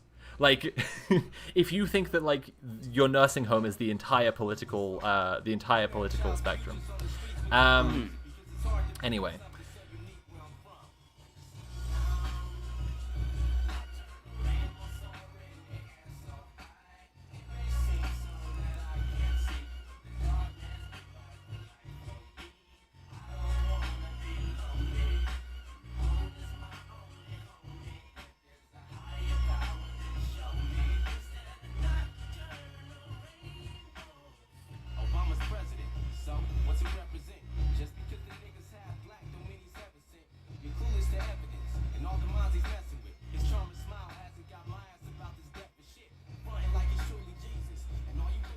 Sorry, it was just about to get to a verse about Obama, and this isn't about Obama. I had to.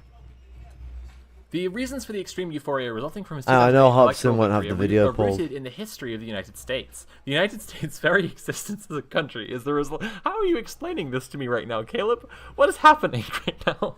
Is the result Please of tell me more about the history of the United States. is the result of May white not know settler this, but people colonialism. were excited when Obama was elected because he was black. I don't know if.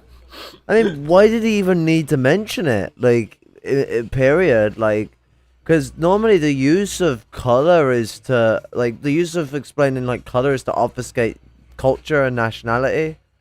So if you're already going to identify them as African, identify them as black is it's probably racism. Like, how Kwame Ture goes on about it, it's like how black was on one of the steps of getting away from racism, but it was still an assimilative and racist term to be used for African people, because all they decided to do was translate the Latin word they were using into English.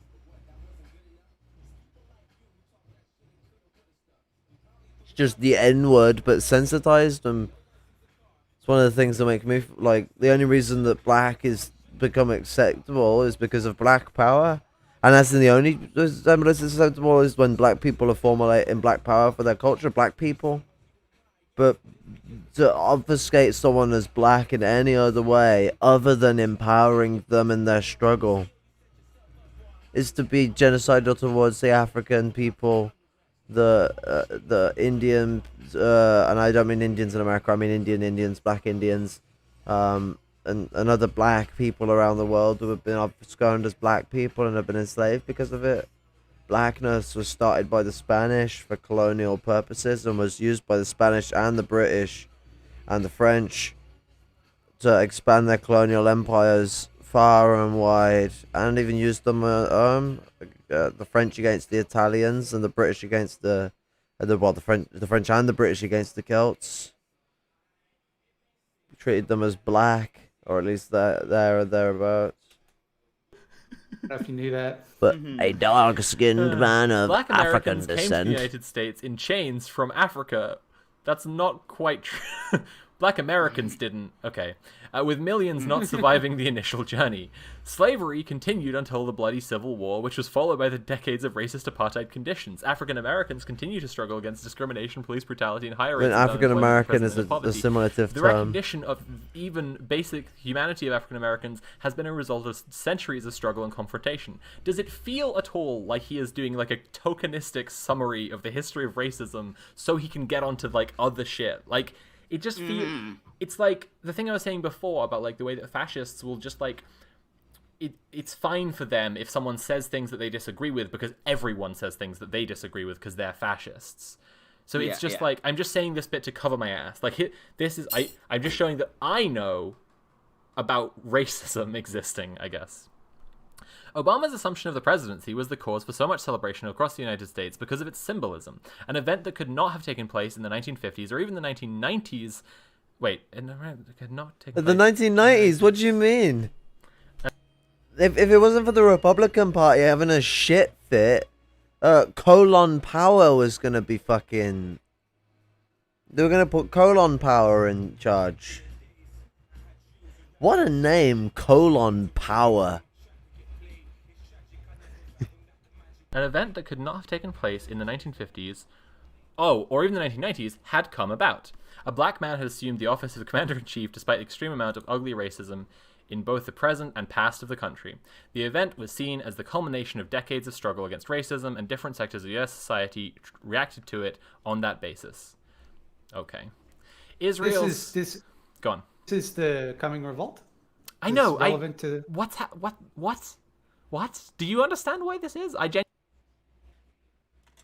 Gonna boil the kettle and make more tea because I'm addicted.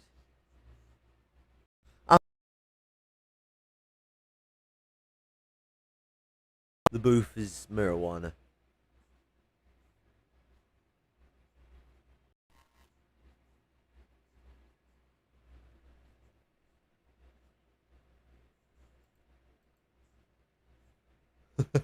I forgot I had this. It's funny now.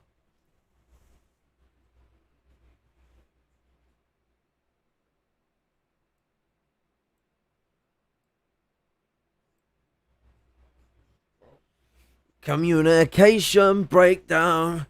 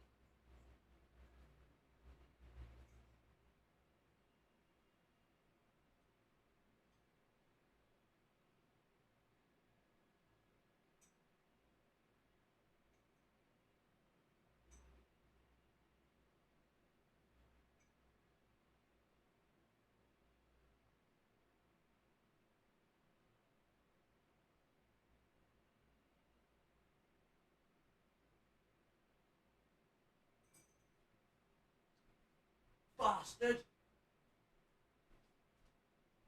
Fuck.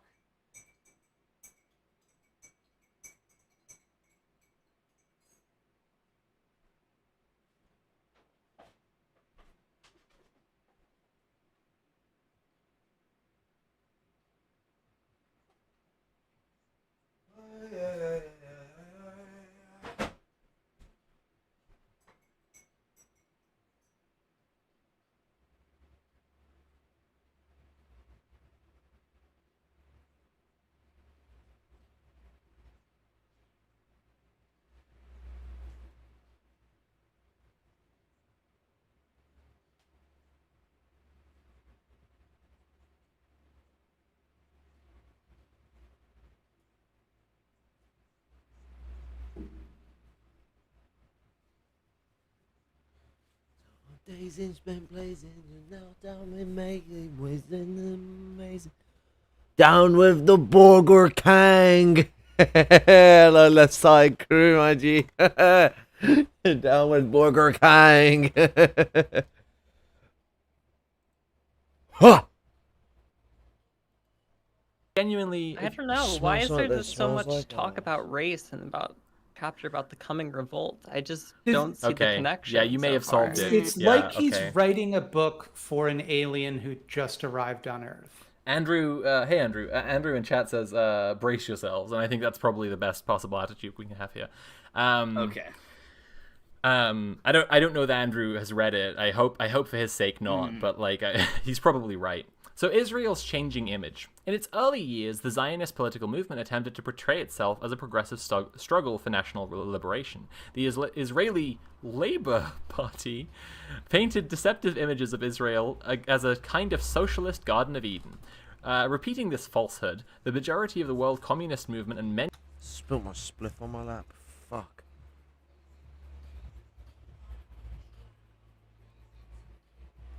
Let the revolutionary sing. Stand up for your rights and fight the revolution. Freedom, violence, only by the Constitution. 'Cause they're killing us all. They're killing us all. Fight for revolution. Freedom, violence, only by the Constitution. 'Cause they're killing us all.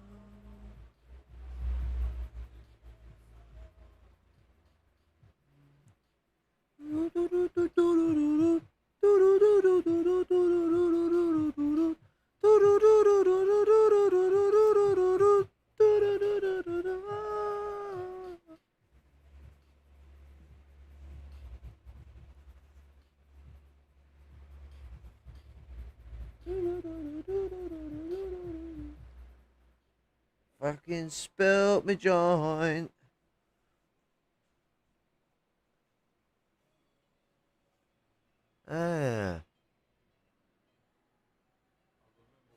Oish katawa hallelujah.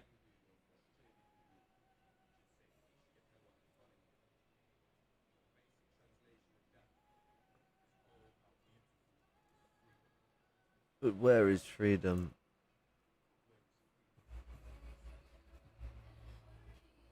Fucking Cradle of Civilization, it's a great song. You have very dark brown hair like mine. Yeah, nah, yeah. I also have fucking greasy hair at the moment. But the, yeah, nah, yeah. Fucking got a family of people with dark hair. I also have a lot of people in my family who have gone bald, so that's fun. Some by choice, others by condition. Like if fascist fucks couldn't make a game console that isn't fucking full of shitty hardware and shitty software. Lost over 50 hours of progress in a game because of Sony's shitty hardware. You've been doom-lighted by the PlayStation. Many otherwise progressive and anti-imperialist groups wrongfully supported Israel in its early years. In 1948, the opposition to Israel in the United States was dominated by the isolationist right wing. However, over the course of the last several decades, Israel's socialistic and humanitarian imagery has been torn down by reality. The Jewish settlers who piled into Palestine under the Balfour Declaration, directed by wealthy British bankers, were not socialist utopians, but racist white settlers, not much different from those in other parts of the world. Correct.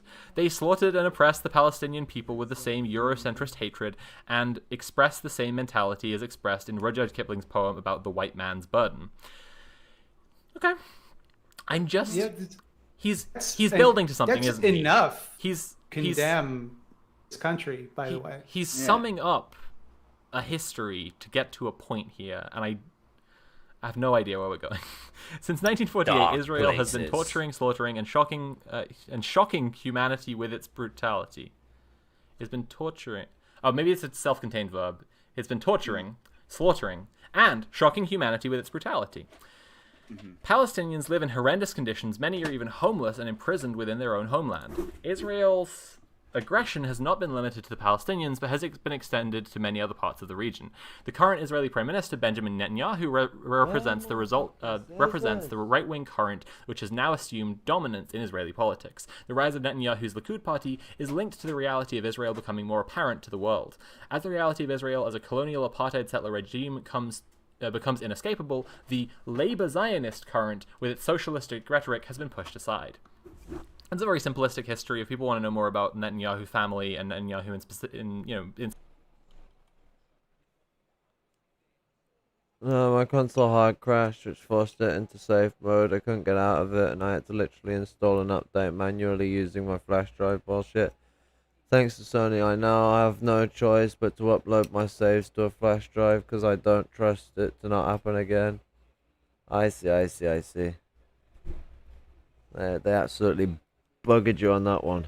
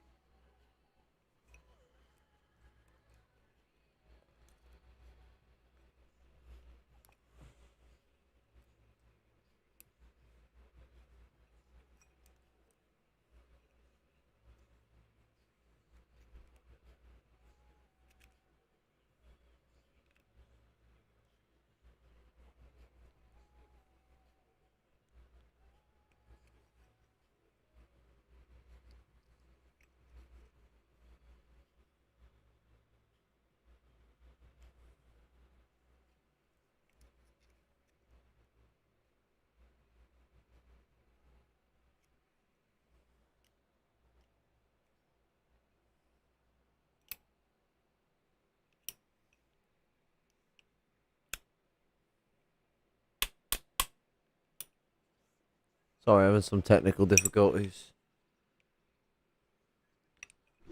Some mechanical technical difficulties. Now, that's something you don't see very often.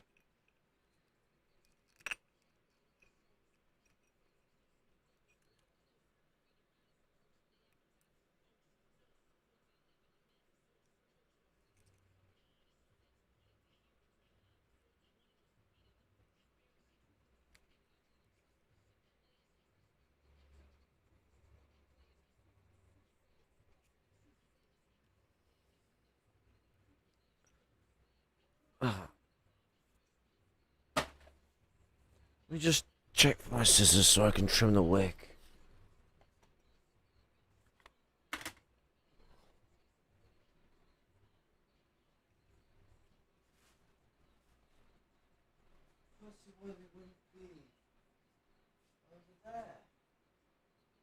What? Oh, they're on my desk. You blind git. The Labour Zionist current, with its socialistic rhetoric, has been pushed aside. It's a very simplistic history. If people want to know more about Netanyahu family and Netanyahu in specific and his history, then there's a great episode of Behind the Bastards about them. That's really just flattening things down to like one sort of political current. Anyway, Netanyahu's base of support is the extremist right wing of the Zionist movement that includes those who established settlements beyond the 1967 borders. The settlers are known to watch airstrike bombings in lawn chairs like they are a form of entertainment. Recently, there was a great deal of outcry when photographs surfaced on social media of Israeli high school students staging a mock lynching. Dressed in full KKK attire with a student dressed in blackface makeup, these high school students appeared to be almost celebrating one of the ugliest atrocities of racism in the history of the United States, in which black men were extrajudicially executed in a carnival-like atmosphere. I'll wait for this revolt. Looking forward to a revolt. I know. I'm seeing a connection now starting to be made. Okay. The extremist right-wing minority. Since Obama's election, there has been a section of U.S. society that has refused to recognize his presidency as legitimate. They have frivolously tried to claim Obama has no legitimate birth certificate and was actually born in Kenya. But you implied he's a Muslim, Caleb! Okay. Muslims can come from they Kenya. attempted to link Obama to the Communist Party of the USA or to armed anti-capitalist groups which operated during the 1970s. They have tried to claim he is secretly not a Christian, but a Muslim. Can you imagine? You... right. No While way. a certain level of extreme Yeah. hostility is expected from the political opponents of any president, the extreme rage of the almost entirely white Tea Party movement is in the first years of Obama's presidency was unique. In one instance, an elderly white Tea Party activist in a town hall screamed, "What happened to my America?" in front of TV cameras. A certain sector of U.S. society has seen Obama's presidency as a defeat for the Wait, white... hold on. Yep. He later talks about there being two Americas. He says he has his own Yeah. America. That Yeah. the bad guys. He are- lives in the special America, that's right, yeah. A certain sector of U.S. society has seen Obama's presidency as a defeat for the white establishment of the United States. They see it as a defeat for the racist historical setup of the United States and a victory for the anti-racist movement. Regardless of Obama's regardless of Obama's actions and policies, this sector continues to insist that he is dismantling the American way of life. These extreme forces are a minority in the U.S. society. Even much of the Republican Party has distanced itself from them. They are the extreme right-wing fringe. The extreme right-wing has no longer got its quotes. I just don't know when extreme right-wing has quotes and when it doesn't and why. Fringe of U.S. politics, which is currently facing an identity and political crisis. Different currents, including conspiracist libertarians, anti-immigrant bigots, Christian fanatics, isolationists, and anarcho-capitalists seek to point the U.S. Right wing in different directions. A generational crisis has plagued the U.S. far right, and a slew of different narratives explaining the grievances compete for believers. The 2014 CPAC, which selected Rand Paul as its favorite candidate, was a display of the crisis facing the extreme right wing in the United States. Many conservatives are longing for the Bush years when the simplistic policies of support our troops and the commander-in-chief and united we stand were in command. Netanyahu's invitation to speak at a joint session of the U.S. Congress was an extreme blunder for Israel in terms of public relations. The speech and the controversy it aroused has effectively linked Israel to the weak and confused extreme right wing in the United States. Polls is he predicting What? Trump? Is that what's going to come up? Is that the coming revolt? I just don't know. Polls show that the majority of U.S. voters do not approve of the Congressman Buckner's invitation of Netanyahu against the wishes of the president. The extremist section of the Republican Party's celebration of Netanyahu and Netanyahu's acceptance of this celebration further reveals what Israel has often tried to conceal. The Israeli settlers who cheered as bombs were dropped on the Palestinian families and the right-wing fanatics who believe Obama is secretly a Muslim communist born in Kenya are political clones. They are defenders of empire and the legacy of colonialism. They are white supremacists who view dark-skinned people as inferior. They are growing enraged as this worldview has become more and more thoroughly And that is repudiated the and threatened problem over with the course of the Israel, last he is correct. century. This is a really fucking bizarre chapter. I'm really not sure what he's What he's get. doing I know, is like, he's I mean, mixing I bits of truth into his lies to give credence. That's why it seems so bizarre and off canter. Yeah.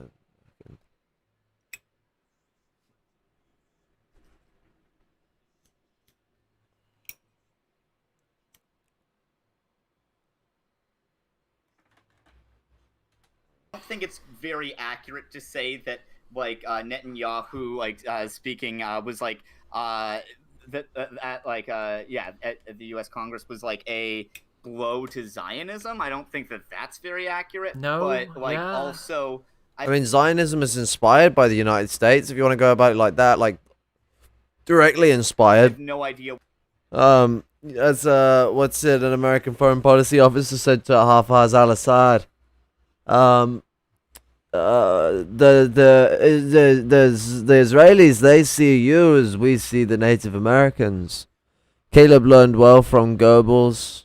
Yeah, he did. He picked up the propaganda chief's quiff and tiff way of sporadicizing himself. At what point he's trying to get to. Well, I guess we'll just have to press on, because the chapter is called The Coming Revolt, so Yeah. let's read Israel Unmasked. The height of Israel's strength was when it could deceive the world about its nature. Okay. When Israel could he's not on the money here at all. Like, whatever. When Israel could align itself with figures like leftist Vice President Henry Wallace and promote itself with films like Exodus, it was able to gather far more approval for its actions. I'm sorry, I just had like a little white lighter and it's gone? What? There's my purple one that I was looking for. lost the white one.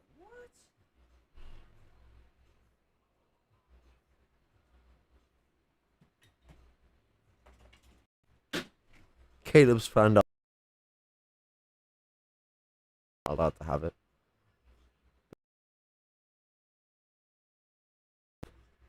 I quickly jumped to blaming the boogeyman. Caleb, we're blaming everything on you. It's because we're paranoid. We're afraid you're going to abduct us.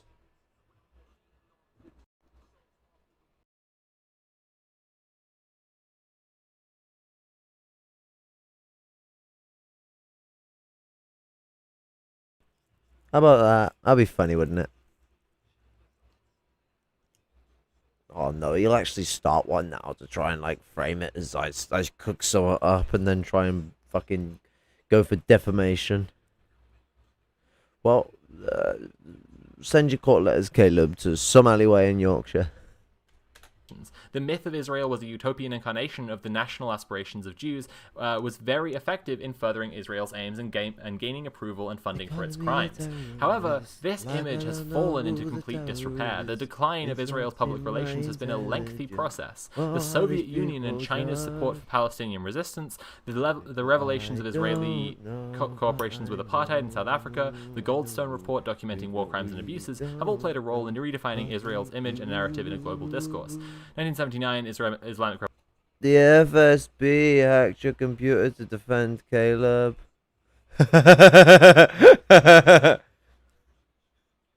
Don't give them ideas. They're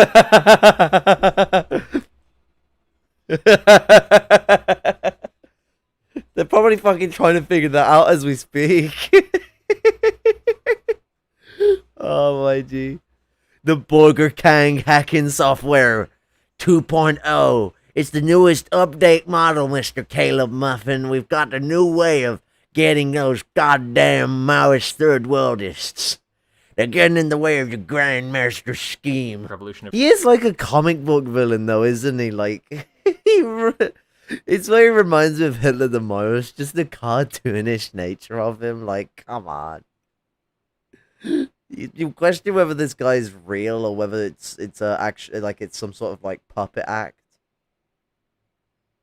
Okay, but are you a puppet being controlled by a puppet master? Because if you are, you got to be honest with us. Or is that fraud? Iran launched. Can you sue puppets for fraud? I don't know. The Palestinian people miles ahead in their struggle for freedom. Imam Khomeini's call for. Where's my Lebanese friend? What I need to be knows. He knows the law. We'll ask him if you can sue puppets. Demonstrations supporting Palestine on the last Friday of Ramadan caught on globally. The Day of Al-Quds remains a global day of resistance and opposition to Zionism, with Sunnis, Shias, Christians, Muslims. Also, given that like Lebanon is like the home of the home of the modern understanding of like fucking burnt me hand, modern understanding of like how we perceive law. It almost sounds like I'm doing a funky stereotype when I'm like, no, I have a Lebanese friend who knows law, but I'm not joking. He is real. He did the Palestine and the NASA videos with me. It's not a coinkadinkle stereotype. Fuck you. Anti-imperialists as well as anti-Zionist Jews rallying in their millions each year. Where is this? Like, I just. My sense of humor is hit or miss. Let's be real. Oh God, That's gonna blister. That is. Fuck.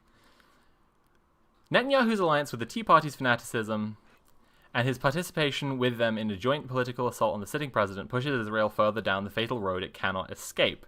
That's not. So this history, okay, we're starting. Sure, as well. Like, is a thing because so like there's like you know. 9 out of 11 of the shit he's fucking said has been sus as fuck. And then you got the 2 out of 11 that's correct and all that. Here's the thing.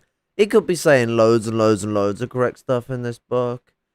There's a difference between touching on, like, Israel as a settler colonial. Does your Lebanese friend know law or law? The first one. He may know he knows a lot of Caleb Maupin law. He has been engaged with the streams and other stuff like that. He's But yeah, no, he's gonna be a lawyer or something. I don't know.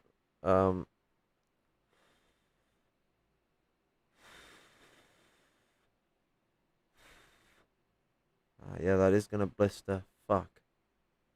But I mean, here's the thing. Like, there's a difference between like criticizing Israel as a settler colonial state and looking at the socioeconomic relations of all that. That's fine. That's our place to argue. I was trying to argue the significance of Judaism, not really our place. The things that I've spoken on aren't even the full extent of things that I've come to understand myself, but I've only spoke in this video on stuff that I have been specifically told by Semites themselves, because how dare me to try and turn around and say that I know what's the good ones and the bad ones. And I can tell you now, I've been told by them that Zionism is a big no-no, big evil, big bad thing. They're warned about it and everything. The more he gets inaccurate, the more I'm starting to actually understand where this is going. Because his inaccuracies is he's increasingly saying that Israel is unstable and failing, and that they've made blunders and it's all gonna fuck them up really bad. Like, that's where he's saying that they're going. We're starting to get towards the coming revolt, is my point. I see. Netanyahu's blunder creates a new opening for forces opposed to Israel and its crimes. Blah, blah, blah. As Israel's public image declines, see, this is it, right? It will be the duty of Palestine's allies to make the important connections to anti-imperialist struggles around the world. The predictions from the CIA about the pending collapse of Israel were not made frivolously. Wait, is Caleb citing the CIA as a source right now? We're not made frivolously. In the following decade, breadtube moment. I thought this was something breadtube does, Caleb. Caleb, is this...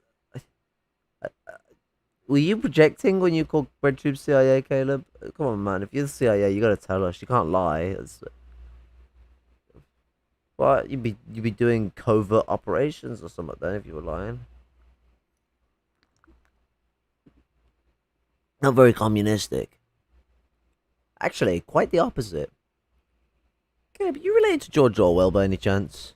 Got any interests in got any interest in George Orwell? Specifically its forces in the Middle East. The strength of Roosevelt. God damn, dude. Okay. Holds his magic sword aloft. Caleb, Roosevelt's dead. You can't unless you're into necrophilia, Caleb. You cannot do the fuck you want to with Roosevelt. It's not. Okay. It's not on the table. In 1934, the labor activist Sidney Hillman sat with President for I cannot listen to a fucking fan fiction anecdote about Roosevelt's boyfriend. I can't do it. I just can't. What the fuck? Oh god. I can't read a fucking section about the strength of Roosevelt. I can't do it. Wait, is that the name of the section? I thought that was just a joke in the comment section. Oh no. Roosevelt speech and that's definitely what this is. He's the strength of Roosevelt. Absolutely. Oh god. Many people believe that the assassination of JFK in 1963 was that become a similar figure to Roosevelt. He is blaming the Jews for the assassination of JFK. That is what that sentence means. He just blamed the Jews for the assassination of JFK. This is some Europa Imperiosis. Like, what the fuck? Thank you for bearing with us through this boring chapter, because we just got to it. We got to some good shit now. I don't think that all Jews should be held responsible for the crimes of Bernie Sanders. He assassinated JFK. Bernie Sanders was the second shooter on the grassy knoll. Obviously, the first shooter was Ted Cruz's dad, the Zodiac killer. Okay. Roosevelt brilliantly knew the art. I just can't. No, I can't read more. I just can't do more of. Okay, here we go. The fighting fall of 2011. The year of 2011 will be remembered as a turning point in the struggle against the Wall Street monopolists in the United States. As the year began, university employees in the Midwestern state of Wisconsin decided to take action inspired by the Arab Spring events unfolding in Egypt and Tunisia. The governor of Wisconsin, a follower of Ayn Rand named Scott Walker, shout out to Scott, he sucks, had proposed legislation to eliminate the right of public employees to collectively bargain for their wages and working conditions. Fun note I learned about Scott Walker, he eats the same white bread ham sandwich every day and has for multiple decades. The man is probably 60% ham, if not more. Okay. His proposed law made dues collection and closed shop contracts by public sector unions illegal. So hang on, by calling him a follower of Ayn Rand, is he trying to say that I'm just trying to tie it back in now. It's like he thinks that free market ideology, like he thinks that he's explicitly said, like he thinks that neoliberalism, he thinks that like ANCAPs, Ayn Rand are all the same thing. Israeli Zionist ideologies. Like that's pretty explicit in the book here. Yeah. And so like just like waspy freaks like Scott Walker are part of the Zionist conspiracy because they're a follower of Ayn Rand. Okay. They're basically Jewish. I mean, essentially, right? Rand. Yeah, absolutely. That's Race traitors, one might call them. Yeah. You could, yeah, if you were really feeling perturbed by their betrayal. Jesus Christ, with this. Okay, so he's Speaking describing of race traitors. So he's describing what happened with Scott Walker and the people protesting him, and then being able to fight back on him. Okay, class war ahead. Okay, maybe we're getting here now.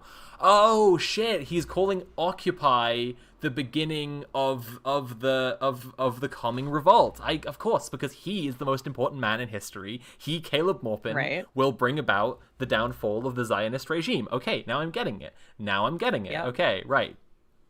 Malcolm X, Black Panthers, Caleb Maupin. That's right. That's exactly what this is. I just don't want to spend like another half an hour of reading just like him summing up the history of the 2010s. Well, just one thing on I think it's 257. There's a few months later in New York City, the Zionist mayor Bloomberg proposed his own controversial budget, cutting the public sector in the name of shared sacrifice. The proposed budget for the upcoming fiscal year of 2012 eliminated thousands of jobs while allocating tens of thousands of dollars for a research campus to be constructed for the Israeli Institute for Technology. So, like, I think that, like, his argument is that, like, austerity measures in America are a Zionist 1 second. plot. Like, oh wait. Fucking Christ. Like, the way that, like, if you just get rid of the Caleb picture, just Tars appears.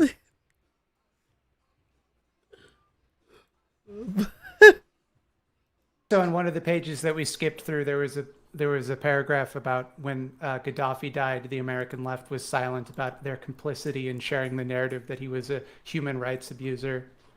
On the day that Muammar Gaddafi was killed, the mainstream corporate-funded left, he hasn't changed, folks, he hasn't changed, was silent after having repeated propaganda about him being a human rights violator and justifying U.S. intervention. But in the tents of Zuccotti Park, thousands of youth raised their voices in support of this African leader who had sought to develop an independent African currency and oppose the rule of monopolist bankers. Jesus Christ! No, that's just not fucking true. That's just not fucking true. The Occupy movement wasn't on the side of... Oh, God fucking damn it. Jesus Christ. Okay. Okay.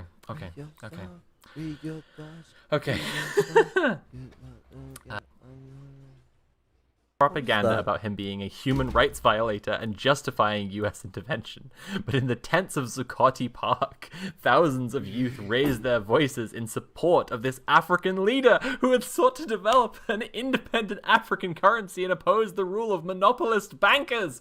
Jesus Christ! No, that's just not fucking true. That's just not fucking true. The Occupy movement wasn't on the side of...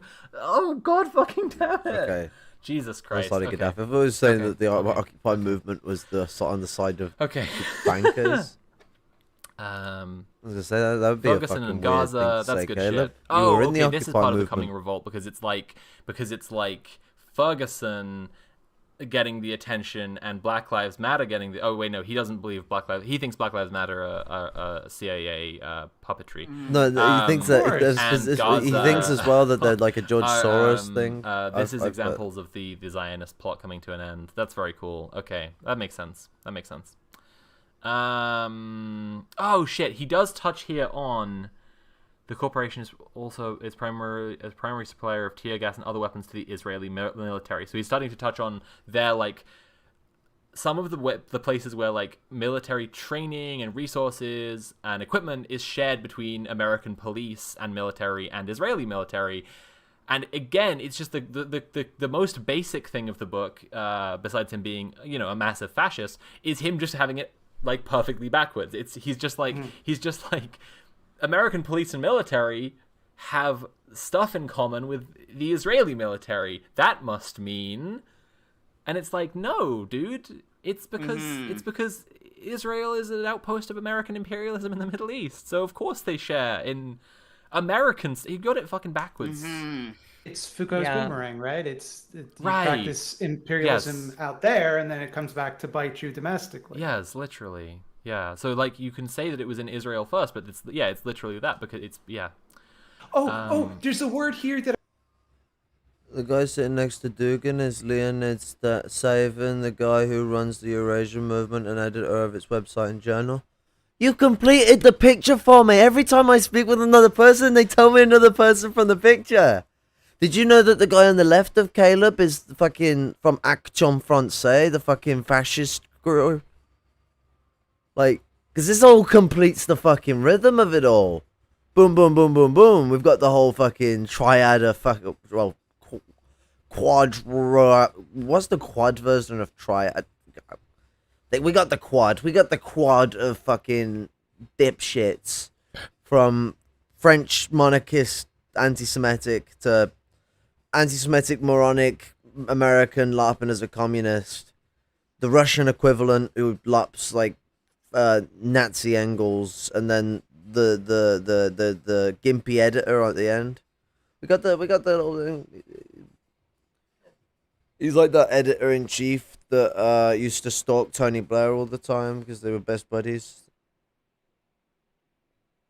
They have in common because the US and Israel are apartheid regimes. Yeah, that is where they have a lot in common. Israel's an apartheid regime based off of the US apartheid regime. that I'm very happy to see. Is it cabal again? No, No. It's my favorite word that he says. Where are we?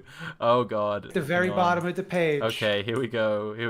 The 2 days in July, with placards and signs, fast food workers have walked off the job chanting, "We can't survive on $7.25," and "Hold the burgers, hold the fries. We want our wages supersized." The uprising has involved workers at Burger King, Wendy's, and other fast food restaurants. But the primary target has been McDonald's. This one is going to be one which is really weird. Like quadruple is to triple. Triad is in like a group of people that are in a group of three, but like triad, I don't know what you go up into there. It's like uno, you know, you're on one, or you're in a, you know, you're fucking all alone, or you're fucking in a duo, or you're in a triad, or you're in a fucking quad of people. A quantity of 4. There is like this isn't the only section that goes after McDonald's. A lot of the book actually paints McDonald's as a big part of the Zionist plot. Even though Caleb's like a really poncy aristocrat, we get like my language wrong there. I wonder if he thinks that's much of a stomach is that he just clip that bit and just try and criticize me speaking like a retard. But look at how stupid this guy is, because like trying to actually deal with the arguments themselves is too much for him. The low-wage, low-quality culinary empire assembled by the Zionist Roy Kroc is facing a mass uprising. The revolt comes from its young employees who are angry and refusing to accept the life of low-wage, short-term employment in the service sector economy. A McDonald's employee named Tommy Cavanaugh addressed a gathering of progressive activists in November 2014, saying, "I stand proud as a fast food worker and owe this in great part to the thousands of other fast food and low-wage workers who have risked what meager income they have by fighting back against exploitation." Like, yeah, man, and he didn't talk about the Zionists. Because how is it relevant to the fact that McDonald's exploits workers by stealing the surplus value of their labor? Mention, oh yeah, and also the founder was a Zionist. This whole thing is just turning class war into race war. That's the only reason. It is, right? Like, it literally Socialism is. of fools. This is where it's literally... I knew it was leading to this bit. This is the bit I read out earlier, right? It's like the end of this chapter is the Palestinians, Iranians, and Syrians and the youth of the United States have a common enemy. It's Jesus, okay. Well, I mean, for a chapter called The Coming Revolt, it was a little disappointing overall, but, like... At least it got going at the end, I think. Yeah. I once made a video about Nick Fuentes, and he responded to it. And in that video, when I defined fascism, he paused and said, "But isn't that just the truth?" Oh my God. And I think about that lack of self-awareness. That is what I see in Caleb, because it's like this. What I'm saying isn't fascist because I believe it. Right. Yeah. Absolutely. Right. I think we've probably wrapped things up. I just wanted to once again, for anyone who joined late, read the last page of the entire book. Which says, wait a second, it's going to run. Says everything you need to know. Oh no, it doesn't. It's the result would be. This is him talking about his new America after he's done the coming revolt. He says people in the United States who are awakening in these increasingly turbulent times must begin to envision a new country for themselves and their children. When they do this, they are not alone. Almost all of humanity is now rising with the same aspirations and fighting the same common enemy. Again, for people who joined more recently, that last page is just it. Like, a lot of the book is just repeating stuff that is, some of it's true. Some of it's just him being really boring. Not all of it is, like, as right out there as this. This is just, like... As many people said before, he's practically saying the 14 words here. Yeah. Any concluding thoughts? McDonald's. I'm sorry I ever called this guy a fascist. I don't know what I was thinking.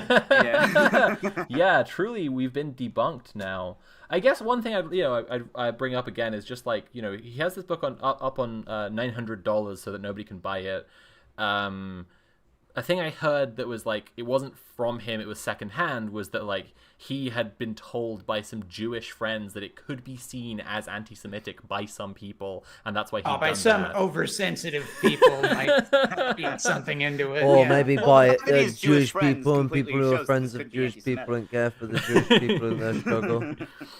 Maybe those people might see it as anti-Semitic. I don't know. Caleb. I basically still maybe think you that should have the saw it as reason he obviously saw it as it because he decided not only to define anti-Semitism not early in the book but towards the end of the book, but he also decided to define it in a way that obfuscated his use of I would lie about anti-Semitism. what I believe.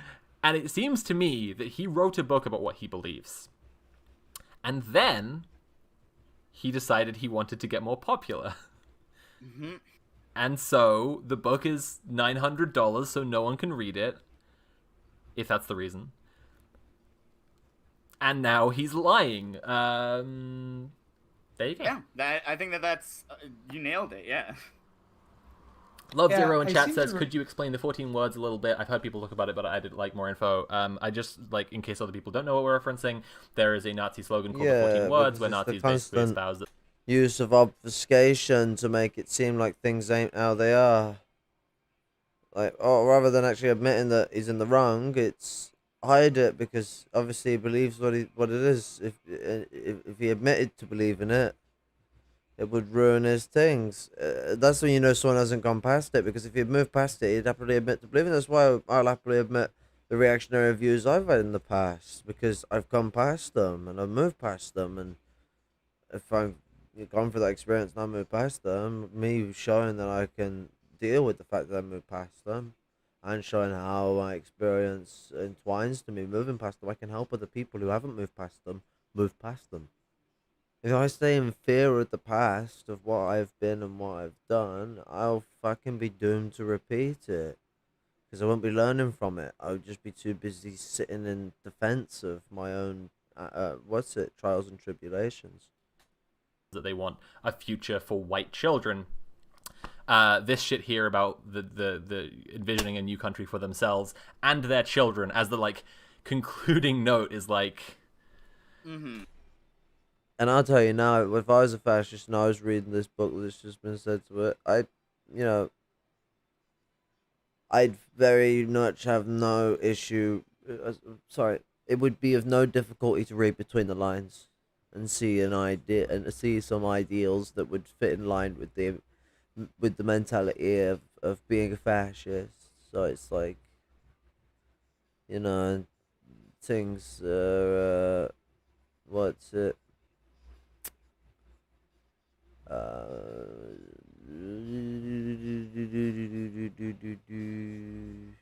Brain fart.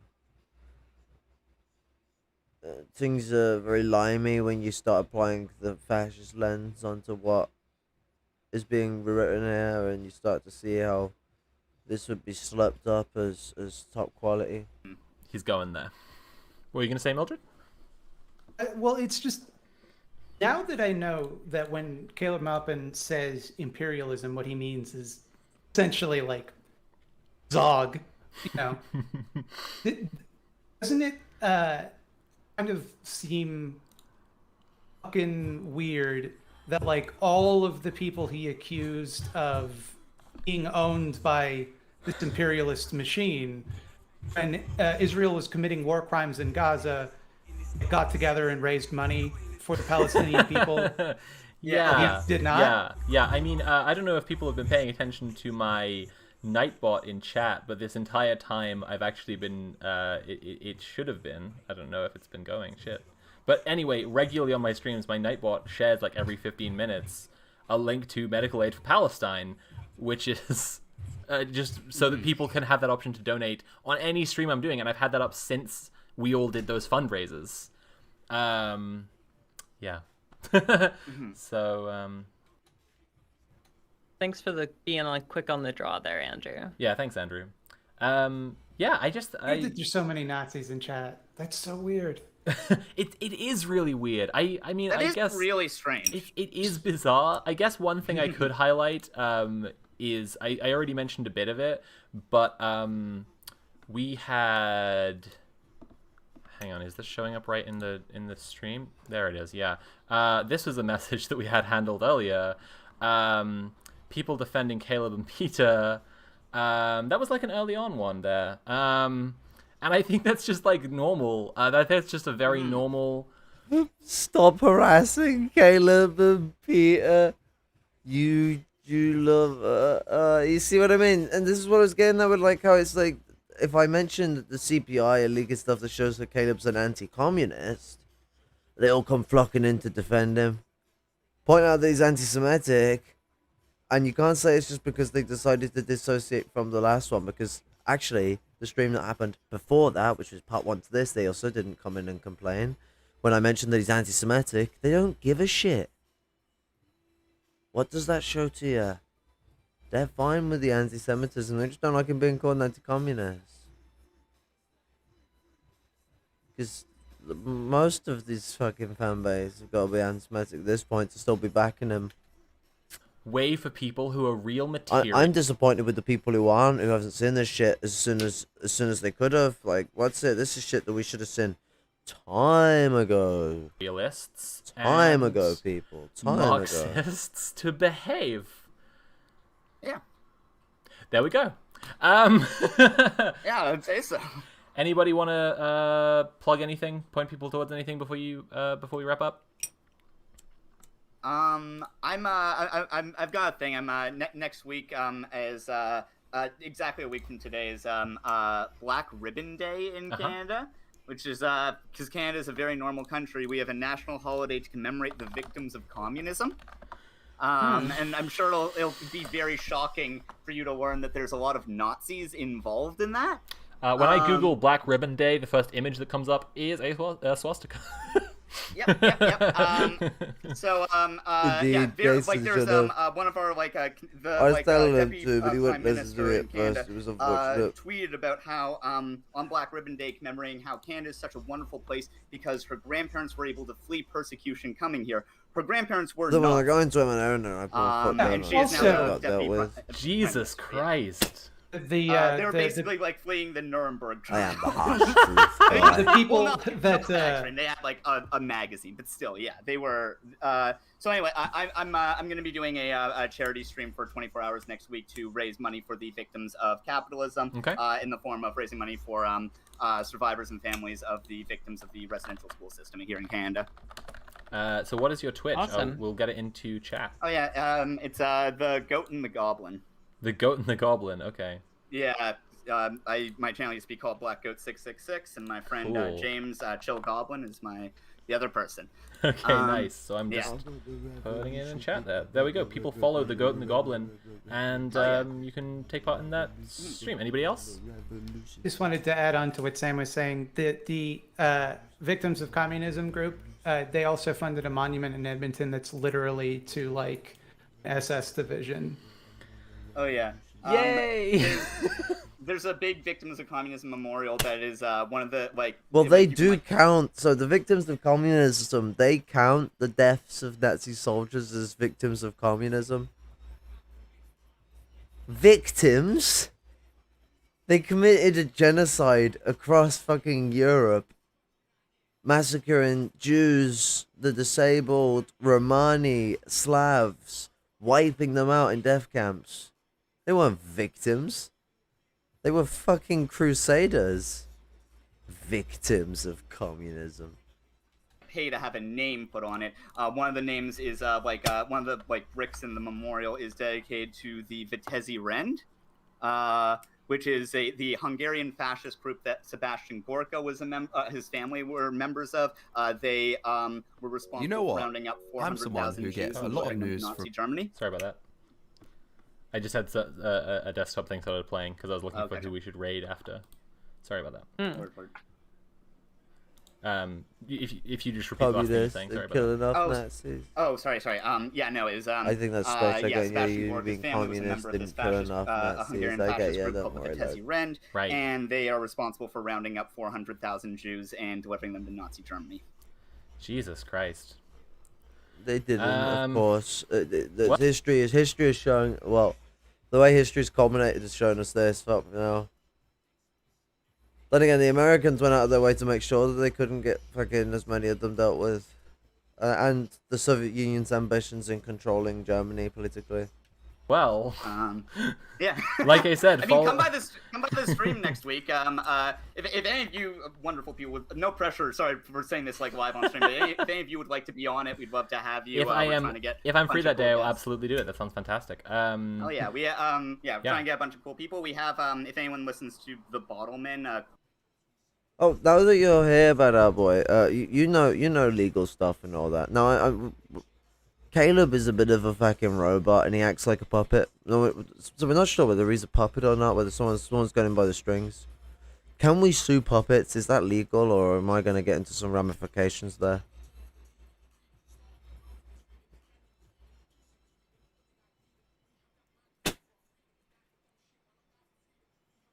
And actually, if that's the case, is Caleb allowed to sue the CPUSA? If he's a puppet, can puppets sue people? Fuck, we're in a bit of a weird situation here.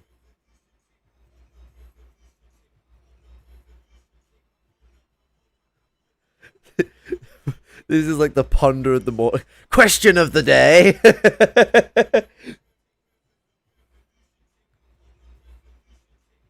I feel like we're being horrible to gingers, but as I heard someone who's very defensive of ginger people in Arizona say, Yes, we're normally very defensive of discrimination towards ginger, but Caleb Maupin, he's a ginger cunt. Just to quote someone who's defensive of the plight of those people.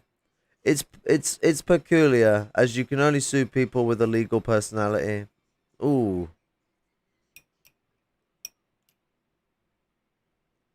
He seems to have tricked enough people that he's human. I guess we could get away with it. Caleb Maupin wants to dehumanize Jewish people. Like, let's just dehumanize him, the little prick. So in here, only humans and companies can be sued. I see. It.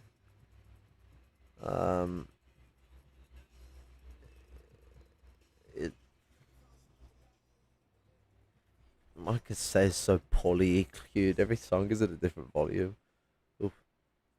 However, since he is a puppet. Hey, technically he could be a business, couldn't he? I mean, so the thing with these puppet types is that they someone is yeah, you see. Well, we got to rule off the the cabal, because he's a puppet that's against the cabal. He said that loud and clear. Now this is so there's this old English farmer's tale about how Hitler like got away on a raft and lived off beans for like 20 years. What if he's operating the puppet? Or it's like a costume?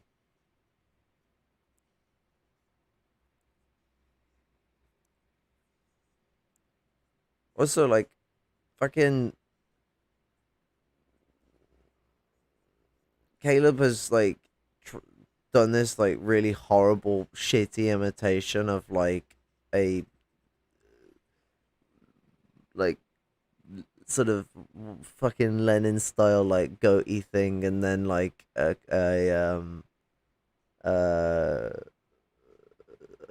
NASA style haircut, and he just NASA.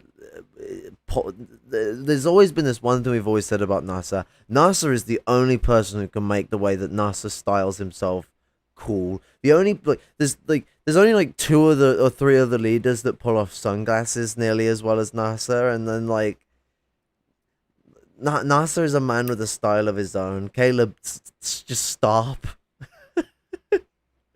Nasserist Lenin.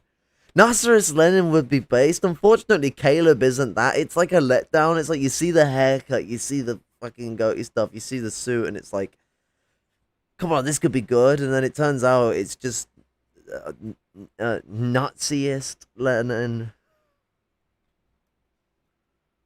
Lenin is Marxism, Nasserism, Leninism.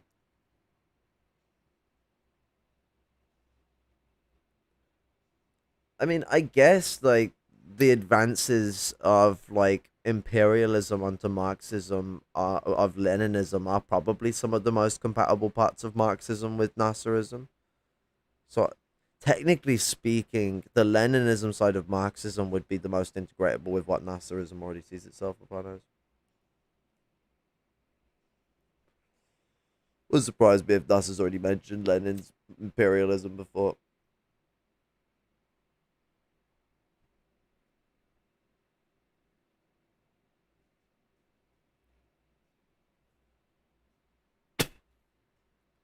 Well, did the internet go out?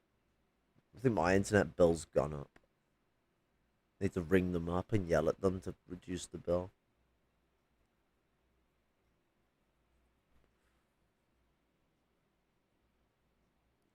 A coinky dink.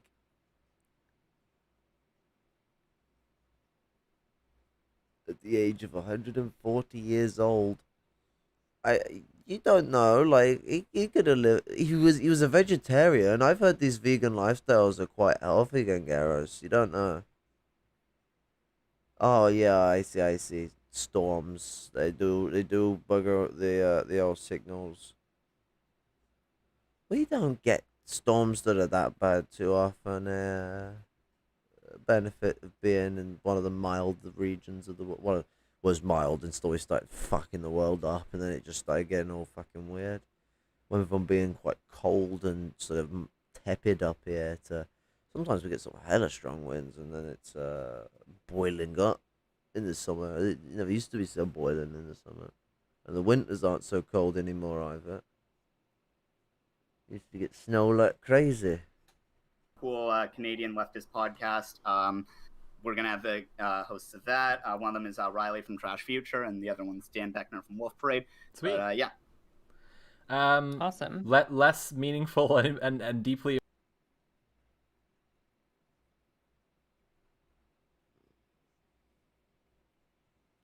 I mean, like it's the way that Caleb is trying to say specifically that only the cabal that he's made up in his head of Judeo-capitalist elitists are the actual problem. Like, has anyone ever seen Tick's video that he did that Finball criticized of him talking about like National Socialism compared to socialism?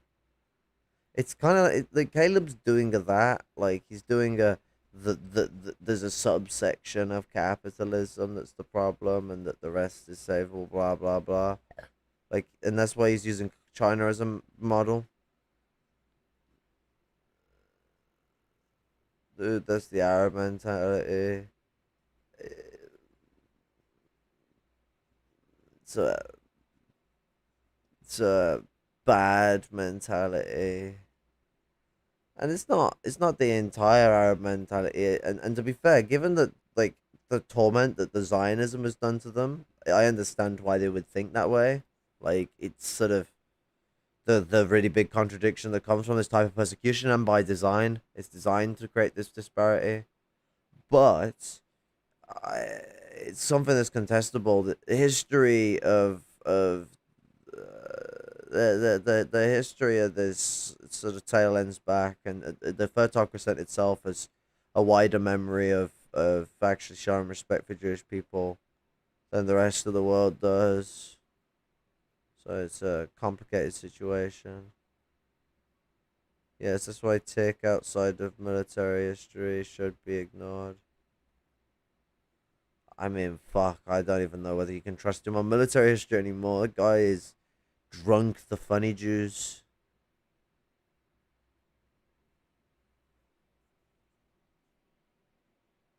So, Shia Muslims are the same as Jews and all are the root of all problems. Don't give Caleb ideas. Oh, God. Who was it? Was it fucking, was it that fucking, Muslim, that fake Muslim TV show? What is that? Well, it's led by Muslims, but it's used to do propaganda to make Muslims look better. I can't remember what it's called. They're like, the Shia and the Jew are one in the same.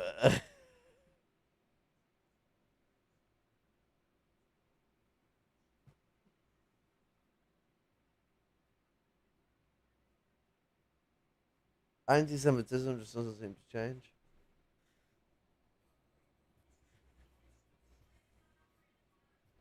He's one of those classical liberals. So, if you'll excuse me, I'll go ask Germany for reparations. I think it's a Saudi one, yeah.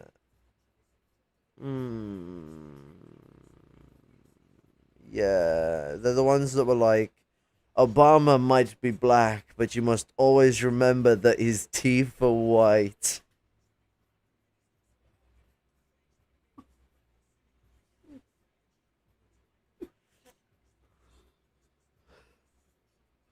Like, is that supposed to be a metaphor, or are they just being blatantly funny with that one? Like,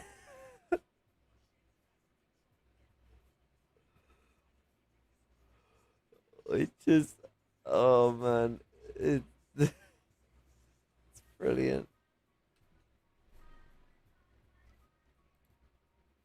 Important than Sam's plug, but Jess and I are on a podcast called Rolling with Rainbows, where we're playing some Call of Cthulhu at the moment. If you go Spotify or wherever, it's there. Go subscribe because it's a pretty good podcast. It's called Rolling with Rainbows. I'm gonna do a raid now. Who am I gonna raid? I'm gonna raid Laura. Well, that's the end of that. suck. Yeah.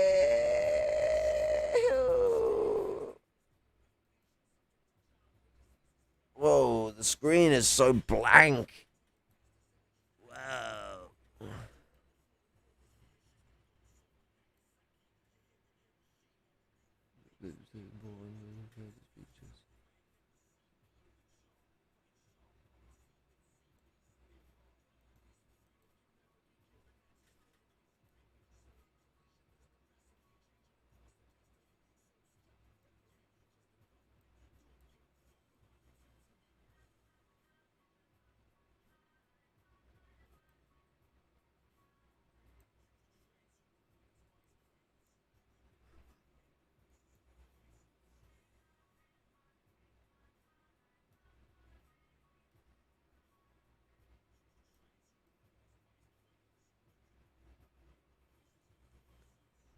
The Muffin Man.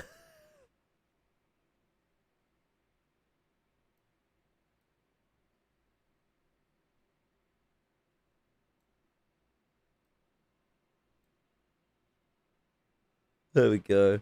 That looks kosher, don't it? After that, Caleb is an anti-native. Yeah, I mean, Caleb is an anti-transphobe. Well, Caleb is a trans anti. You mean Caleb is a transphobe, and then Caleb is an anti-native. You're trying to keep the similar structure, but the trans one, it's either you say Caleb is an anti-trans or Caleb is a transphobe. You got confused a bit there, lad. I will take the gingerphobe muffin. It's got chunks of weasel in it. Caleb is anti-reason. Caleb is a rationalist. That's what he is. He's a rationalizer. He doesn't look at things from an empirical angle.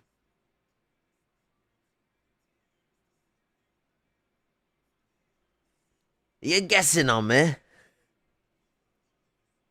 Oh, I get you. You just conferring. Do it right now. You can't hear the funky tunes, but I'm listening to dope music. Fuck you.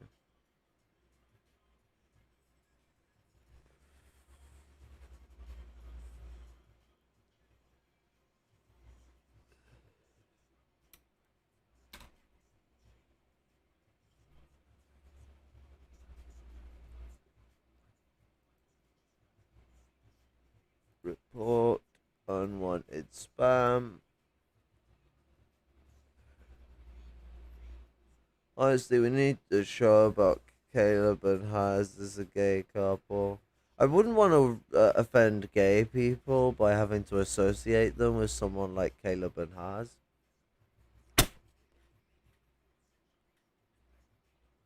That I will never watch and go, you were never mentioned. No, what you'll do is you will listen to the audiobook version just because you're interested. You're not interested in the sense that you want to fucking, tiddly willy, but you fucking watch it. You peculiarized. You're like, ooh. No why Yoda's involved. Ooh, yes. Rumpy. Ketamine. Then audiobook is here. I come up with an interesting idea, and that's like, for at the moment, just for personal use, because it'll be easy for me, because I can go out about and listen to it on my Walkman, but recording, like, literature onto cassette, and if I get myself a proper, dictation cassette, I can record them at a slower speed, therefore getting a lower quality of sound, but more space out of a cassette. I get double the space out of the cassette for playing it, and you can get ones where you can record on one track at a time, so you get, rather than using 2 tracks for the mono, which is also gives you a higher quality, you use 1 track for each mono setup, and then you get 4 tracks instead of 2. Maybe deplete them as slime. I mean, but is not the slime the anti-revolutionary? Caleb said so. The anti-revolutionary slime.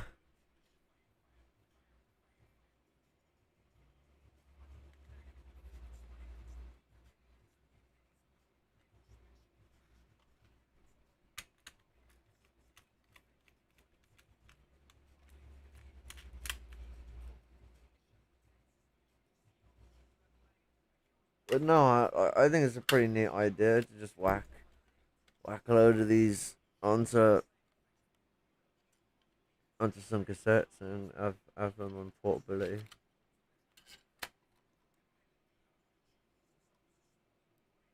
Product of the system I was born to destroy.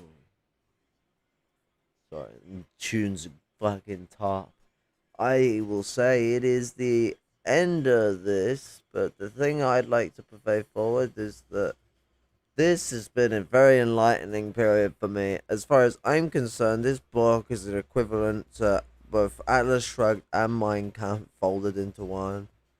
Good on you, Caleb. You've shown yourself to be a Nazi. Thank you. I will now, without any resistance, call you a Nazi and a fascist from back of tongue to front of mouth. You fucking decrepit, anti-Semitic piece of shit. You are not wanted in the communist movement. You're not a revolutionary. You're a Rooseveltian fascist that wants to fucking bring in the Nazi the National Socialist Republic of America. You fucking what's it? Swivel Suave Heil fucking Kulab Muffin fucking murder man. Like you following the path of the mustache man, Caleb. Fuck you. Suck your mom. Fucking toadstool. Anyway. Red salute, comrades. Adios. And what's it? Drive safely.